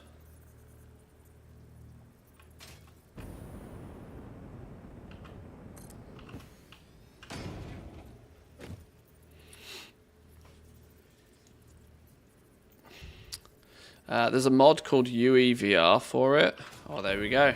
Maybe you can. Yeah, if you've got the hardware for VR, this could be really fun in VR. Especially when you go hunting spiders. Oh my god. Well, it depends on your definition of fun, I suppose.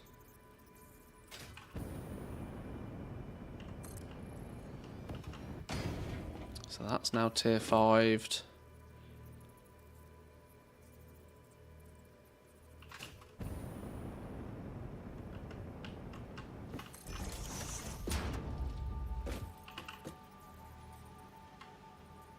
Oh, that tiny little bit there at the end nearly got me.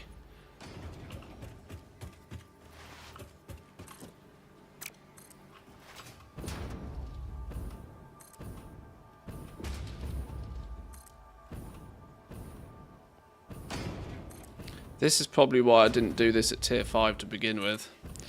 Because when we put this in, tier 5 was probably expensive.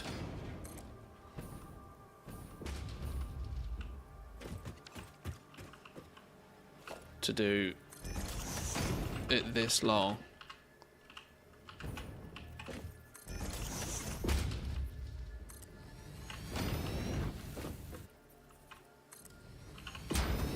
Clearly didn't use the hack on this side either.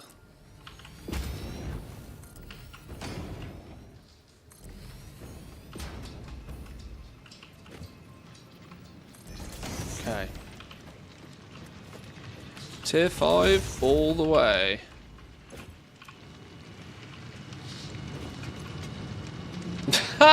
That's another problem. Doesn't matter whether it's a tier 5 belt, we're only putting 360 on it. Whoops. Alright, we can fix that.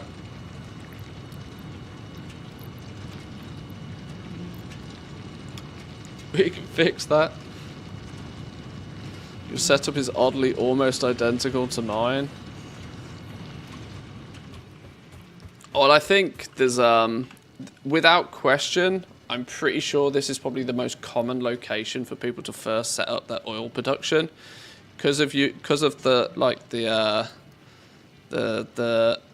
advised starting location is the green plain lands, and this is your most local source of oil. So everybody that takes the game's recommended starting location ends up here. Plus anybody that chooses one of the other three, you have a 1 in 3 chance of also ending up here. So I guess there's probably a lot of people that use this zone for their first oil build. And then, you know, when you need sulfur, when you need coal, it's everybody's got the same nodes in the same places. It's probably not too coincidental. Is that the right? Is that how you say coincidence? It's probably not a coincidence that people end up in the same sort of places. Could I just put a Mark III miner on that and save myself some power? Logistics. Production.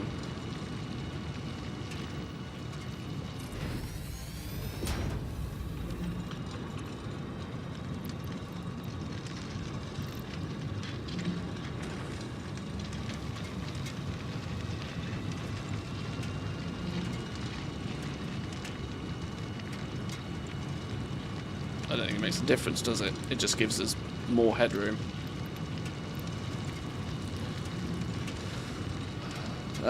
We'll push it, and we can always put one more slug in and push it to the end if we do put tier 6 belt in eventually. But either way, that should now mean that that's more coal than we actually need, meaning this should give it enough time to start actually backing up.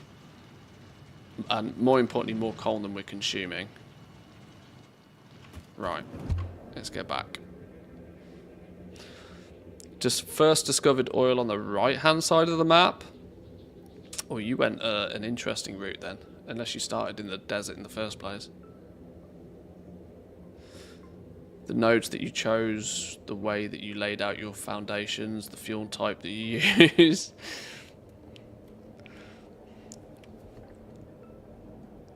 I think eventually most people, you know, once you get to like mid to end game, I think a lot of people might accidentally end up doing very similar things.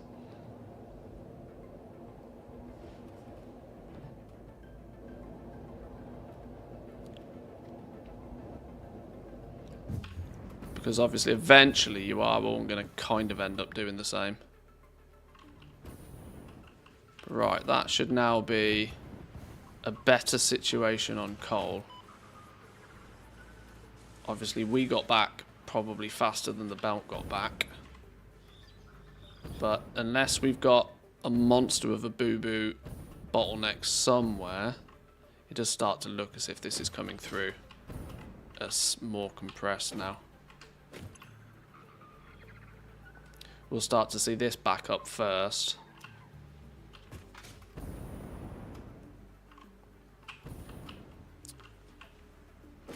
Is that actually a smart splitter, and is that doing its thing? Overflow to the right. Any undefined is probably a better one to have for there.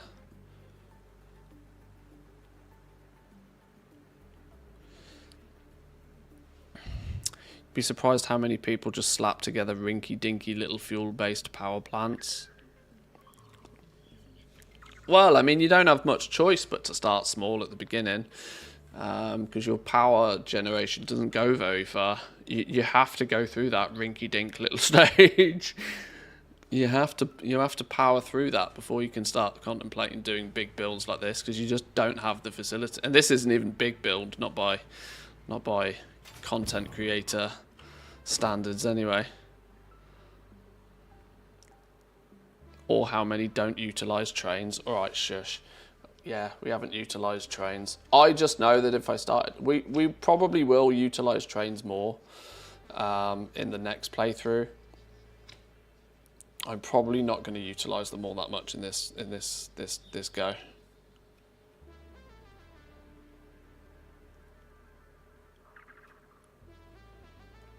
I think we will muddle our way through the game this time, and then if we do another playthrough and we know kind of where we're going and what we're going to need, we can do things properly from the word go. This belt, worryingly, still doesn't seem as compressed as I would expect it to be. That once again, that makes me worry that I've got a bottleneck somewhere. Unless I just got to the base way faster.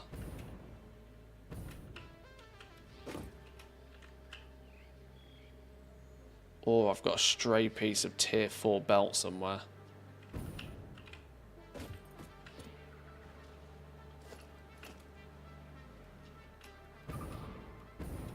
Because I don't think there should be any gaps on that belt.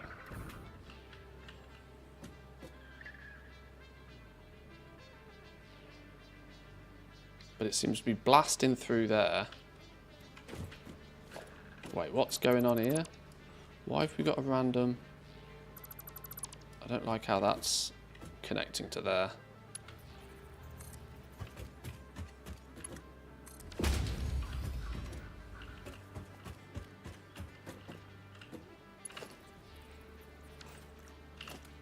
Oh, it's still a Mark IV conveyor lift. I told you there was a problem. It's really difficult. I haven't figured out what the graphical difference between the conveyor lifts is half the time. Okay, now it's pumping. At best, we're going to consume 500 per minute. Yeah, that one Mark IV conveyor belt meant that it was still only getting the 480 before. Now it should get everything it needs, and we should actually start to see some of this coal filter through to aid the turbo fuel as well. And all our power should slowly get back to like a little bit more normality. Power's not a problem for now.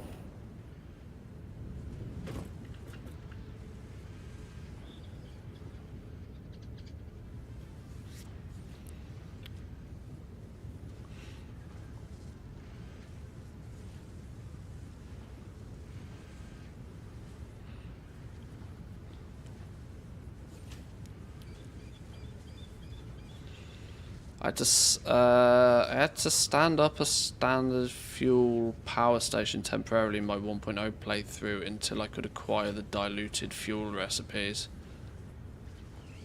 I think you guys understand how bad some of them are. I've not used diluted fuel. My process through this, the first time I used a alternate recipe for power was nitro fuel.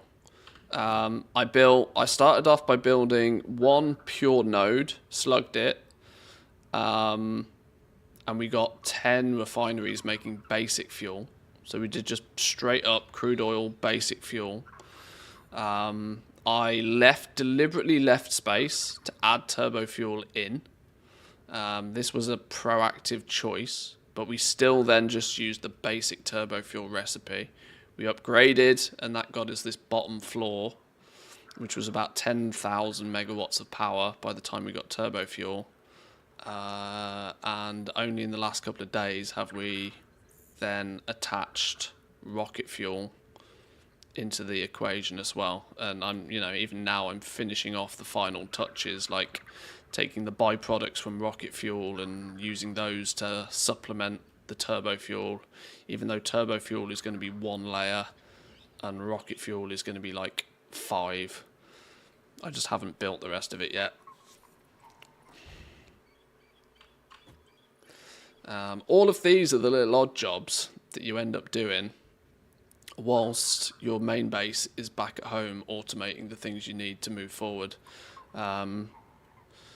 Such as an example being, I hope I can go back to the main base now after mostly fixing fuel, after what I think is mostly fixing plastic. We can see already our plastic line is backed up now. That's a good indication to me that we went from two, I think we went from two, how much plastic were we making a minute?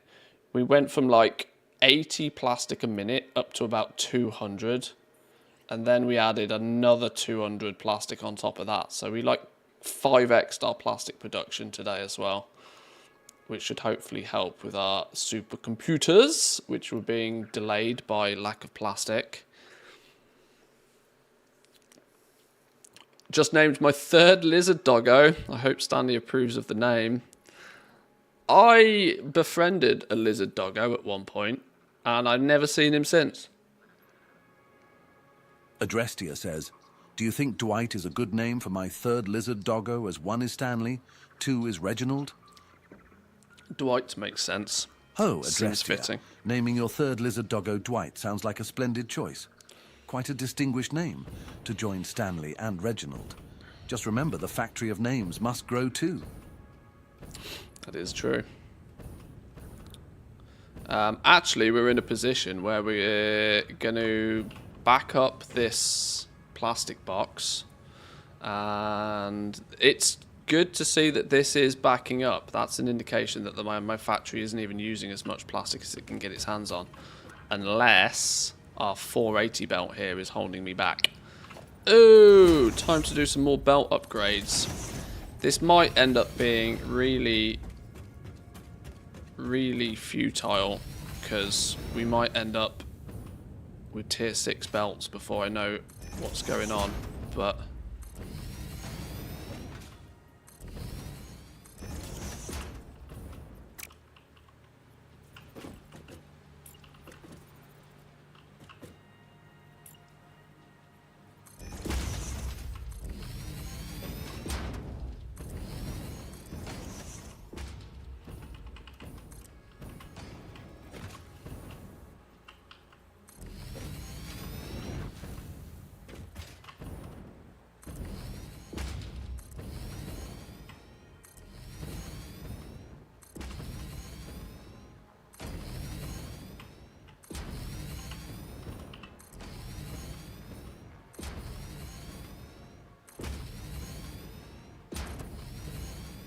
it doesn't look like the belt speed was really much of an impact here, does it?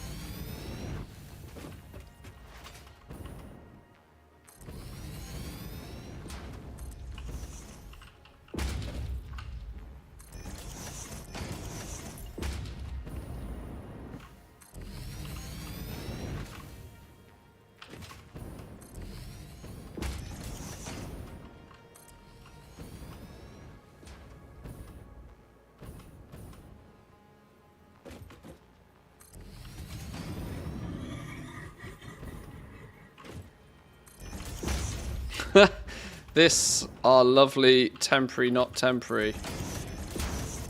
Our lovely temporary, not temporary plastic and rubber storage solution. How those temporary builds come to haunt us, oh my.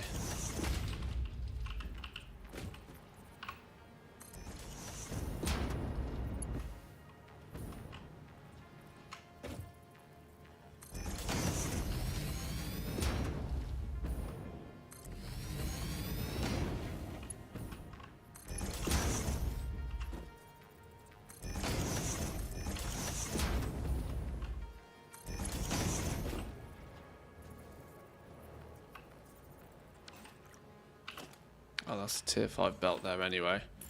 And your tier 5 belt up there. Right, okay, that's tier 5 belt wherever we need plastic now. That hopefully has fixed stuff. Any IRL plans for the weekend? I do have some stuff I need to do, but I'm kind of half delaying it till tomorrow, if I'm honest. Half delaying it. That said, I am getting hungry. We're not far off finished for today. We have crossed the 420 mark, let's be honest. Computers are fully backed up in there now, which does mean that the full oomph of computers can go to supercomputers. Are you shitting me? Cable is what we're being bottlenecked on. 50 cable a minute is where our problem lies. Hello?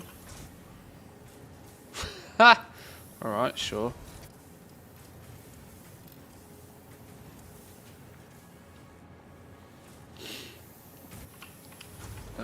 Gonna stream this evening? Not too sure. I'm gonna make some dinner for me and the wife later. That needs 120 wire. Ooh. That's not good. That's not good at all. That 30 wire is not gonna get me anywhere. We better have some alternative wire things. Hello, wife. Speak of the devil. I'll be back in 2 minutes, boys and girls. Please hold.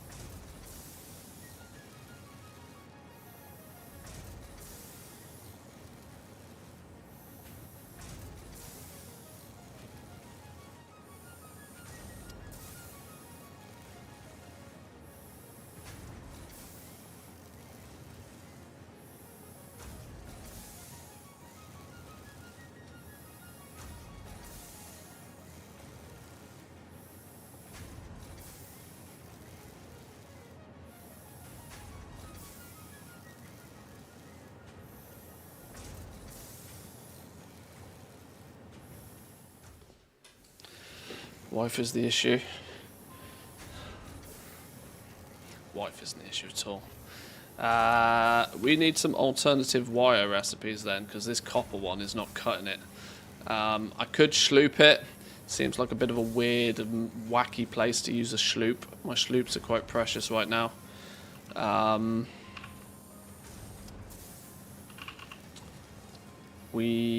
Wow, I have one recipe for wire still.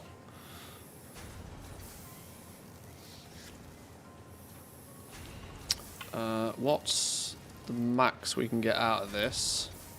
75 wire a minute is the max we can get out of that. How many did I say I needed?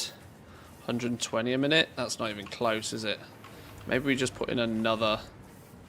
Maybe we just put in another one. Just double it. Just double it.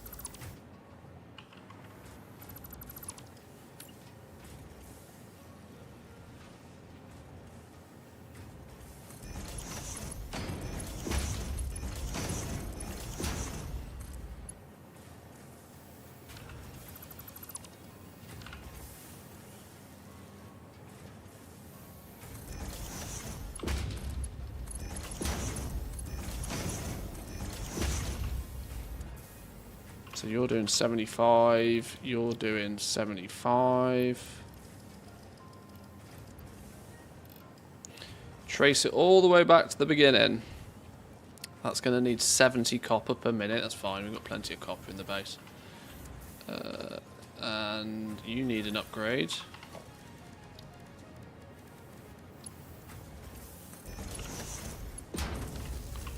Boop. Right, taking all the way back to the beginning. That's 150 wire a minute, potentially.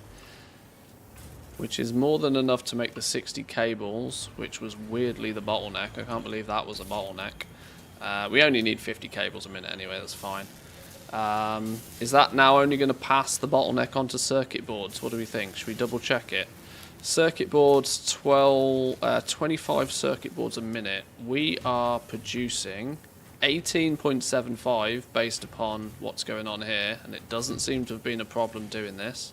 Plastic we've fixed, we sorted plastic. Let's just double check that we're making 40 copper sheets a minute. We are only making 20 copper sheets a minute, so that's likely to set us up for a bottleneck situation. How many did I say we needed? 37.5. We're actually also being supplemented circuit boards from our circuit board build. Let's just double check what that looks like. The box is full, so full throughput of circuit boards is going there. Oh, this is producing a shitload as well. So between the two, this is also struggling on copper sheets, believe it or not. 15 a minute. It needs 37.5 a minute.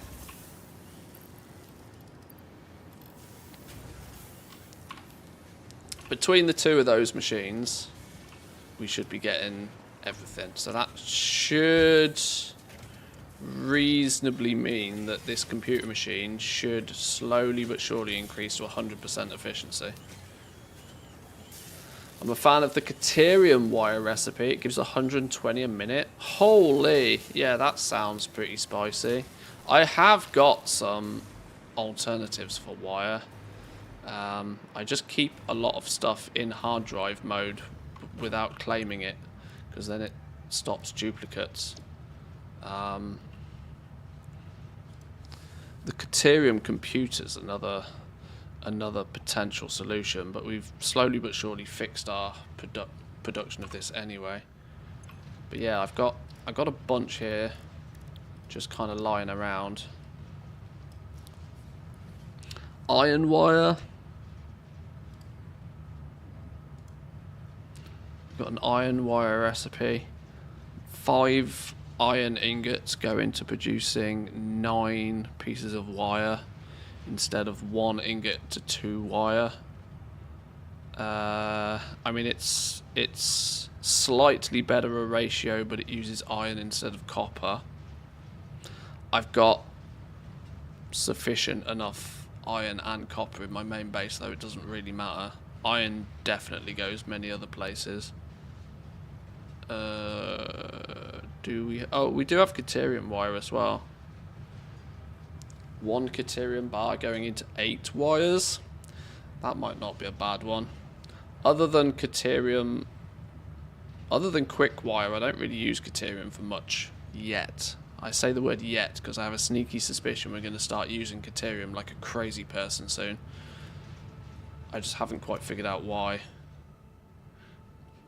Mostly because it seems to have had so little use so far in the game. It absolutely has to be super duper mega useful now. Otherwise, why would it exist? It's going to come and slap me in the face in a minute, I'm quite sure. Do I have room for these concrete bars over here, or am I going to just have to sink them all? Probably just sink them all, right? Yeah. While I'm here, let's check on the status of supercomputers. Now that we know that we've optimized this more efficiently, this uptime is rising, and I hope, by the looks of things, this is never stepping off 200. This is never stepping off 200. And this is slowly backing up. So I'm going to safely say that we're actually creating 12.5 computers a minute now from this setup. That means, with this box also now being full, after many an hour, that full 12.5 per minute is being fed up into our supercomputers, which are here. Which, if we're getting 12.5, which is more than enough than we need. We only need 7.5 per minute. Now, we haven't slugged this yet. But it's moved the bottleneck to high-speed connectors. But it does mean, let's now do this, as to show that we do have more ability based on the computers. 12.5 computers a minute are being produced. So can we go... That's 15, that's too many. That'll never work.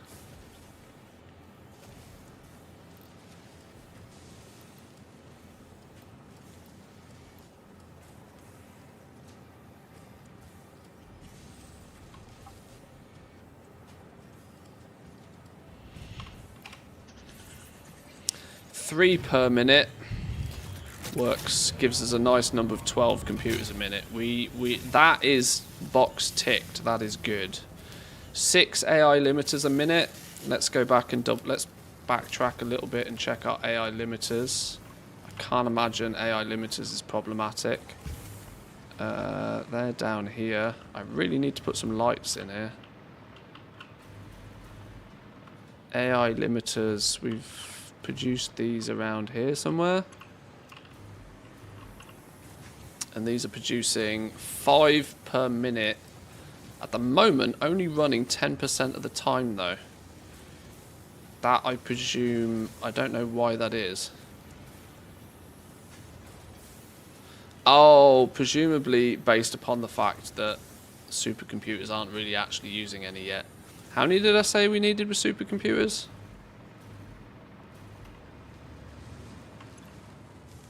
6 per minute. So that 5 is never going to be good enough.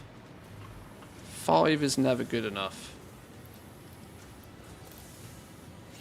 7.5 a minute gives us a bit of headroom. That means we need 150 quick wire per minute. Quick wire is actually just being belted in, I think. I think we're just belting quick wire in from our quick wire factory. Secondly though, 37.5 copper sheets a minute again. Holy. There's our that's gonna be our next bottleneck. Did I decide we can get anywhere close to that? We have to fully slug 2 of them, don't we? Do we have a better copper sheet recipe?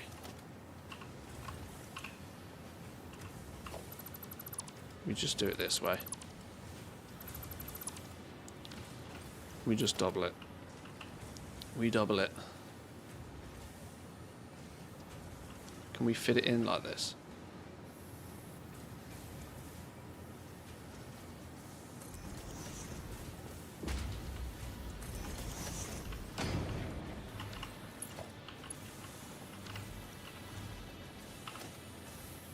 Oof, not comfortably.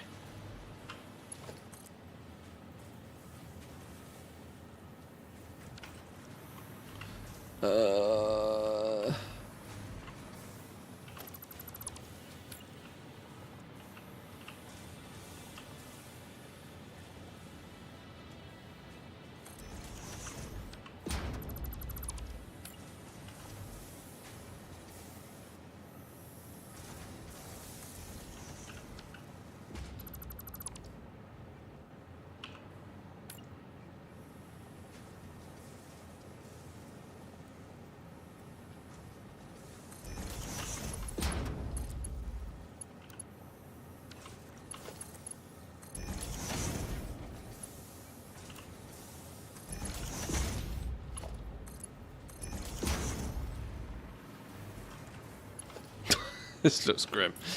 Did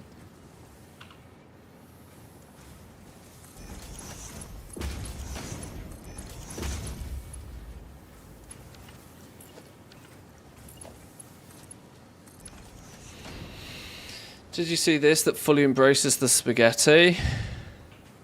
Is that, before I even look at that, is that Let's Game It Out?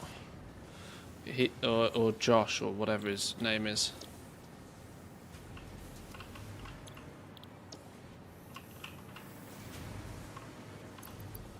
Is that who I think that is?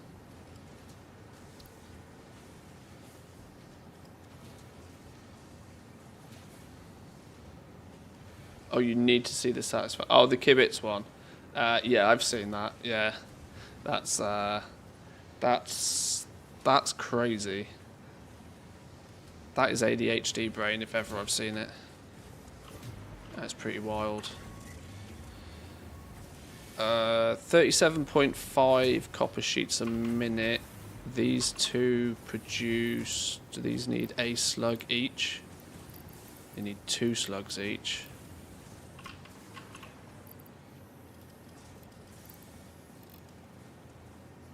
Right, now that's another 80 copper ingots per minute. We're actually starting to ramp our copper usage. Pretty high.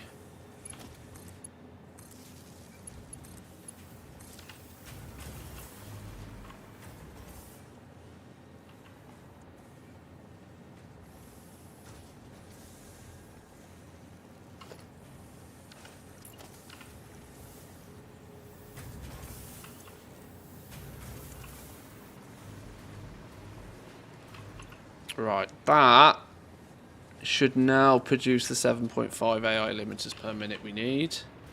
Where's the next potential bottleneck? Where's the next bottleneck? It was already potentially high-speed connectors, of which we now need 9 per minute, and is clearly what's holding us back now. High-speed connectors. High-speed connectors. Where do they come and they go from? High-speed connectors. Whoop, there she is. There's our bin of high-speed connectors that has been slowly filling, but clearly isn't going anywhere particularly fast. You are only working 40% efficiently, and only produce 3.75 a minute, even at full tilt. Okay, well that needs an improvement, doesn't it? That needs a big improvement. How many did I say we needed per minute of these? Says, did I say 9? Hey Stanley, why is Mantheus so awesome?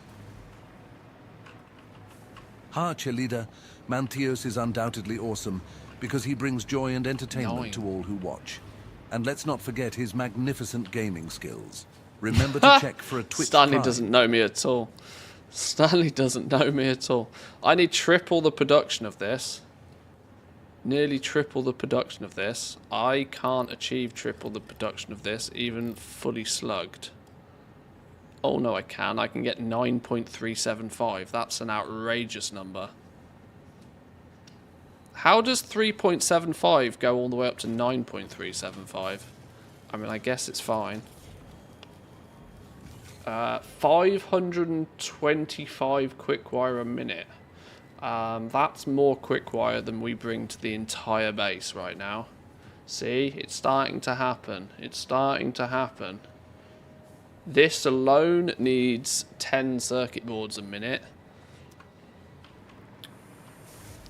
None of these are going to be considered achievable. Quick-wire is being belted in, and we'll strip our quick-wire belt, and we'll upgrade quick-wire belt. We know that's going to be a bottleneck. How do we get our 10 cables per minute right now? That's producing... It's not 10 cables, it's 100 cables a minute. And we're producing 30. Well, that's 75. That's clearly not good enough. Clearly not good enough. How are we getting those right now? We're doing the basic cable from wire situation. We need 150 wire a minute to... Oh, that's not happening, is it? That's not happening. Not even remotely close. Not even remotely close. Okay. Let's double check the circuit board business. The circuit boards, 7.5 a minute can be produced. We need best part of 10. So that also needs ramping. Which will take us up to 45 plastic and 22.5 copper sheets.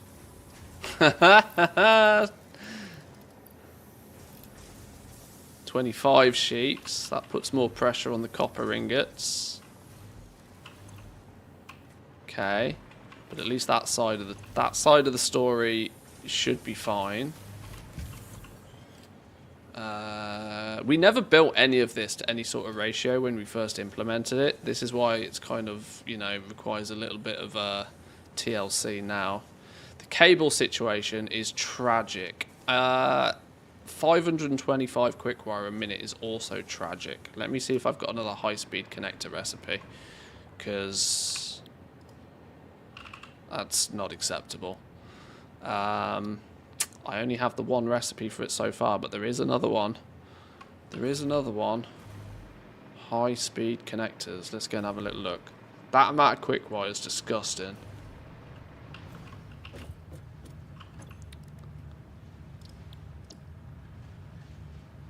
What were they called? High speed, something or others. Not those.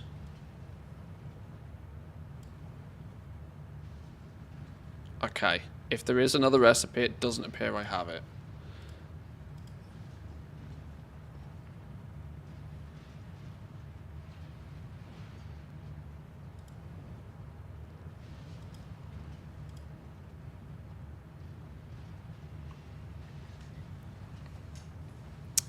That Caterium wire one is looking favourable, but if we need 500 plus flipping quick wire a minute, then we're going to burn through. We're going to burn through Caterium like an absolute machine in a minute anyway. I don't really want to put more weight on Caterium. Oh, petroleum coke. Ooh, that's really icky. That's not impossible, but it does use a lot of the rubber that we're not using any of though right now. And we do have spare petroleum coke. I'm creating so many circuit boards in their default fashion, which is using a lot of plastic and a lot of copper, offloading some of that to completely different materials that are both considered basically byproducts by me right now. That's a strong contender to fix some of my problems. Recycled plastic? You take rubber and you add it to fuel, which is produced in the same way that you produce the rubber in the first place, or can be done in the same. That's interesting. That's really interesting. I have bonus fuel that's just being sunk right now. More plastic. It's cool to go back and look at these recipes later on in the game when you actually have use for them and you go, oh shit, I could use this. I could use this for something. Oh, you have the opposite way round. You can take your plastic, add fuel to it, and get rubber. Oh, that's funny. Oh, so you can interchange your rubber and... Oh, I wonder if you could naturally load balance your entire rubber and plastic production with the use of bonus fuel. That's funny.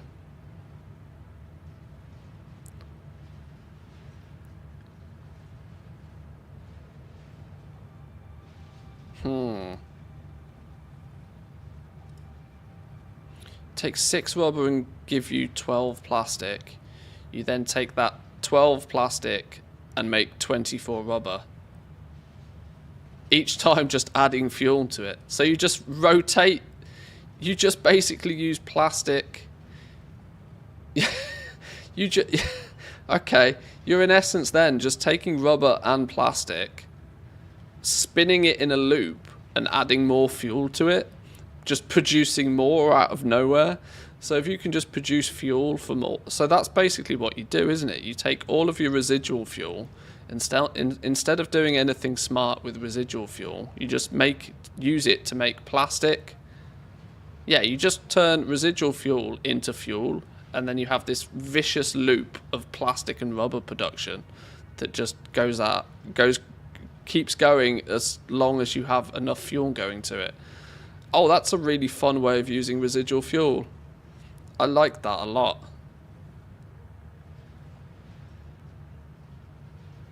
That probably has some really weird fun synergy.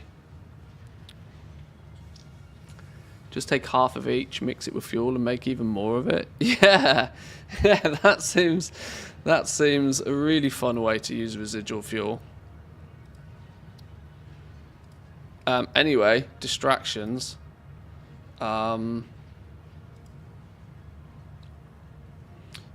Nothing here particularly is helping me out with any of my immediate problems.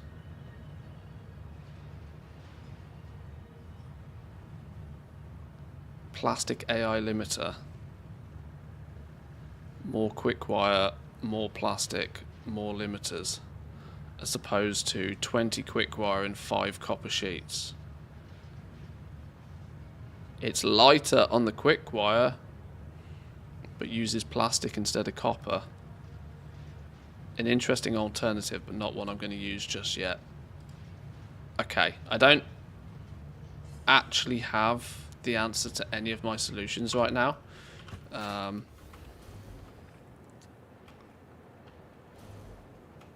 We are going to have to do something about these to improve the production of them, though. Maybe it is just going to have to be what it is. Our circuit boards, we said we've sort of fixed, given enough throughput.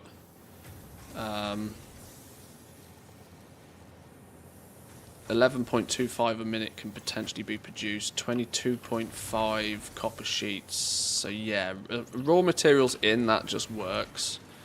Which means we get the circuit boards. It's still the cables that are being a bag of dicks. I make 75 cable a minute, but I need 150 wire. I need an outrageous amount more production of this. How do I hack and slash this without it being too gross? What if I take our cable production and also... What is our natural cable production downstairs? Can we borrow from that? Considering that's just idling 90% of the time. Oh. It's not doing anything particularly fancy either, is it? But it might be... it would have been easier to scale this, but it's cramped. It's cramped. We could slug it all the same. Oh. Not easily either. If we ramp that, that's 75 wire a minute. What can we do with 75 wire a minute? Not a lot.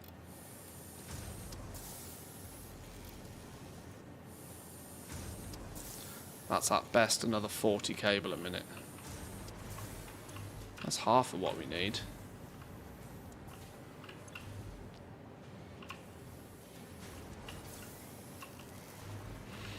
And then we could borrow these cables, feed them up.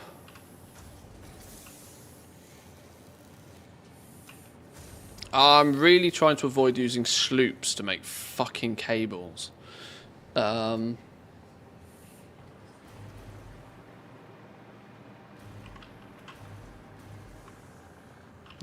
where's the it's this one.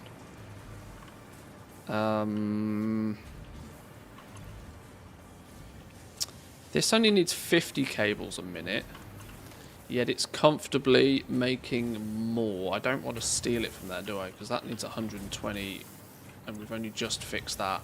It makes 150. That can go harder.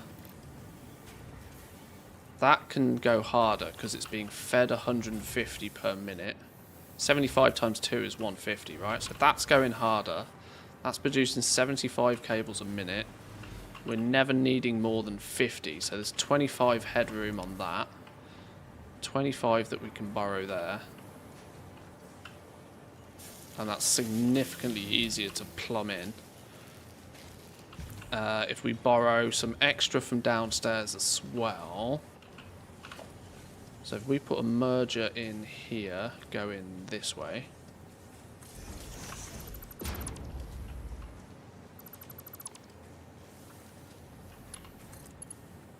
Oops.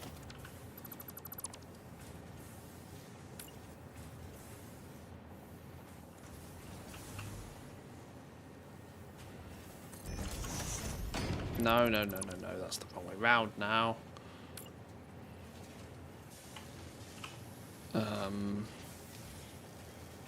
No, it's not a merger at all, is it? It's a splitter. Come on, brain.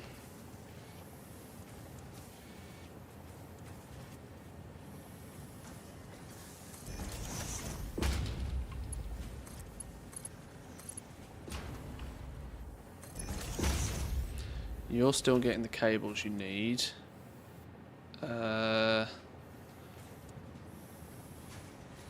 You can go over to here. Oh, we need to go from a splitter into a merger. I flipping 8 cable management in this game sometimes. Straight into a merger.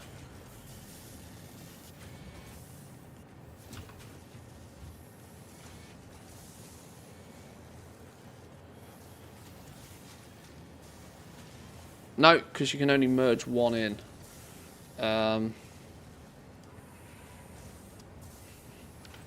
Wait, hang on. What am I trying to do here? I'm massively confusing myself here. We're splitting this into here. Let's just get that on the go first.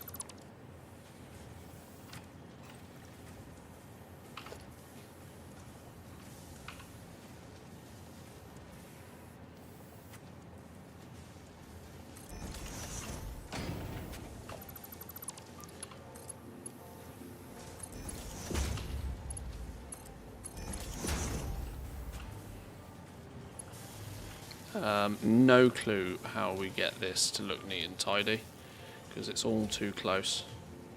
It's all too close.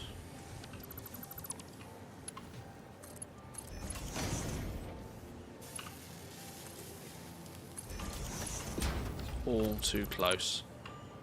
Let's undo it until I can figure out how to do it properly. We need some verticality on this, don't we?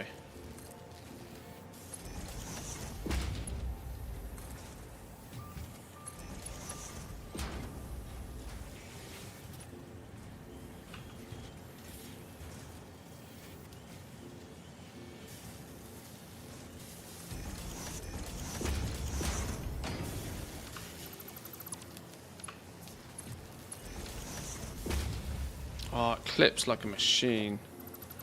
The question is does it work? Ah! That's an interesting belt.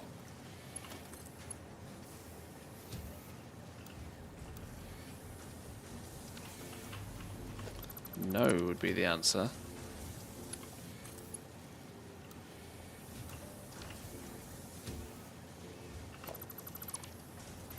Right, I'm safely saying I don't have space here to do what I want to do. And I've got a flipping power pole where my belts are meant to be.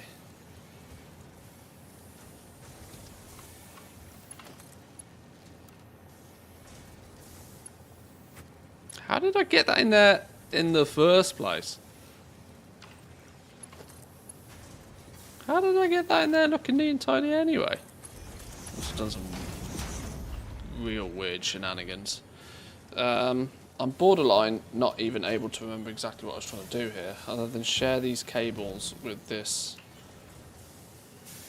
in a more neat and tidy way.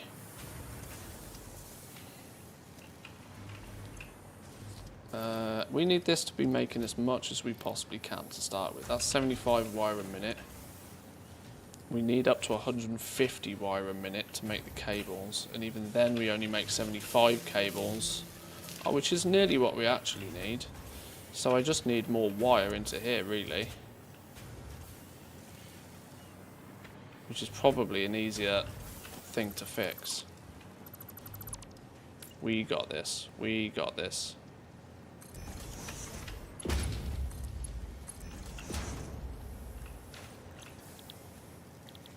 You're making wire. You're slugged to within an inch of your life. I'm desperately trying to not use a sloop, that's why. We need more wire in here, but assuming we can get enough wire in here, we at least make 75 cable a minute, which is more acceptable. It's not quite the 93 I actually need, but it is better. It's better.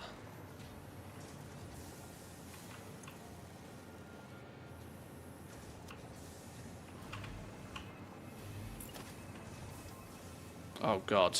Oh god. I've just had a thought.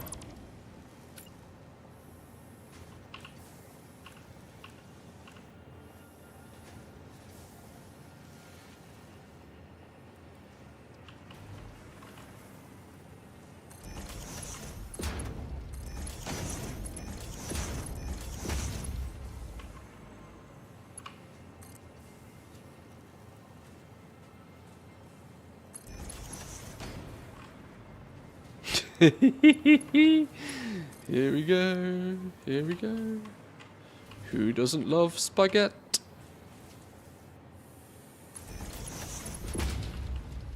Who doesn't love some spaghetti?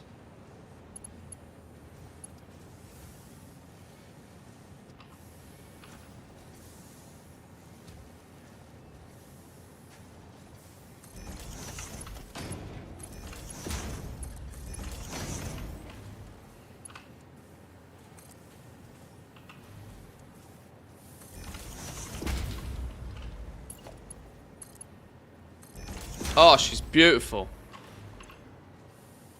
Beautiful.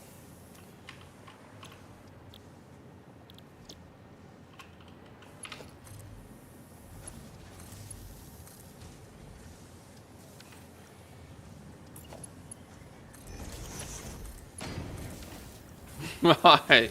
So now that is 75 wire a minute. That is also 75 wire a minute. That's 150 wire a minute. It's coming out, up, down, round, flippity doodah. Jack the Dipper says, "You are hurting my eyes and brains, Mantio." That's 150 wire a minute. Oh dear. That's Jack the Dipper. 75 cable a Perhaps you minute. should adjust your settings for optimal viewing pleasure. It seems Manthia's brilliance is too much for some to handle. Remember, the factory of resilience must grow. Now all we need from the 75, we need 95, so we need 20. We need 20 bonus. We need a 20 bonus. Is we take the bonus here. We only need 50 cables on this machine, but we're able to make 75. So the 20 bonus cables we get from here, we also feed in here. So I just need to figure out this little bit of shenanigans here, combining this output and this belt here, and we are golden. We have done the impossible, which is merge this and this There. Right, you ready for this? You ready for this?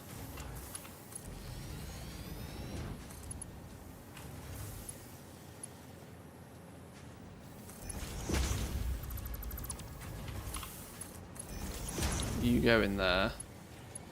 Wait, why didn't I do that all along?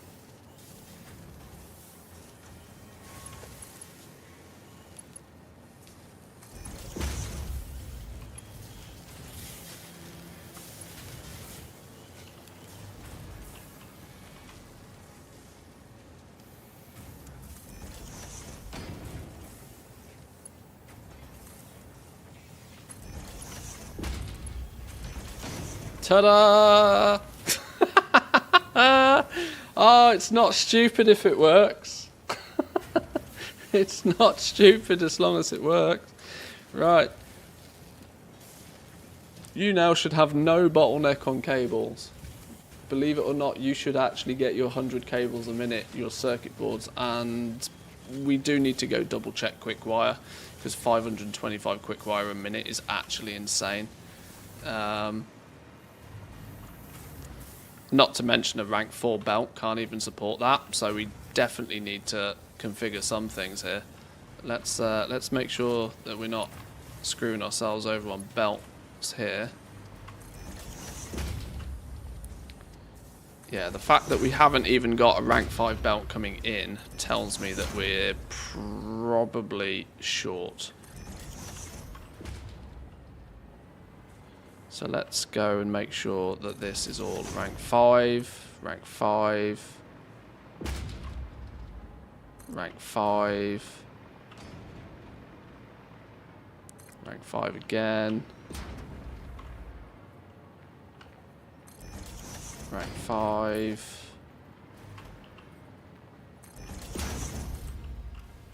Oh shit.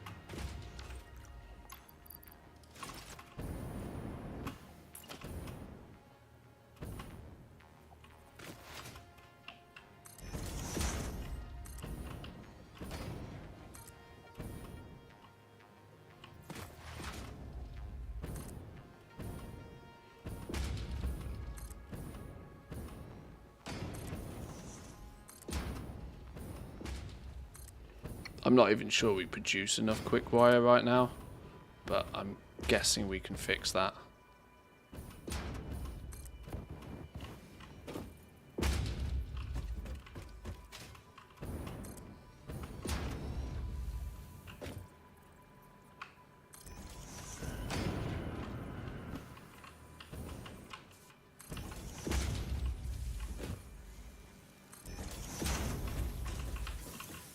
Right.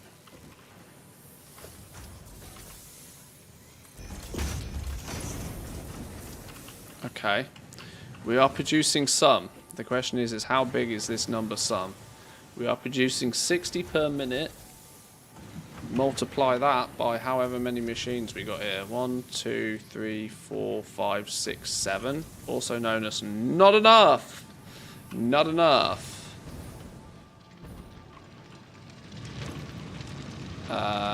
You're not good enough.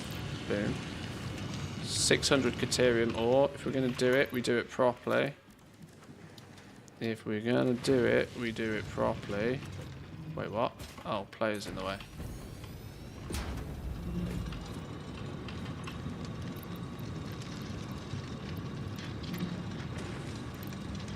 Right. 1,200 Caterium a minute. We need to turn that into Caterium ingots. Did I choose to do... Oh, I did choose to do a 1-to-1. Whoa! Just realised. Caterium ingots down to quick wire. 15 ingots, 40... 1,200... 1,200 ore. Divide that by 3 for the amount of ingots. We only produce 400 ingots. 400 ingots. 400 ingots divided by 12 is 33 machines. 33 machines, multiply that by 60 is 2,000 quick wire a minute we can make. 2,000 quick wire a minute is the potential. The question is, I think I did this 1-to-1 just because it's neat and tidy. Which means it technically takes 6 power shards to fully slug each one.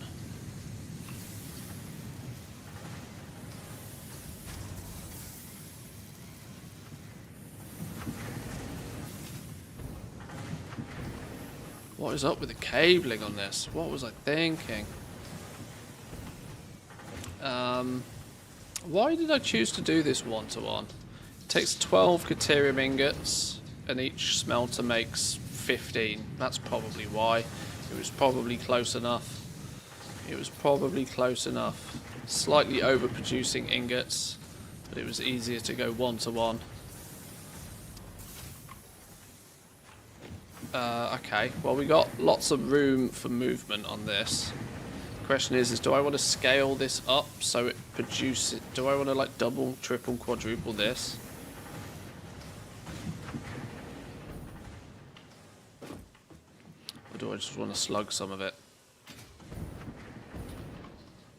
I mean this is such an easily repeatable pattern though.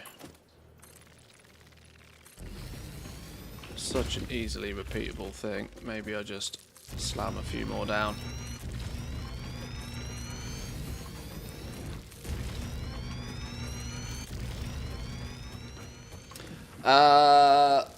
Ooh. Additionally though, do I hear bees? Am I being beed right now?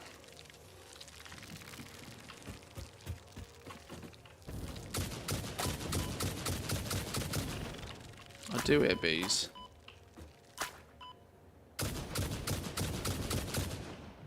Stupid bees. Pure Caterium ingots, fairly efficient as well. Yeah, I'm just thinking, I'm at the point now where I'm not necessarily wanting to purge all of my ingots into quick-wire, because I'm now getting additional use for the ingots. For example, well, you're not wrong, the Pure Caterium ingot is a good one. I should probably look at doing that, to be fair. 2 and some water. 2 and some water into 1 instead of 3 into 1. That does make it go a lot further. But I've also got the ability to use Caterium ingots to make fixite ingots. Although I've been using aluminium so far for this process. Options. Things to consider. Things to consider. For now, mostly because I know...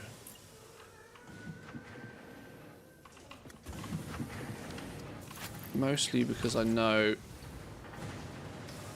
Why is this not even running all... Oh yeah, because these are never meant to run all the time. 1, 2, 3, 4, 5, 6. I don't know, a bunch of those. Such an easy pattern to repeat. Why? Oh no, I did give myself space between them all for a reason as well, didn't I? Because these are the ones that are actually... These take the space.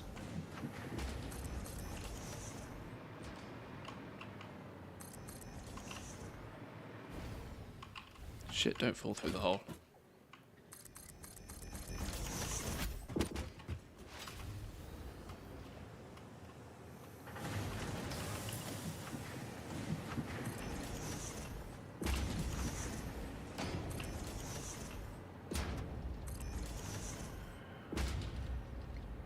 Just quick and dirty it for now.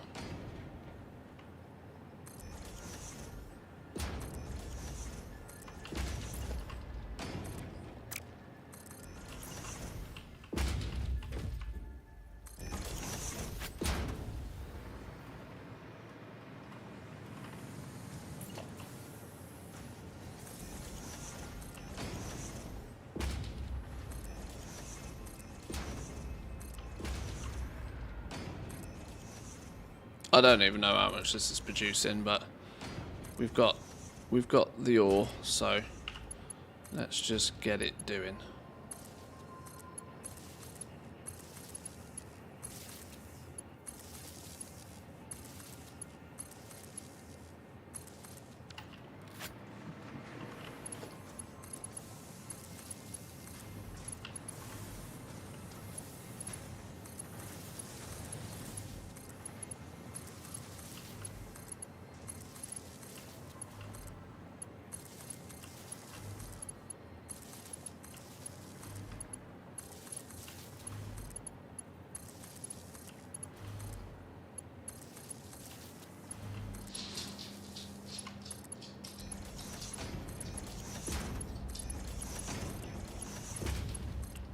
Whoa, we nearly went on a bit of a trip there.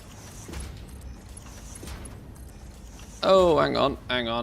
We got a kink. We got a bendy boy.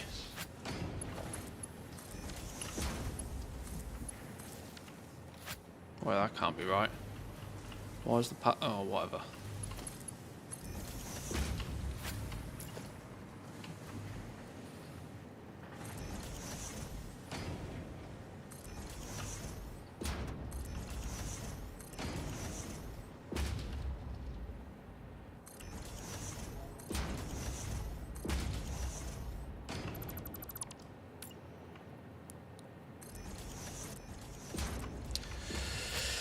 Why is the WoW Guild Bank deposit withdrawal so painfully slow? I need to move thousands of items and it takes forever.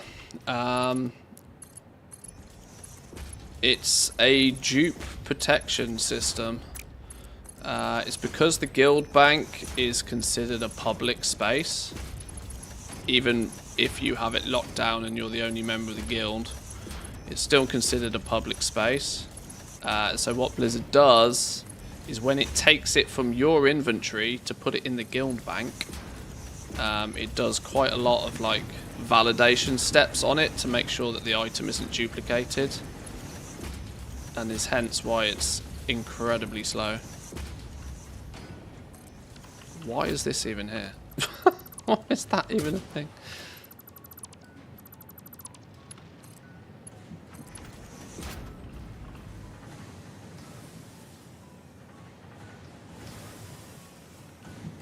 Right, so how many of these have we got now?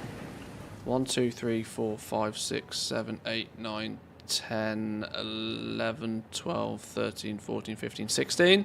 I didn't pick 16 for any particular reason, but 16 by 45, 720. We're consuming 720 ore.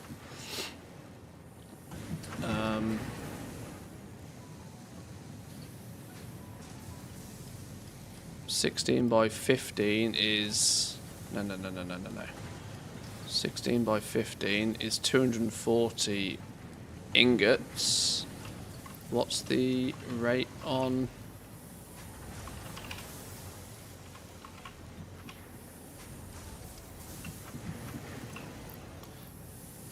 $240, did I say? 240 ingots a minute divided by 12. No, wait, hang on.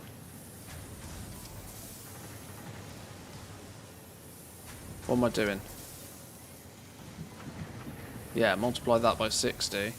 Up to 1,200 quick wire a minute off this little build now. Which should saturate a tier 6 belt once we get it.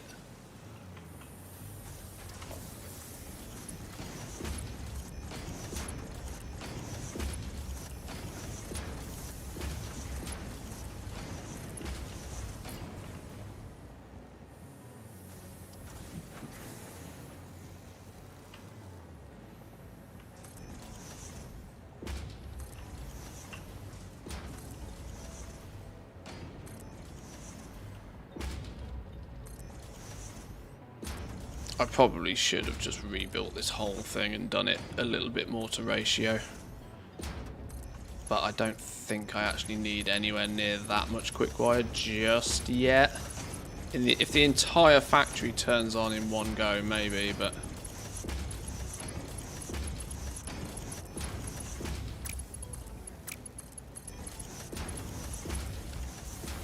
Okay. Oh, you don't have recipes yet. Oops. How many? Oh, none of you are going to have recipes.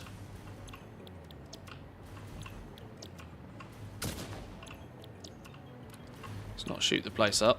This is not an American school.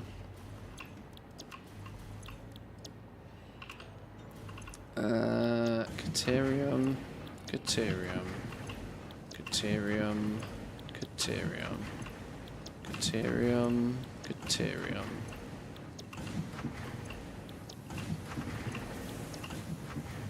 Okay, right.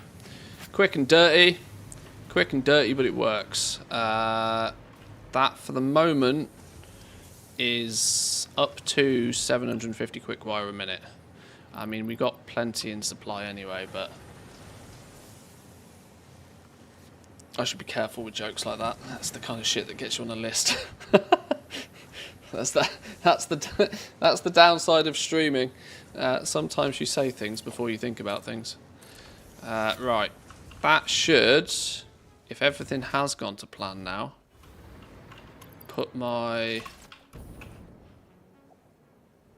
I can't remember where our bottleneck was. It was the high connector, high capacity connectory things already, isn't it? If you're not on the list, you're doing it wrong.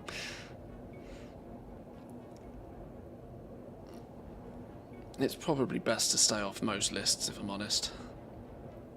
Right, I've also got massively distracted by squirrels, and I am really hungry, and the wife probably wants me to make some dinner. So I think, let me just double check the maths numbers on this, and that might be my play session for today done. It was these things we were trying to fix, wasn't it? So we were trying to make sure that... Hang on, let's put this on. This had the problem that it was probably getting stifled by 525 quick wire a minute, but it now looks to be running 100% efficiently, which is good. We like 100% efficiency.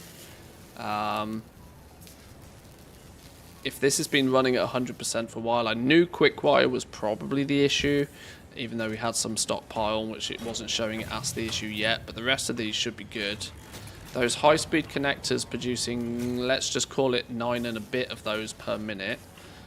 Short term is going to put half of them in here until this is full. But once this is full, it will then send all 9.5 of those upstairs to wherever it was being used. Where was it being used? Are we still dealing with supercomputers here? Was this whole process about supercomputers? I think it was. Yeah, so our supercomputer production is being hindered by the high-speed connectors, where we need 9. Now, this is only going to run then at about 50% efficiency for a while until these fully back up. But once we've got a full box of these on the go, these will back up. And we've already diagnosed both computers and AI limiters to make sure that they're not going to be bottlenecked. The only thing that might become a bit of an issue is another raw material bottlenecking that is a little bit harder to spot until you see an empty belt of materials running in. But for all intents and purposes, that should mean that we'll get somewhere in the region of 3 supercomputers a minute now, and up to 6 supercomputers a minute once this is fully backed up. Now, I think that's probably fine. We might at some point want to build towards maxing this machine out, but for now, that's at least some steady supply. 3 per minute, you'll actually be mighty surprised how fast 3 per minute adds up. Does this mean we have, out of quick curiosity, 400? We've only got 200 here.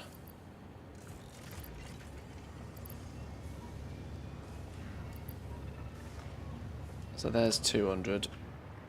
We need 200 more, which will turn up quite quickly at 3 a minute. Once we go find something else, another squirrel to keep ourselves busy. But that's not going to be too long before we can get the next research done then. And everything else can slowly work off that. We're probably drawing quite a lot more power from this. We've been pretty liberal with our slug usage. But we're still, even if everything switches on, we're still only using 17.6 megawatts of power, which is nice. And what's good to see here is our efforts fixing our power system has led this to mostly flatline at about 62,000 megawatts. And I've still got room to move with that as well, which is really good. Nice! Nice! Have we been making many diamonds, just out of curiosity? I can't put this game down. I'm 120 hours into this game and I still can't put it down. We're getting a big old box of time crystals on the go. Lovely. Right, boys and girls, I am going to leave it there for today. Thank you very much. Beans, what are you doing, fella? How did you even get up there? Thank you once again for joining. We'll be back again tomorrow. I say that, we might actually not. Tomorrow is a Sunday, isn't it? We'll see. I do have shit to do tomorrow. If I can squeeze in, maybe it'll be a bit of a shorter stream tomorrow, potentially. Or potentially even an evening stream. We'll see. It probably wouldn't be a terrible idea for me to actually take a day off. We've been playing, like I said, in the last two and a bit weeks, we've put 150 hours into this nearly. So it might be worth a day off. We'll see. But thank you all for joining once again. Enjoy the rest of your day. Enjoy the rest of your weekend. And yeah, I will see you, if not tomorrow, but Monday. Have a good one. Peace.